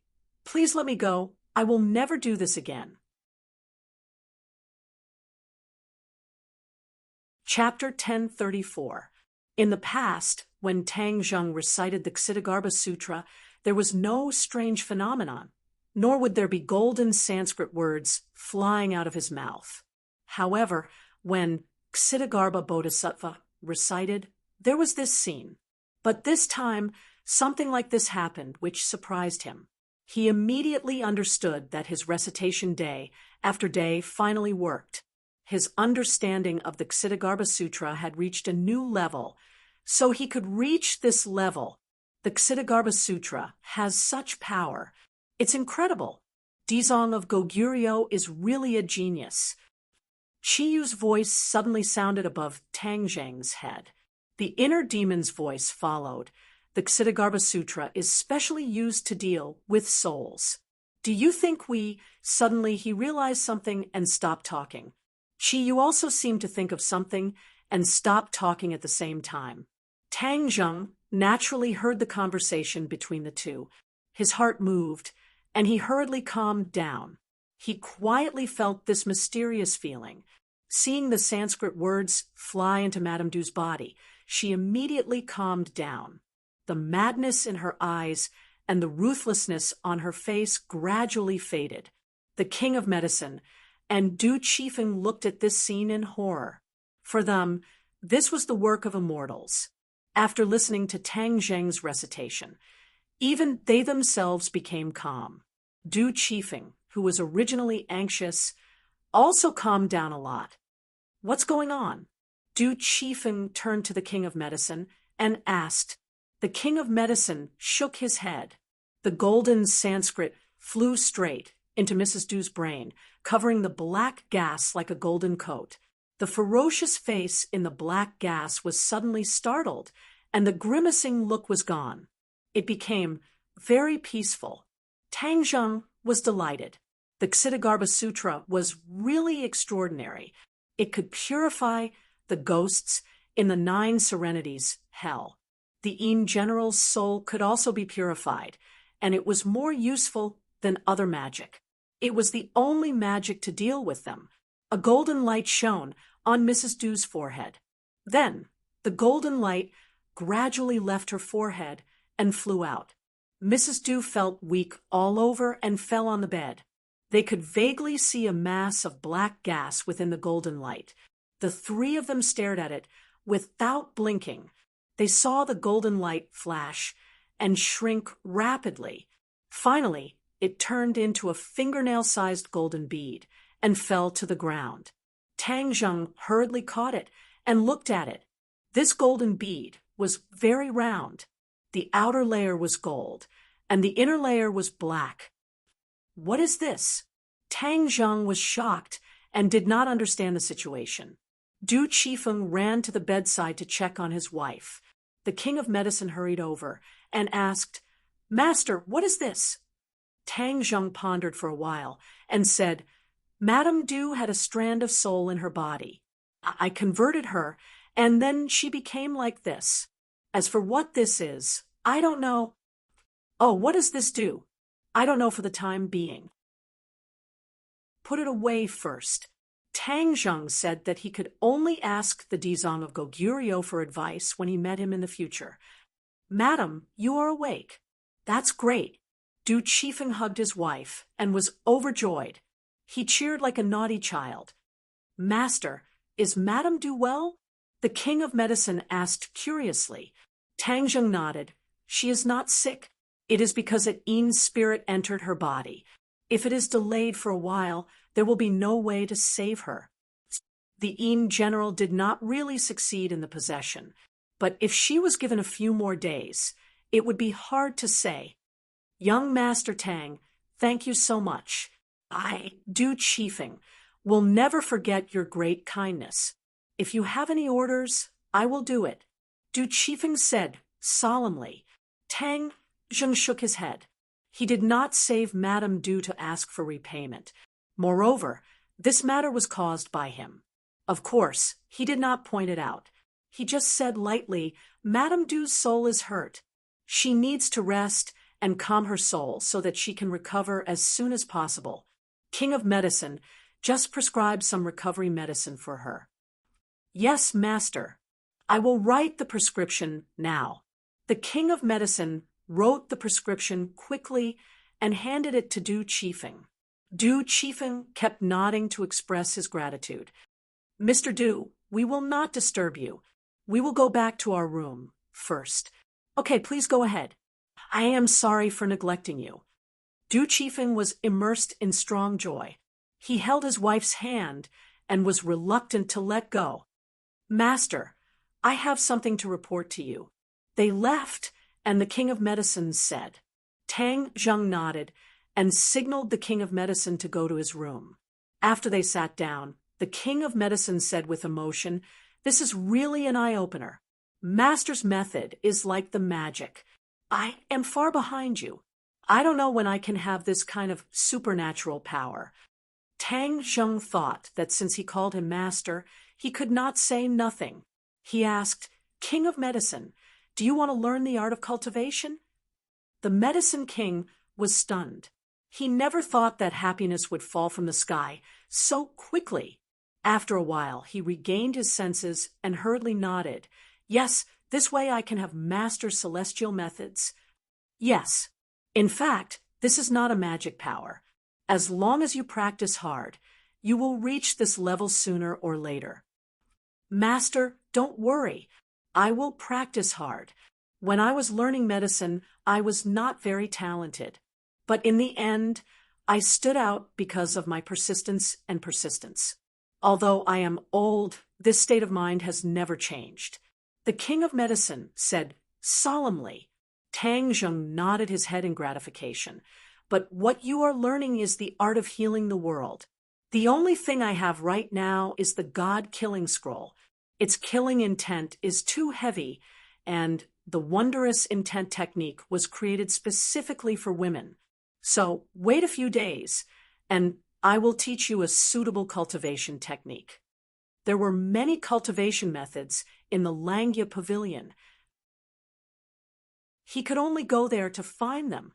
The King of Medicine quickly waved his hand and said, "Master, don't worry. I am not a young boy. I am not that impatient. Actually, I am here to report the results of my recent research." "Oh, there are results?" "Of course, through the research of the life-continuing pill and other pill recipes, our pharmaceutical factory has developed a new medicine. This new medicine can slow down a person's aging and prolong a person's life. Moreover, it can prevent many serious diseases." The Medicine King excitedly said, to any medical practitioner, developing such a powerful new medicine was undoubtedly a great merit. In the past, the King of Medicine did not dare to imagine that a medicine could have such a powerful effect. But after seeing the life-continuing pill, he found that everything was possible. Miracles really did exist. Tang Zheng did not think that the King of Medicine was exaggerating. He said encouragingly, "The world will remember your kindness." The King of Medicine rubbed his hands and said somewhat embarrassedly, "This is all thanks to Master. If not for the life-continuing pill and other prescriptions, I would not have been able to develop this medicine." Don't be modest. This is all the result of your hard work. Now that the medicine has been sent to the relevant departments for testing, the results of our clinical trials are very good. After taking our medicine, every patient's condition has been improved and controlled. This new medicine will change the structure of the medicine market. It will really become a miracle medicine." The King of Medicine said excitedly, "I will leave this matter to you. This is a good thing that will benefit the people. You must do it well and not make any mistakes. Master, rest assured, this old life of mine will fight to the death with this matter. It will definitely benefit more people." The King of Medicine patted his chest and said in high spirits, "The final price of the medicine should not be too high. Do not be like the other black-hearted manufacturers." Tang Zheng warned. The King of Medicine looked at Tang Zheng with sincere admiration and said, "Master is merciful. The people will remember your kindness." The King of Medicine reported some key points in the research and development and then returned to his room. Tang Zheng was not sleepy. Instead, he remembered the conversation between Chi Yu and the inner demons. he said with a smile that was not a smile. Hey, the two of you, stop pretending to be mute. We haven't finished what we were talking about. Let's continue. What did we say? We didn't say anything. Chiyu flatly denied. The inner demons also hurriedly echoed. Yes, we didn't say anything. You must be hallucinating. Tang Zheng said jokingly, Oh, this is so rare. You guys are finally on the same page. Chiyu and the inner demons were a little resentful, but they maintained a tacit understanding. Tang Zheng was not so easily fooled. He said bluntly, If it weren't for your reminder, I would have almost forgotten. In the end, the two of you are also souls. The Ksitigarbha Sutra is a spell that specializes in dealing with souls. Naturally, it will be effective on the two of you. How is that possible? How can we be the same as ordinary souls? The two of them hurriedly denied. Don't let your imagination run wild. It's better to cultivate properly. This is the right path. That's right. The danger you are facing now is even greater. Not only is there the Azure Dragon Palace, there are also the things that escaped from the prehistoric heavenly tomb. These are the most important things. Tang Zheng remained unmoved. I will take care of all of these things one by one, but the two of you have always been living in my body. This is not a solution. I don't want to bury a time bomb in my body. What are you doing? The two of them were shocked. In the past, they thought that they were strong enough that even Tang Zheng was not strong enough, so they did not have to worry too much about his methods. Now, it seemed that ever since he cultivated the Ksitigarbha Sutra, this situation had been quietly changing. It was just that they had never realized it before. This time, they had coincidentally realized this point and understood how terrible the situation they were facing was. They had become fish on the chopping block. They were filled with regret as they had really touched sore spot. Why did they have to be so talkative? If not for them reminding him, Tang Zheng probably would not have thought of this point. Now that he had lifted a rock and smashed his own foot, what should he do? The two of them were at their wits' end. Tang Zheng laughed coldly. Now that I no longer need to be threatened by you, I believe that you can also become like that golden pearl. Don't you think so? No, please don't do this. The two of them anxiously shouted. They were truly panicking. Chapter 1035. After hearing Tang Zheng's words, Chiyu realized that a great disaster was about to befall them. He panicked and said, Tang Zheng, don't treat us like this. We are of great use to you. Great use? I don't see it. On the contrary, we are a great potential threat. Tang Zheng did not think so. We really are of great use. Didn't you want to find a suitable cultivation method for the king of medicine? I have it, Chiyu said impatiently. Tang Zheng was interested and asked, What cultivation method? Can you promise not to use the Ksitigarbha Sutra against us? Chiyu asked nervously. Tang Zheng laughed. Ha! Do you think there is still room for negotiation? The inner demons hurriedly urged, Chiyu, this is a matter of life and death. What are you waiting for? I know what you are talking about. Hurry up and tell this young man about Shenong Jing. Shenong Jing? Tang Zheng asked curiously. Chiyu sighed and said helplessly, Yes, Shenong Jing. This is a scripture written by Shenong in ancient times. Shenong is the ancestor of the apricot woods. Shenong Jing entered the Tao through medicine. It is a supreme cultivation method. It is just right for the king of medicine. Tang Zheng was overjoyed. It seemed that he did not need to go to the Langya pavilion to search. Hurry up and tell me. All right. Just as Chiyu's voice fell, a ray of light flashed through Tang Zheng's mind, and then a ray of green light slowly unfolded, turning into an ancient book that he roughly browsed through. After reading it once, not only did it talk about cultivation methods, but it also recorded medical skills to treat illnesses and save people, especially the introduction of medicinal herbs. It was refreshing.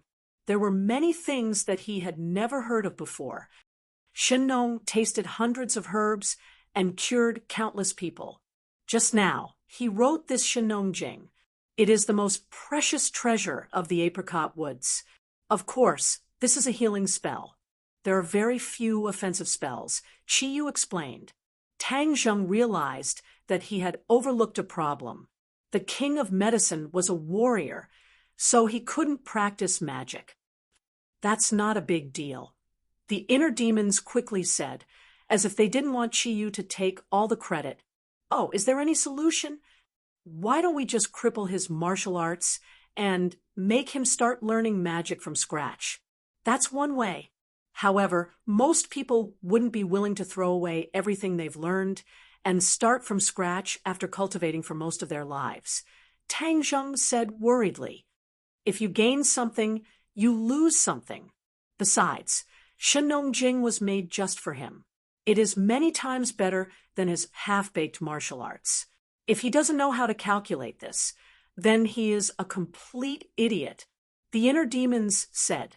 Tang Zheng thought for a while and agreed with the inner demons. However, this kind of situation did not apply to everyone.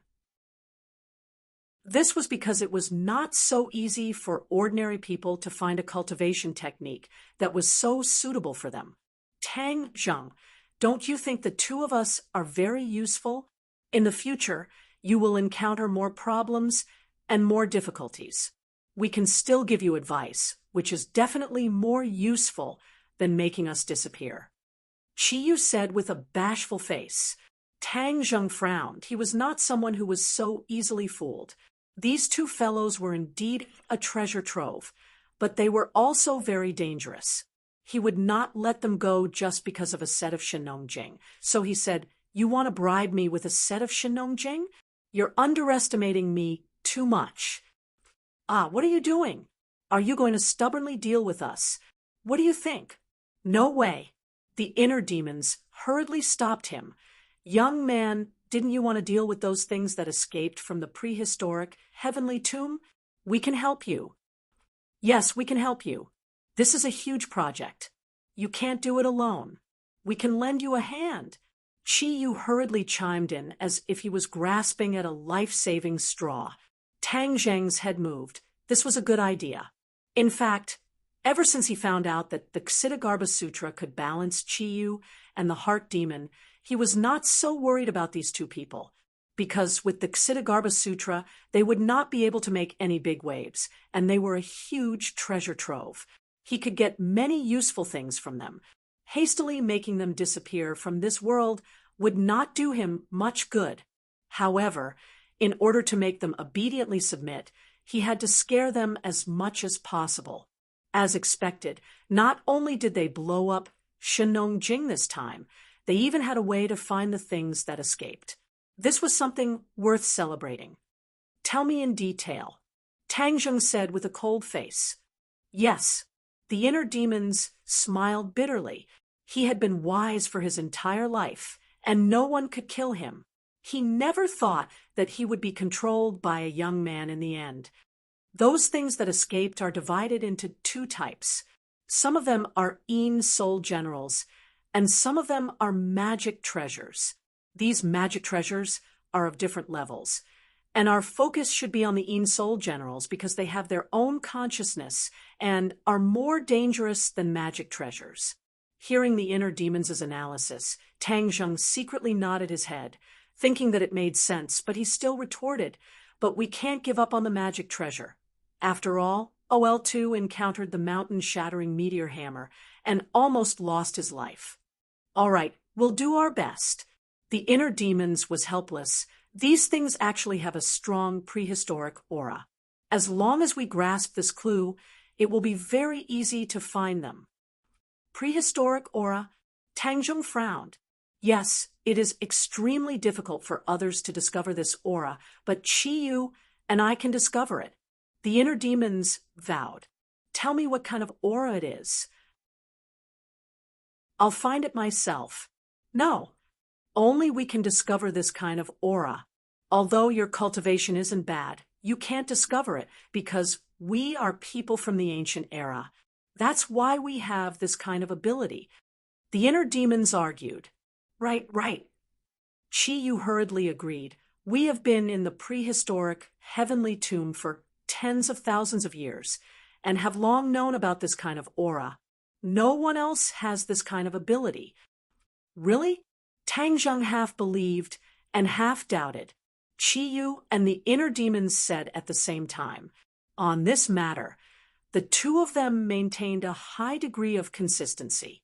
Tang Zheng did not probe any further, but he guessed that it was most likely false, because Chi-Yu and the inner demons were afraid that if they told Tang Zheng the specific method, he would destroy the bridge after crossing the river and deal with them. Since they had this kind of worry, Tang Zheng did not point it out, and treated it as giving them a reassuring pill. All right, I won't pursue the matter further, but you must tell me where this kind of prehistoric aura is. Tang Zheng said sternly. Yes, we can tell you right now that there is a prehistoric aura in the capital, Beijing. Tang Zheng was shocked, his face darkened, and asked sternly, why didn't you tell me before? The two of them stammered. We didn't think of this before and ignored it. We only thought of this after seeing Mrs. Du's situation. Really? Tang Zheng absolutely did not believe that the two of them must have other ideas in mind. Yes, definitely, definitely. The two of them hurriedly promised. Tang Zheng smiled and did not pursue the matter further. Then we will set off for the capital tomorrow, and we must find the prehistoric aura that you mentioned. No problem. The next day, Tang Zheng first went to check on Mrs. Du and made sure that there was nothing serious. Tang Zheng and Mrs. Du were very grateful to him and said a lot of good words. Then Tang Zheng and the King of Medicine found a secluded place. The King of Medicine was confused and did not know why his master had gathered so many people. King of Medicine, I have found the suitable magic for you to practice. The moment he opened his mouth, the Medicine King was shocked. He was overjoyed and moved to tears of gratitude. Many thanks to Master. I will never forget this kindness. Tang Zheng waved his hand and said, this magic method is called Shinong Jing. It is what? Shinong Jing? Before he finished, the King of Medicine had already screamed in shock. Yes, what's wrong? Tang Zheng looked at him in confusion, as if his reaction was a bit too big. Master, the King of Medicine was so excited that his lips trembled. He patted his chest and suppressed the stormy waves in his heart, and said, Master, is it really Shinong Jing? Of course. Do you think I would lie to you? No, I definitely didn't mean that. It's just that rumor has it that Shinong Jing has disappeared for tens of thousands of years, and there are only a few words about it in some medical books. Many people think that it is a legend, made up, and not believed at all. The King of Medicine explained. Tang Zheng was suddenly enlightened. No wonder he was so agitated, and lightly said, this is just some people's shallow view. The Shinong scripture is real. The King of Medicine nodded continuously. His old face was flushed with excitement, and even his wrinkles seemed to have smoothed out a lot. In the blink of an eye, he seemed to have become 10 years younger. Tang Zheng laughed involuntarily. Is it necessary to be so excited? Of course. The King of Medicine nodded seriously. Master, you don't know the name of Shinong Jing in the apricot forest. Legend has it that it was written by Shinong, and it is the origin of medicine. Many of the methods of curing diseases and saving people recorded in it are called magic, and it is extremely mysterious. If Shinong Jing really does see the light of day again, it will definitely benefit millions of people in the world. The King of Medicine talked endlessly, his eyes shining. Tang Zheng nodded secretly and gradually understood why he was so excited. The status of Shinong Jing was really too high, and if it were anyone in the apricot forest, they would probably have the same reaction as him. In that case, you should carry Shenong Jing forward, help the world by practicing medicine, and save more people. Tang Zheng urged. The king of medicine nodded heavily and said meticulously, "Master, don't worry. I will live up to your expectations, and I will not let Shenong and Shenong Jing down. Don't be so serious. It's just that Shenong Jing is not only a medical book, but also a set of cultivation methods. You are a warrior, and you can only practice Shenong Jing if you destroy all your kung fu. Are you willing?" Tang Zheng asked. "Yes, of course. I am willing 1,000, 10,000 times willing." The king of medicine nodded eagerly. "Young man, you see, we were right. He will definitely be willing." The inner demons came out to take credit. Tang Zheng ignored them and continued to say to the king of medicine, "Then let's start now. I will destroy your kung fu, and it may be a little painful. You have to bear with it." Chapter 1036. There were many ways to destroy a person's kung fu. First of all, one could directly shatter a person's dantian. From then on, it would be difficult for the dantian to gather and produce internal strength. Similarly, such a dantian could no longer produce genuine qi, so the person would really be destroyed. In addition, one could also do it like when Tang Zheng participated in the kung fu competition. He was plotted against and took a strong poison like the spirit refining pill. This would not only destroy a person's kung fu, but also destroy a person's body and meridians. This method was not advisable. Finally, there was another way, which was to use a strong kung fu to dissolve the opponent's internal strength.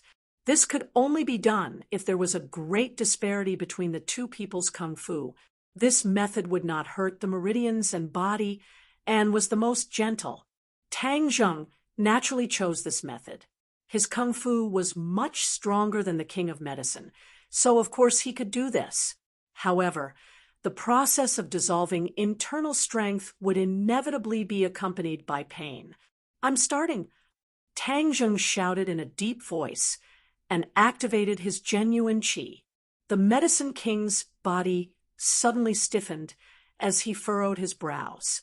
This was because he felt a powerful energy rush into his meridians. At that moment, a bone-piercing pain appeared spontaneously. "Ah!" He subconsciously groaned in pain, but quickly gritted his teeth to hold it back. Tang Zheng's mind was not distracted as he quickly cut the Gordian knot. True qi rampaged through his meridians, but did not injure his meridians as he tried to use the fastest speed to cripple his martial arts.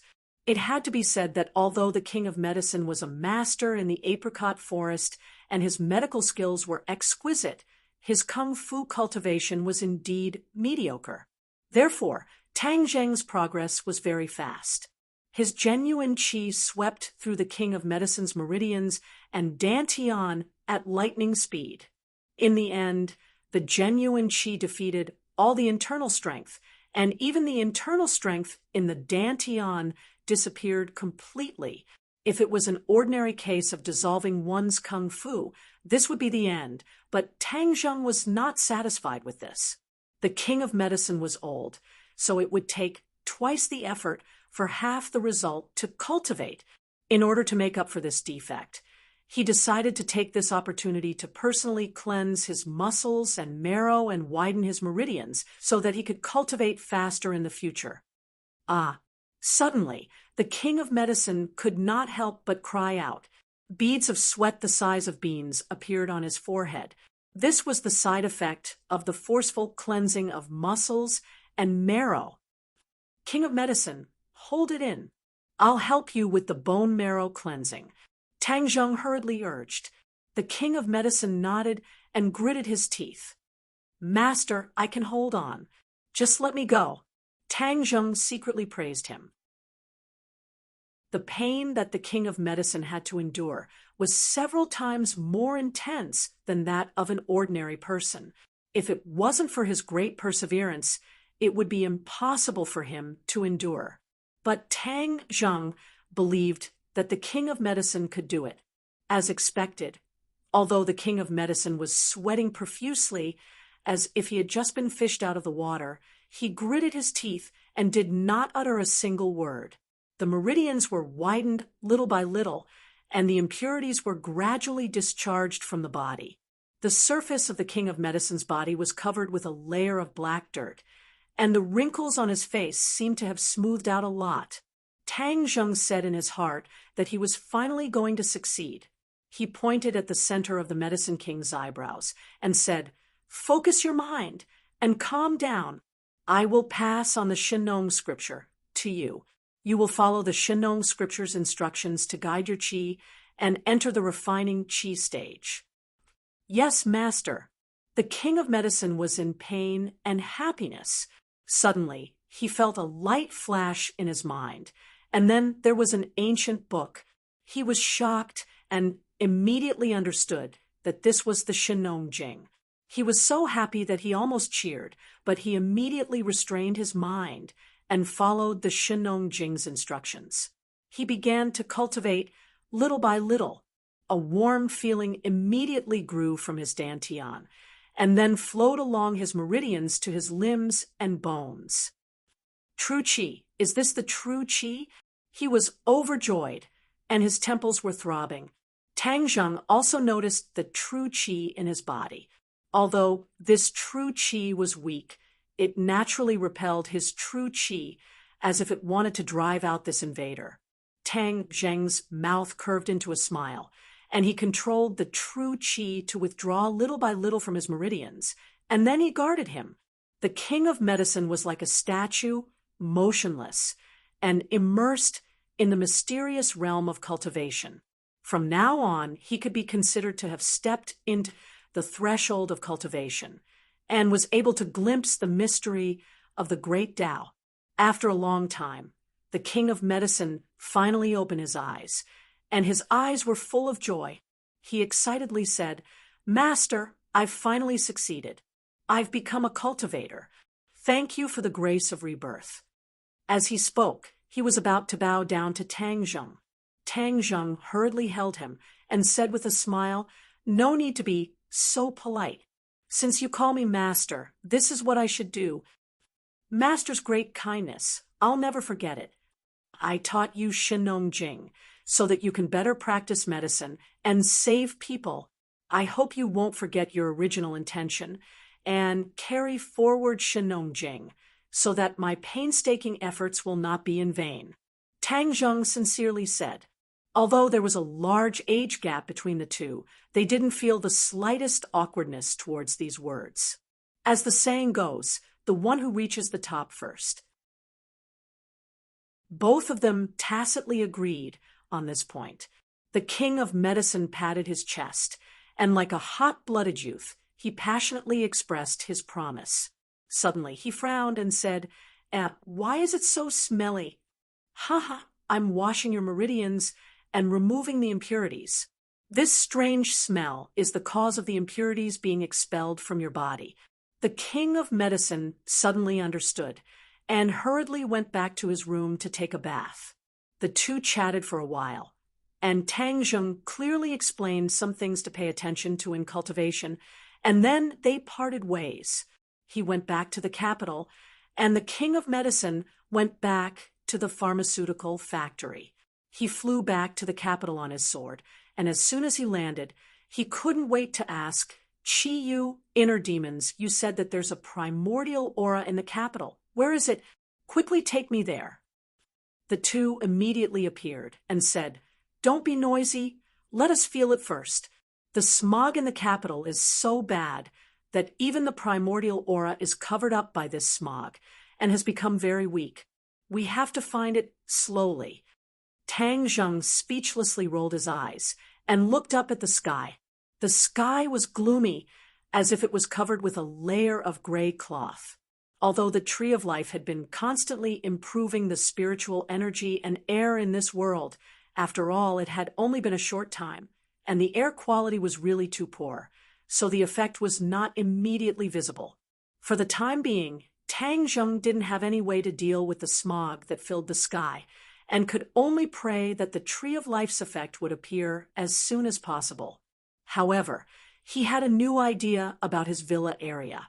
He couldn't care less about other people's territory. After all, he didn't have that much ability, but if his own area was filled with turbid air all day long, it would be too embarrassing. Therefore, he had to find a way to improve the air in his area and turn it into a paradise in the capital. Your idea is not bad, and it's not difficult to realize a spirit gathering array can easily do it. Chiyu praised. Now, Chiyu and the inner demons took turns to praise him. They all wanted to make a good impression on him. Of course, don't you see who came up with this idea? Tang Zheng said proudly. Let's find the primordial aura first, then go back and set up a spirit gathering array. I got it. The inner demons suddenly shouted, I can feel the primordial aura. Inner demons, don't shout. You're not the only one who can feel it. I can feel it too. Chiyu snorted. Stop arguing. Let's go. Following the inner demons and Chiyu's directions, Tang Zheng walked through the streets and came to the entrance of a house. It's here. The primordial aura is coming from inside. The two said with certainty. Tang Zheng looked up. A familiar door and a familiar plaque came into view. Yi Mansion. Why are we here? This was the Ye family's mansion in the capital. Tang Zheng used to be a frequent guest, but after Yi Tianlei and Yi Xuanji broke off, he never came here again. The Yi Mansion was still as tall as before, and the courtyard was deep. There was no difference compared to before, unlike the Song and Chu families that were completely ruined. When the guards at the door saw Tang Zheng, their expressions became strange. After all, who didn't know the former son-in-law of the Ye family? Seeing him standing at the door, they couldn't guess what he was thinking, so they didn't dare to act rashly. Are you sure it's here? Tang Zheng looked at the house with a strange expression and asked the two. Chiyu and the inner demons seemed to have been greatly insulted and said sullenly, You can doubt other things, but how can you doubt our professionalism? The primordial aura is coming from inside. Tang Zheng nodded with a sullen face. Could it be that someone in the Ye family had been taken over? This was something new and unheard of. Then let's go in and take a look. Tang Zheng could even come and go freely in the inner palace, so how could he be blocked by these high walls? When he walked to the door, the guards quickly came up and stopped him with a complicated expression and nervously said, Young Master Tang, please stop. Tang Zheng didn't plan to make things difficult for them, and calmly said, I won't make things difficult for you, just open the door. The guards had a difficult expression, and said, Young Master Tang, we have a duty. Forgive us for not being able to comply. Seeing Tang Zheng's expression suddenly change, as if he was about to flip out, a smart guard quickly said, Young Master Tang, please wait a moment. We will go and report. Tang Zheng hesitated. Since the primordial aura was in the Yi Mansion, it naturally couldn't escape, so he nodded his head. Not long after, the guards hurriedly ran back and respectfully bowed to Tang Zheng and said, Young Master Tang, please, the patriarch is waiting for you in the main hall. Tang Zheng walked in with large strides and found that there wasn't much change in the Yi Mansion. He secretly asked the two guards about the primordial aura's whereabouts, and the two acted as guides, guiding him forward. AI, Young Master Tang, it's not that way, it's this way. Seeing Tang Zheng turn the corner, the guards were shocked and quickly shouted, The patriarch is waiting in the main hall, it's this way. I'll go over here first. Tang Zheng didn't want to delay any longer, and with a leap, he turned into a blur and rushed towards the direction of the primordial aura. Young Master Tang, you can't. The guards turned pale with fright and screamed. Suddenly, a figure descended from the sky and blocked in front of Tang Zheng. Looking closely, it was actually Yi Xuanji, who looked a bit older than before, and his snow-white beard fluttered in the wind. Chapter 1037. Yi Xuanji's aura was incomparably sharp, even more so than before. Tang Zheng's eyes narrowed into two slits as he looked at him calmly. Tang Zheng, this is the Ye family. Not just anyone can barge in. Yi Xuanji said in an unfriendly tone. Tang Zheng was unmoved and said, "Is that so? Could it be that there's some unspeakable secret?" Yi Xuanji's temples throbbed as he asked, "What do you mean by that?" Tang Zheng also stared straight at Yi Xuanji, as if he wanted to find some clues from his reaction. But Yi Xuanji was after all an old fox, so how could he be seen through so easily? There were no flaws at all. "Just now, the guard came to report that you're here. Since you're a guest, I naturally wouldn't neglect you. But if you're here to cause trouble, even though my Ye family is weak, we're not that easy to bully." Yi Xuanji said firmly. Tang Zheng turned around and asked Qiyu and the inner demons if the great desolate aura was nearby. After getting an affirmative answer, Tang Zheng made up his mind. Even though it wasn't good to barge in, this matter was still very important, and he couldn't be careless. Moreover, the Ye family was his opponent. If he was too polite, it would seem hypocritical. His eyes flashed as he walked straight towards the direction of the great desolate aura. 9 unspecified currency.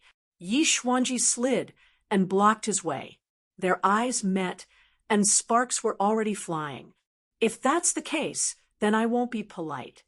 After Tang Zheng finished speaking, he pushed his palms towards Yi Xuanji's chest. Yi Xuanji roared and quickly blocked with his palms. Bang! For palms collided, and Yi Xuanji was pushed back a few steps. But Tang Zheng didn't move at all, as if he was Mount Tai. Yi Xuanji's expression changed as he exclaimed, "How did your cultivation become so high?"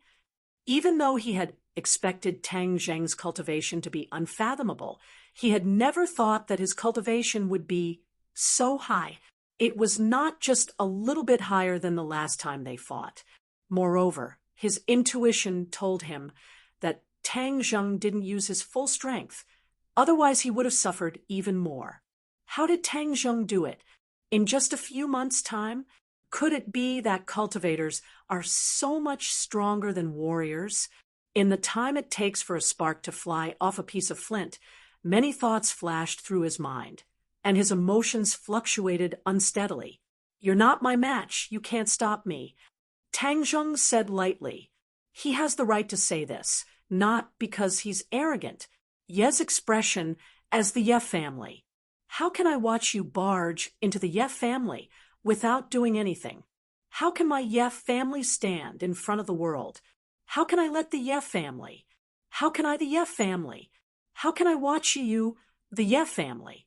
If you, how can I? My family is right. How can I right? How can I the can I? How can I? Whoosh.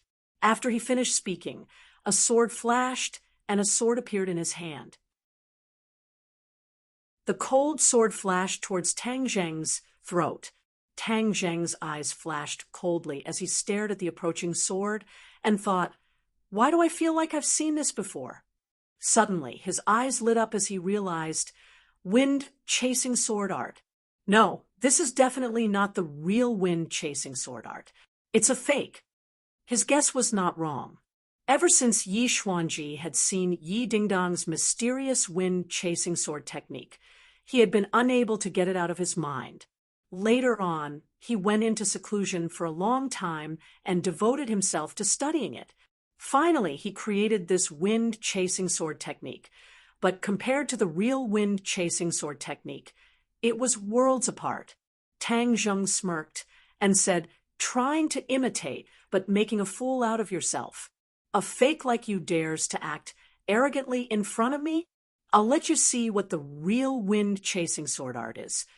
Tang Zheng casually plucked a branch from the side. With a flick of his wrist, the leaves fell and turned into a bare branch. Yi Xuanji's face slightly changed, but his sword attack did not weaken. Instead, It became sharper and filled with killing intent. To deal with you, this is enough, Tang Zheng calmly said. To Yi Xuanji, this was no different from a huge insult. His face turned green as he angrily said, "You're courting death." Whoosh! The long sword arrived in front of Tang Zheng. Tang Zheng lightly waved the branch and pointed it out. The strength and speed were just right. When it touched the long sword, the branch bent into a full moon shape but did not break. Instead, the long sword received a huge rebound force. Wang! The long sword violently trembled. Yi Xuanji could not control it, and his hand involuntarily loosened. The long sword flew out of his hand and fiercely pierced into the roof, leaving the sword hilt trembling incessantly. Looking at this scene, Yi Xuanji was stunned. He had lost completely. He thought that he had comprehended the essence of the wind-chasing sword art, but he did not expect that he could not even withstand one of Tang Zheng's moves. Just now, Tang Zheng's move was fast and accurate. It seemed to be light, but in reality, it had the power of 10,000 kilograms. It was the essence of the wind-chasing sword art. His face revealed an unprecedented look of despair. Tang Zheng did not continue to tangle with him, nor did he take advantage of the situation to attack him. After all, he was Yi Dingdong's grandfather and Yi Qianlei's father. If he really did something to him, then there would be a rift between him and Yi Qianlei's family. He turned into a gust of wind and swept past Yi Xuanji. This time, he was too late to block. Why did the primitive aura disappear? Suddenly, Qi Yu and the inner demons exclaimed. Tang Zheng was shocked. He had no choice but to stop and ask, "How did it disappear? Didn't you say it was very obvious?" "It was very obvious just now, but now it has disappeared." The two were helpless and also seemed to be very puzzled. Tang Zheng frowned and looked at the many rooms in front of him. The Yang family was a big house. It occupied a large area, and there were many rooms. Without a clear target, it was like looking for a needle in a haystack. Could it be that the person heard the fighting, so he noticed the situation and deliberately hid? The inner demons mumbled. Qi Yu was surprised. He pondered for a while and analyzed logically. If that's the case, then this soul has probably succeeded in taking over the body. It might even have recovered a lot of its power. Moreover, it must have been a powerful master when it was alive, so it could hide the primitive aura. Hearing this, Tang Zheng was also shocked. If it had succeeded in taking over the body, then whose body did it take over in the Ye family? Didn't you say that you could easily detect the primitive aura? Why can the other party disappear under your nose now? Tang Zheng asked angrily. Qi Yu hurriedly explained. Tang Zheng, don't slander us. We are just a strand of soul, and our strength is greatly reduced. If we were to occupy a body, then no matter how well the other party hides, they will not be able to escape our fiery golden eyes. The inner demons also agreed. That makes sense. Why don't you find a body for us and let us be reborn? Then these are all small problems. We will solve them for you in minutes. Tang Zheng sneered mockingly. Your plan is too good. Do you think you can fool me like this? Stop dreaming. If I let you take over my body and be reborn, wouldn't I be digging my own grave? How can that be? We have been together for so long. We have feelings for each other. We are close friends. The inner demons and Qi Yu retorted, Stop dreaming. Quickly find a way to find the other party. Tang Zheng urged. The two of them fell silent at the same time. After a while, they said faintly, I'm afraid there is no way. No way. Tang Zheng stared with his eyes wide open. You were so confident before. Now you are breaking the chain. We don't want to either. The two of them mumbled, feeling wronged. Humph, I don't care. Anyway, if there is no way, now that we are here, I will not give up halfway. Tang Zheng purposely forced the two of them. Let's capture Yi Xuanji and interrogate him. Maybe we will get something. The inner demons suggested. Tang Zheng sneered. What kind of rotten idea is that? Do you think Yi Xuanji is a coward? You think he will listen to you just by scaring him? Don't we still have the soul-searching method? Qiyu said. Tang Zheng's head moved, but he immediately rejected this method. Just like killing Yi Xuanji, this would also cause a rift between him and Yi Tianlei's family. This was a last resort. He would not do this unless he had no other choice. So. Suddenly, several figures flew over from a distance and surrounded Tang Zheng. They were Yi Xuanji, Yi Tianming, and Yi Ke. Tang Zheng, you are too arrogant. Do you really think that the Ye family is a place where you can come and go as you please? Yi Tianming roared. Yi Ke indignantly scolded. Don't think that you can be arrogant by relying on your own weight. You can ride on top of our Ye family's head. This time, if you don't give us an explanation, don't even think about leaving. Tang Zheng's eyes wandered over the three of them. His eyes were burning like a scanner, as if he wanted to see through the three of them. Then, who would the Yin general choose to be his puppet? The strong. The other party will definitely choose the strong, so that he can exert his strength to a greater extent. Qiyu quickly said. Tang Zheng's head moved, and asked, the strong people of the Ye family are in front of him. Do you think he will choose one of the three? This possibility is not ruled out. The inner demons agreed. Just now, I fought with Yi Xuanji, and at that time, the great desolate aura still existed. That is to say, Yi Xuanji can be excluded. Then he can only choose between Yi Tianming and Yi Ke. Tang Zheng analyzed. His eyes swept back and forth between Yi Tianming and Yi Ke. Why are you looking at us like this? Yi Ke asked in a bad mood. Tang Zheng did not answer. Instead, he made a move. Yi Ke was still a few meters away. She saw Tang Zheng's big hand reach out and use the swallowing sky technique. A powerful suction force spread out from his palm.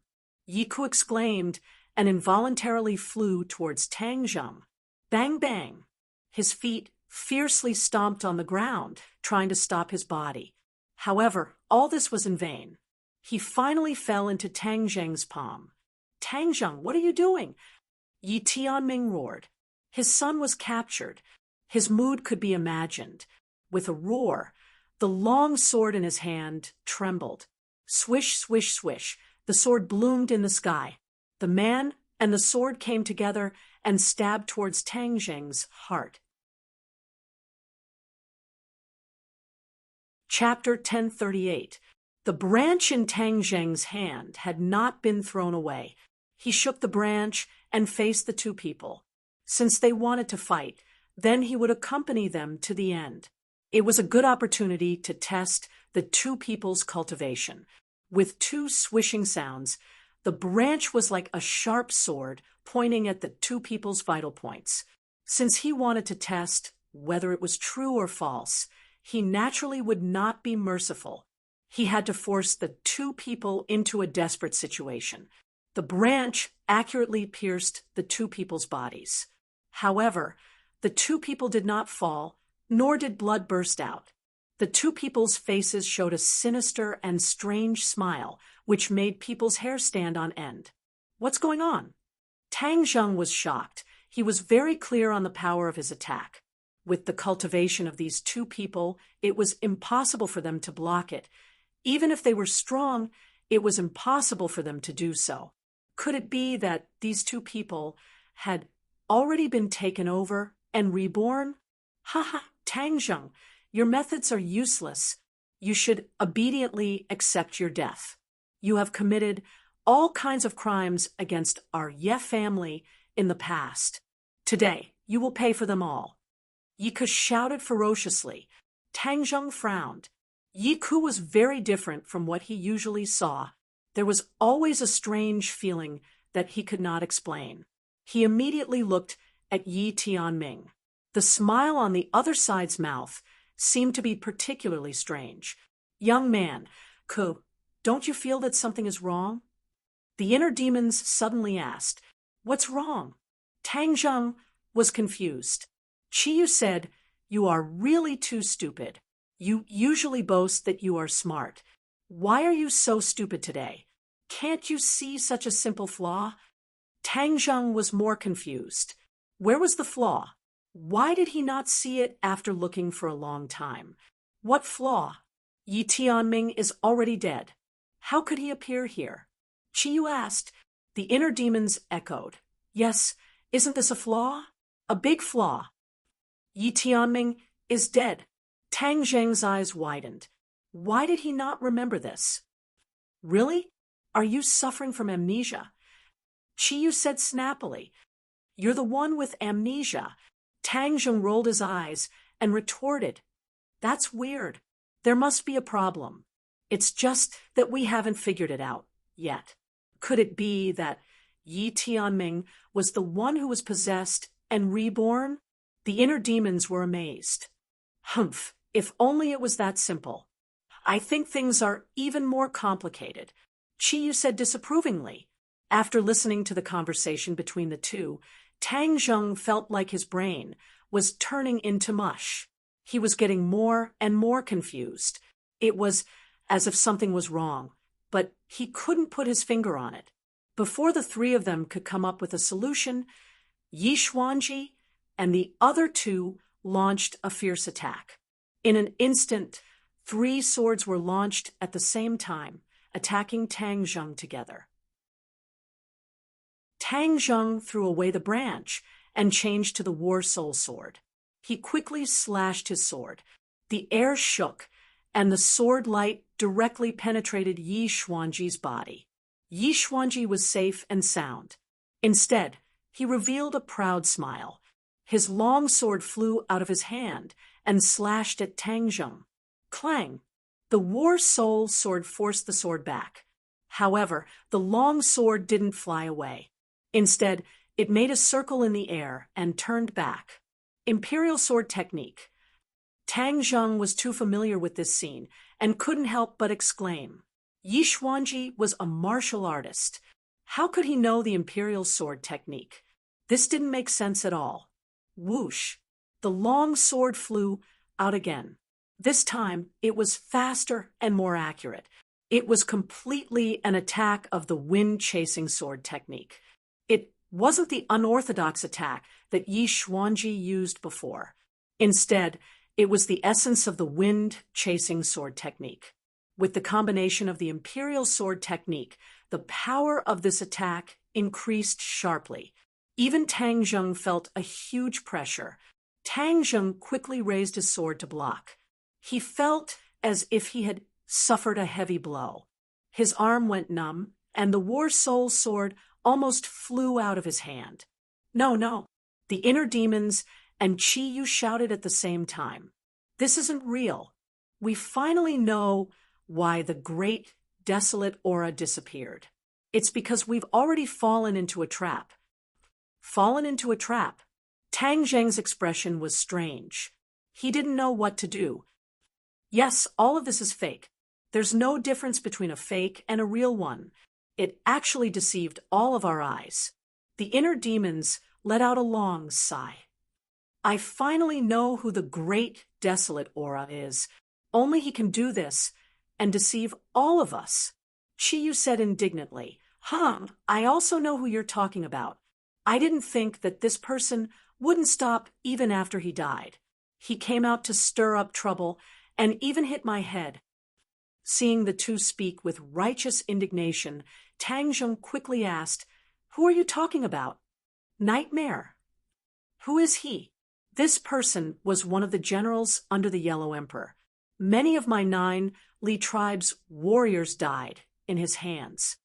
Qiyu said hatefully, What kind of ability does he have to be so powerful?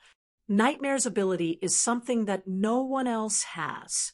In this world, he is the only one who knows his magic. He also doesn't have a successor because his talent is too special. No one can stand shoulder to shoulder with him. He created a set of spells for himself called Traceless Dream of Heart.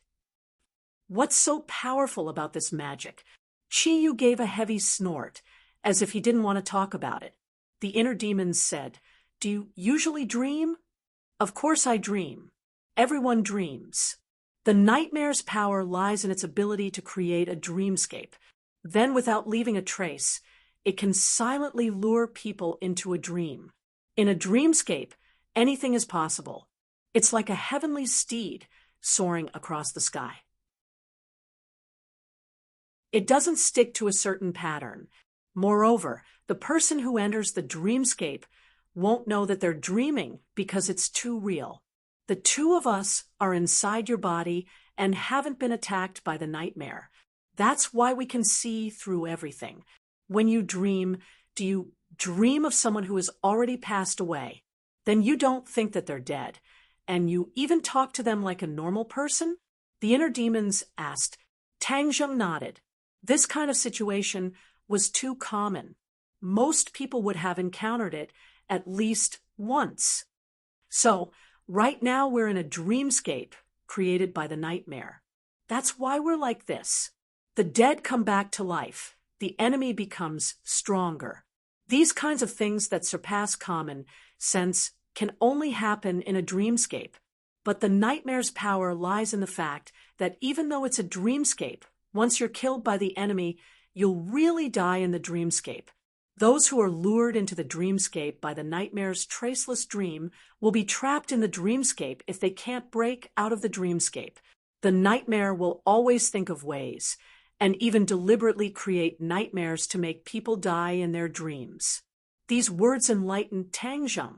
His heart was as clear as a mirror, and his eyes lit up.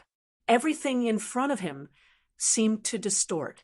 The air violently fluctuated, and the trees and houses around him became faintly discernible. The smiles of the three people in front of him became increasingly strange, causing his heart to feel cold. This is all fake. I'm dreaming. Tang Zheng shouted himself hoarse. Boom! With a loud noise, the whole world seemed to collapse. The faces of the three people in front of him became blurred. He only heard a shrill cry. How did you see through it? The scene in front of him suddenly changed. The three people disappeared, and everything around him became clear again. Whoosh! Whoosh! Two sounds came from afar. In the blink of an eye, two people came in front of him. Looking closely, it was Yi Xuanji and Yi Ke. Tang Zheng's pupils suddenly shrank. He said in his heart that this was not a dream. Of course, it's not a dream. This is reality. Although the nightmare's spell is powerful, once it's a dreamscape, it can quietly withdraw. However, once trapped, it's really difficult to recognize that you're in a dreamscape, so you can't withdraw at all.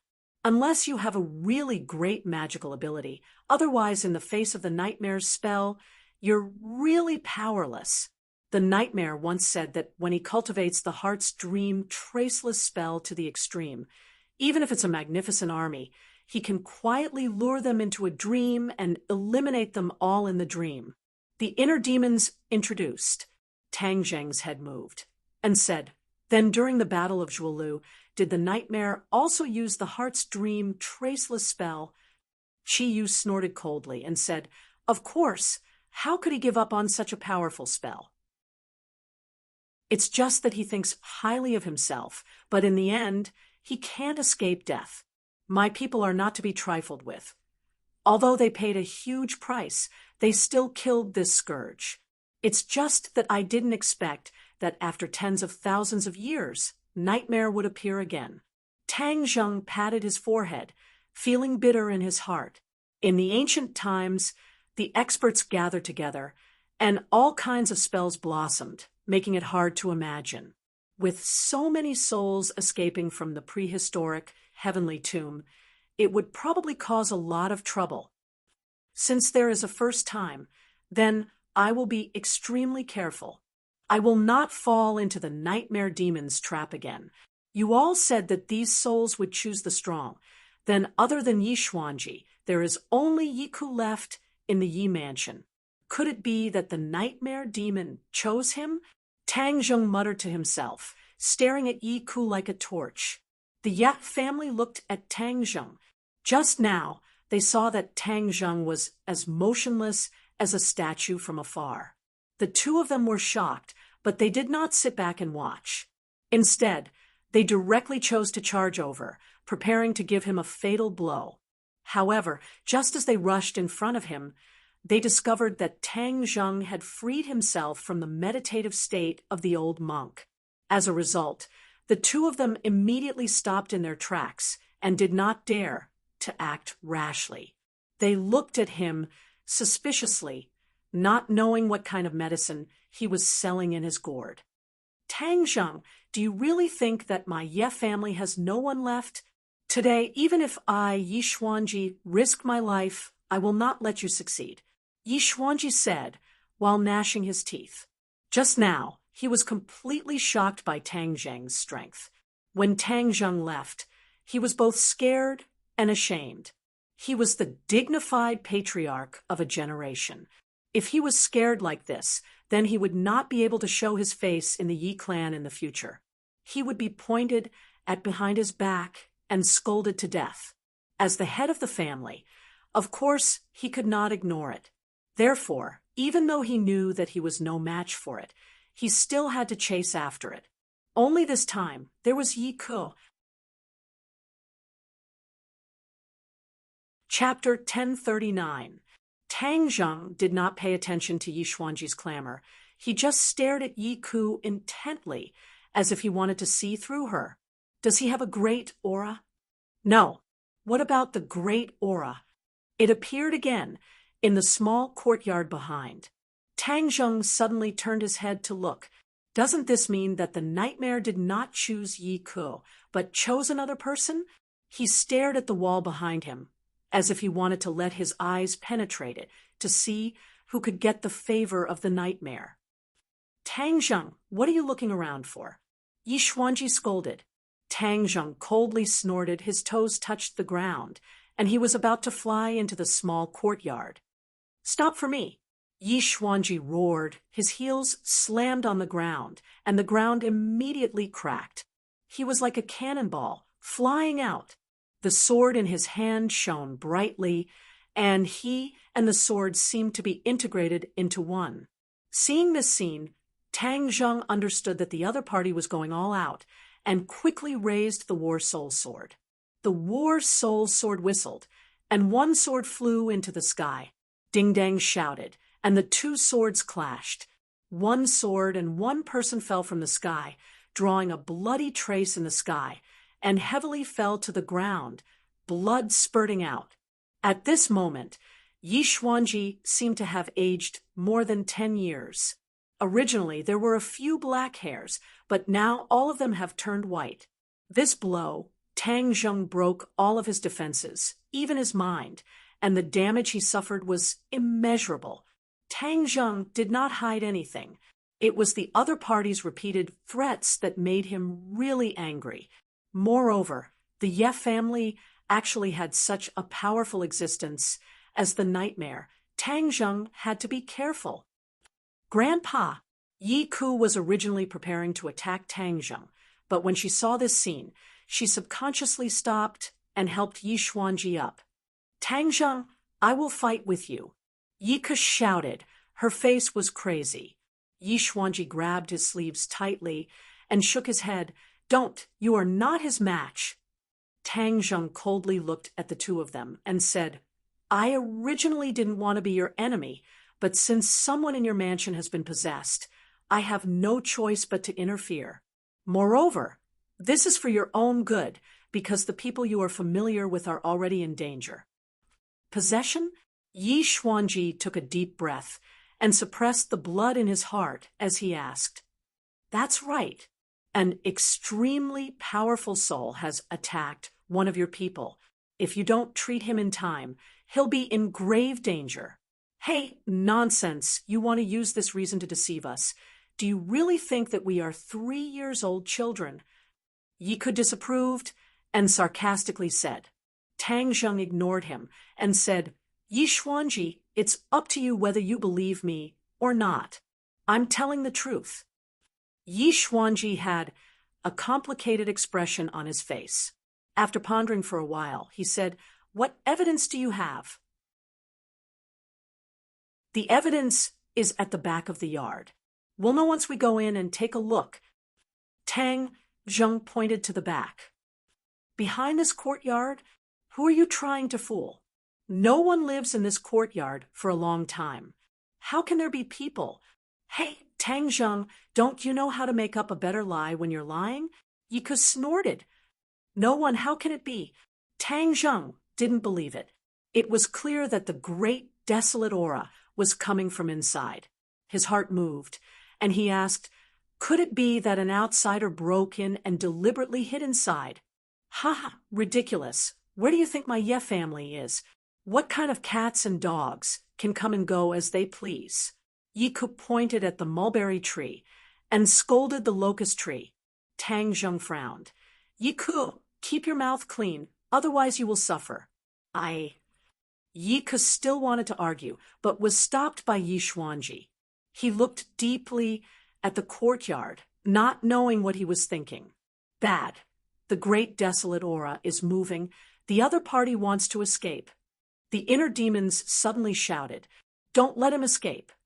Chiyu urged, Quickly chase. Tang Zheng also ignored the Ye family, jumped, and rushed into the courtyard. Yi Kush shouted stop and tried to chase, but she was held back by Yi Xuanji.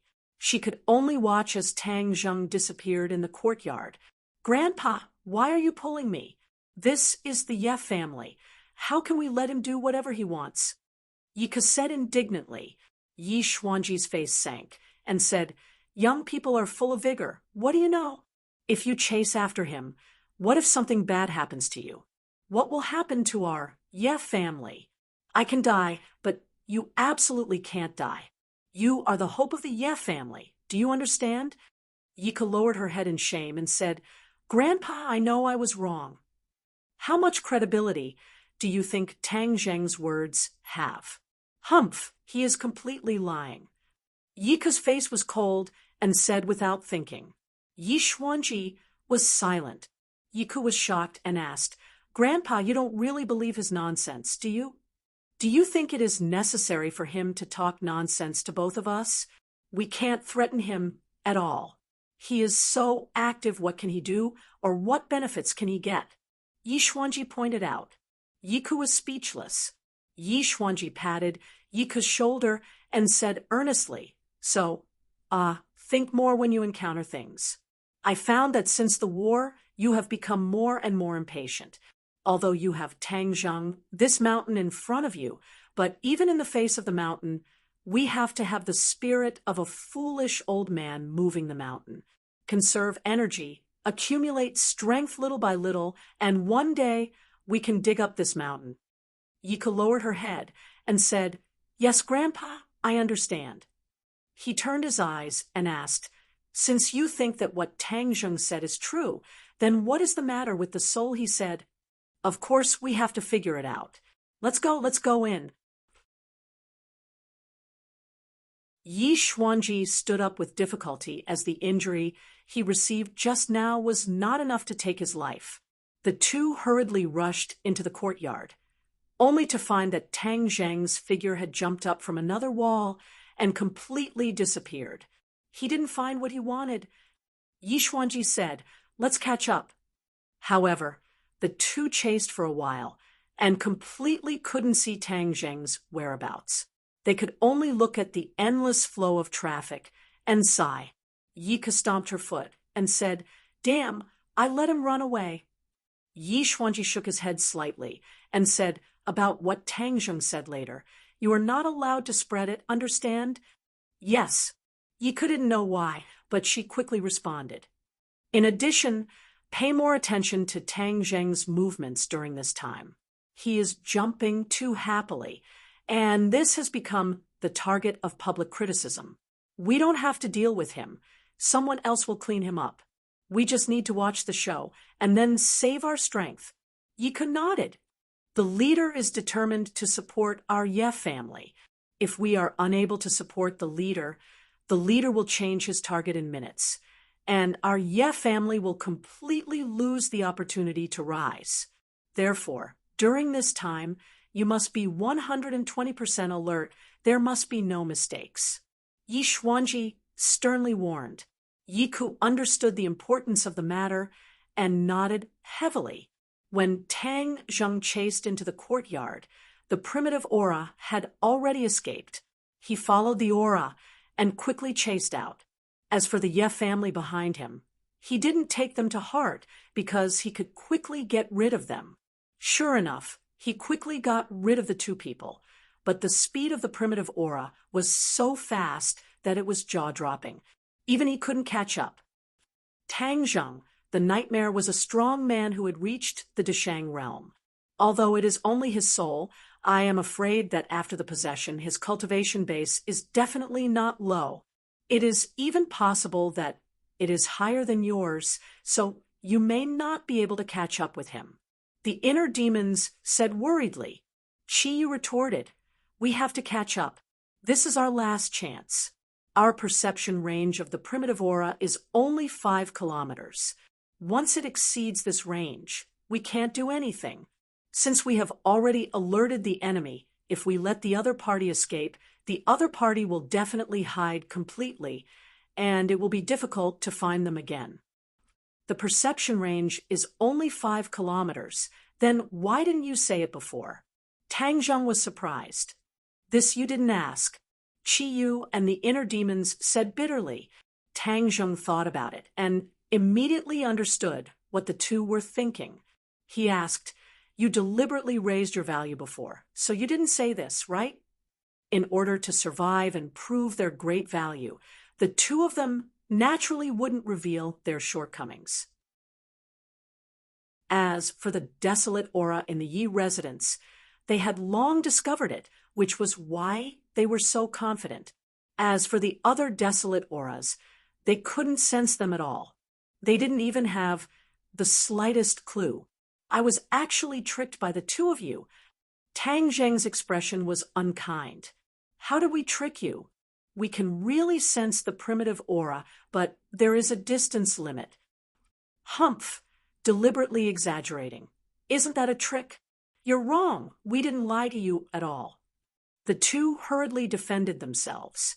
It had to be said that what the two said was not unreasonable. Tang Zheng didn't ask, and they didn't say in detail, so it wasn't a trick. It was Tang Zheng's fault for subconsciously making a mistake. "Wait until I catch this nightmare. Then I'll deal with you guys." Tang Zheng was indignant and raised his speed to the limit. He madly ran all the way, circling through the streets of Beijing. After chasing for half a day, he still couldn't even see the shadow of the other party. Only the primitive aura was guiding him. This made Tang Zheng depressed and secretly competitive. "If I can't catch up, then I'll catch up. Let's see who can last longer." Ring, ring, ring. Suddenly, the phone in his pocket rang. At this critical moment, "Who is calling?" "Young Master Tang, quickly come and save me." Ji Wuxiang's voice came from the phone, sounding very anxious. "What's the matter?" "Someone wants to kill me." "Who wants to kill you?" Beep, beep. The phone was cut off, and when he called back, he was told that the phone was turned off. "Don't worry about that, Ji Wuxiang. Catching the nightmare is the most important thing," Chi Yu urged. The inner demons hurriedly retorted, "Although the nightmare is important, Ji Wuxiang is also important. If his celestial chess falls into the hands of others, I'm afraid it will be very disadvantageous for you. Ji Wuxiang is a genius. Such a person cannot fall into the hands of others." You're tuning in to the Mystic Fist YouTube channel. Don't forget to subscribe and join us on this journey to catch the most captivating stories.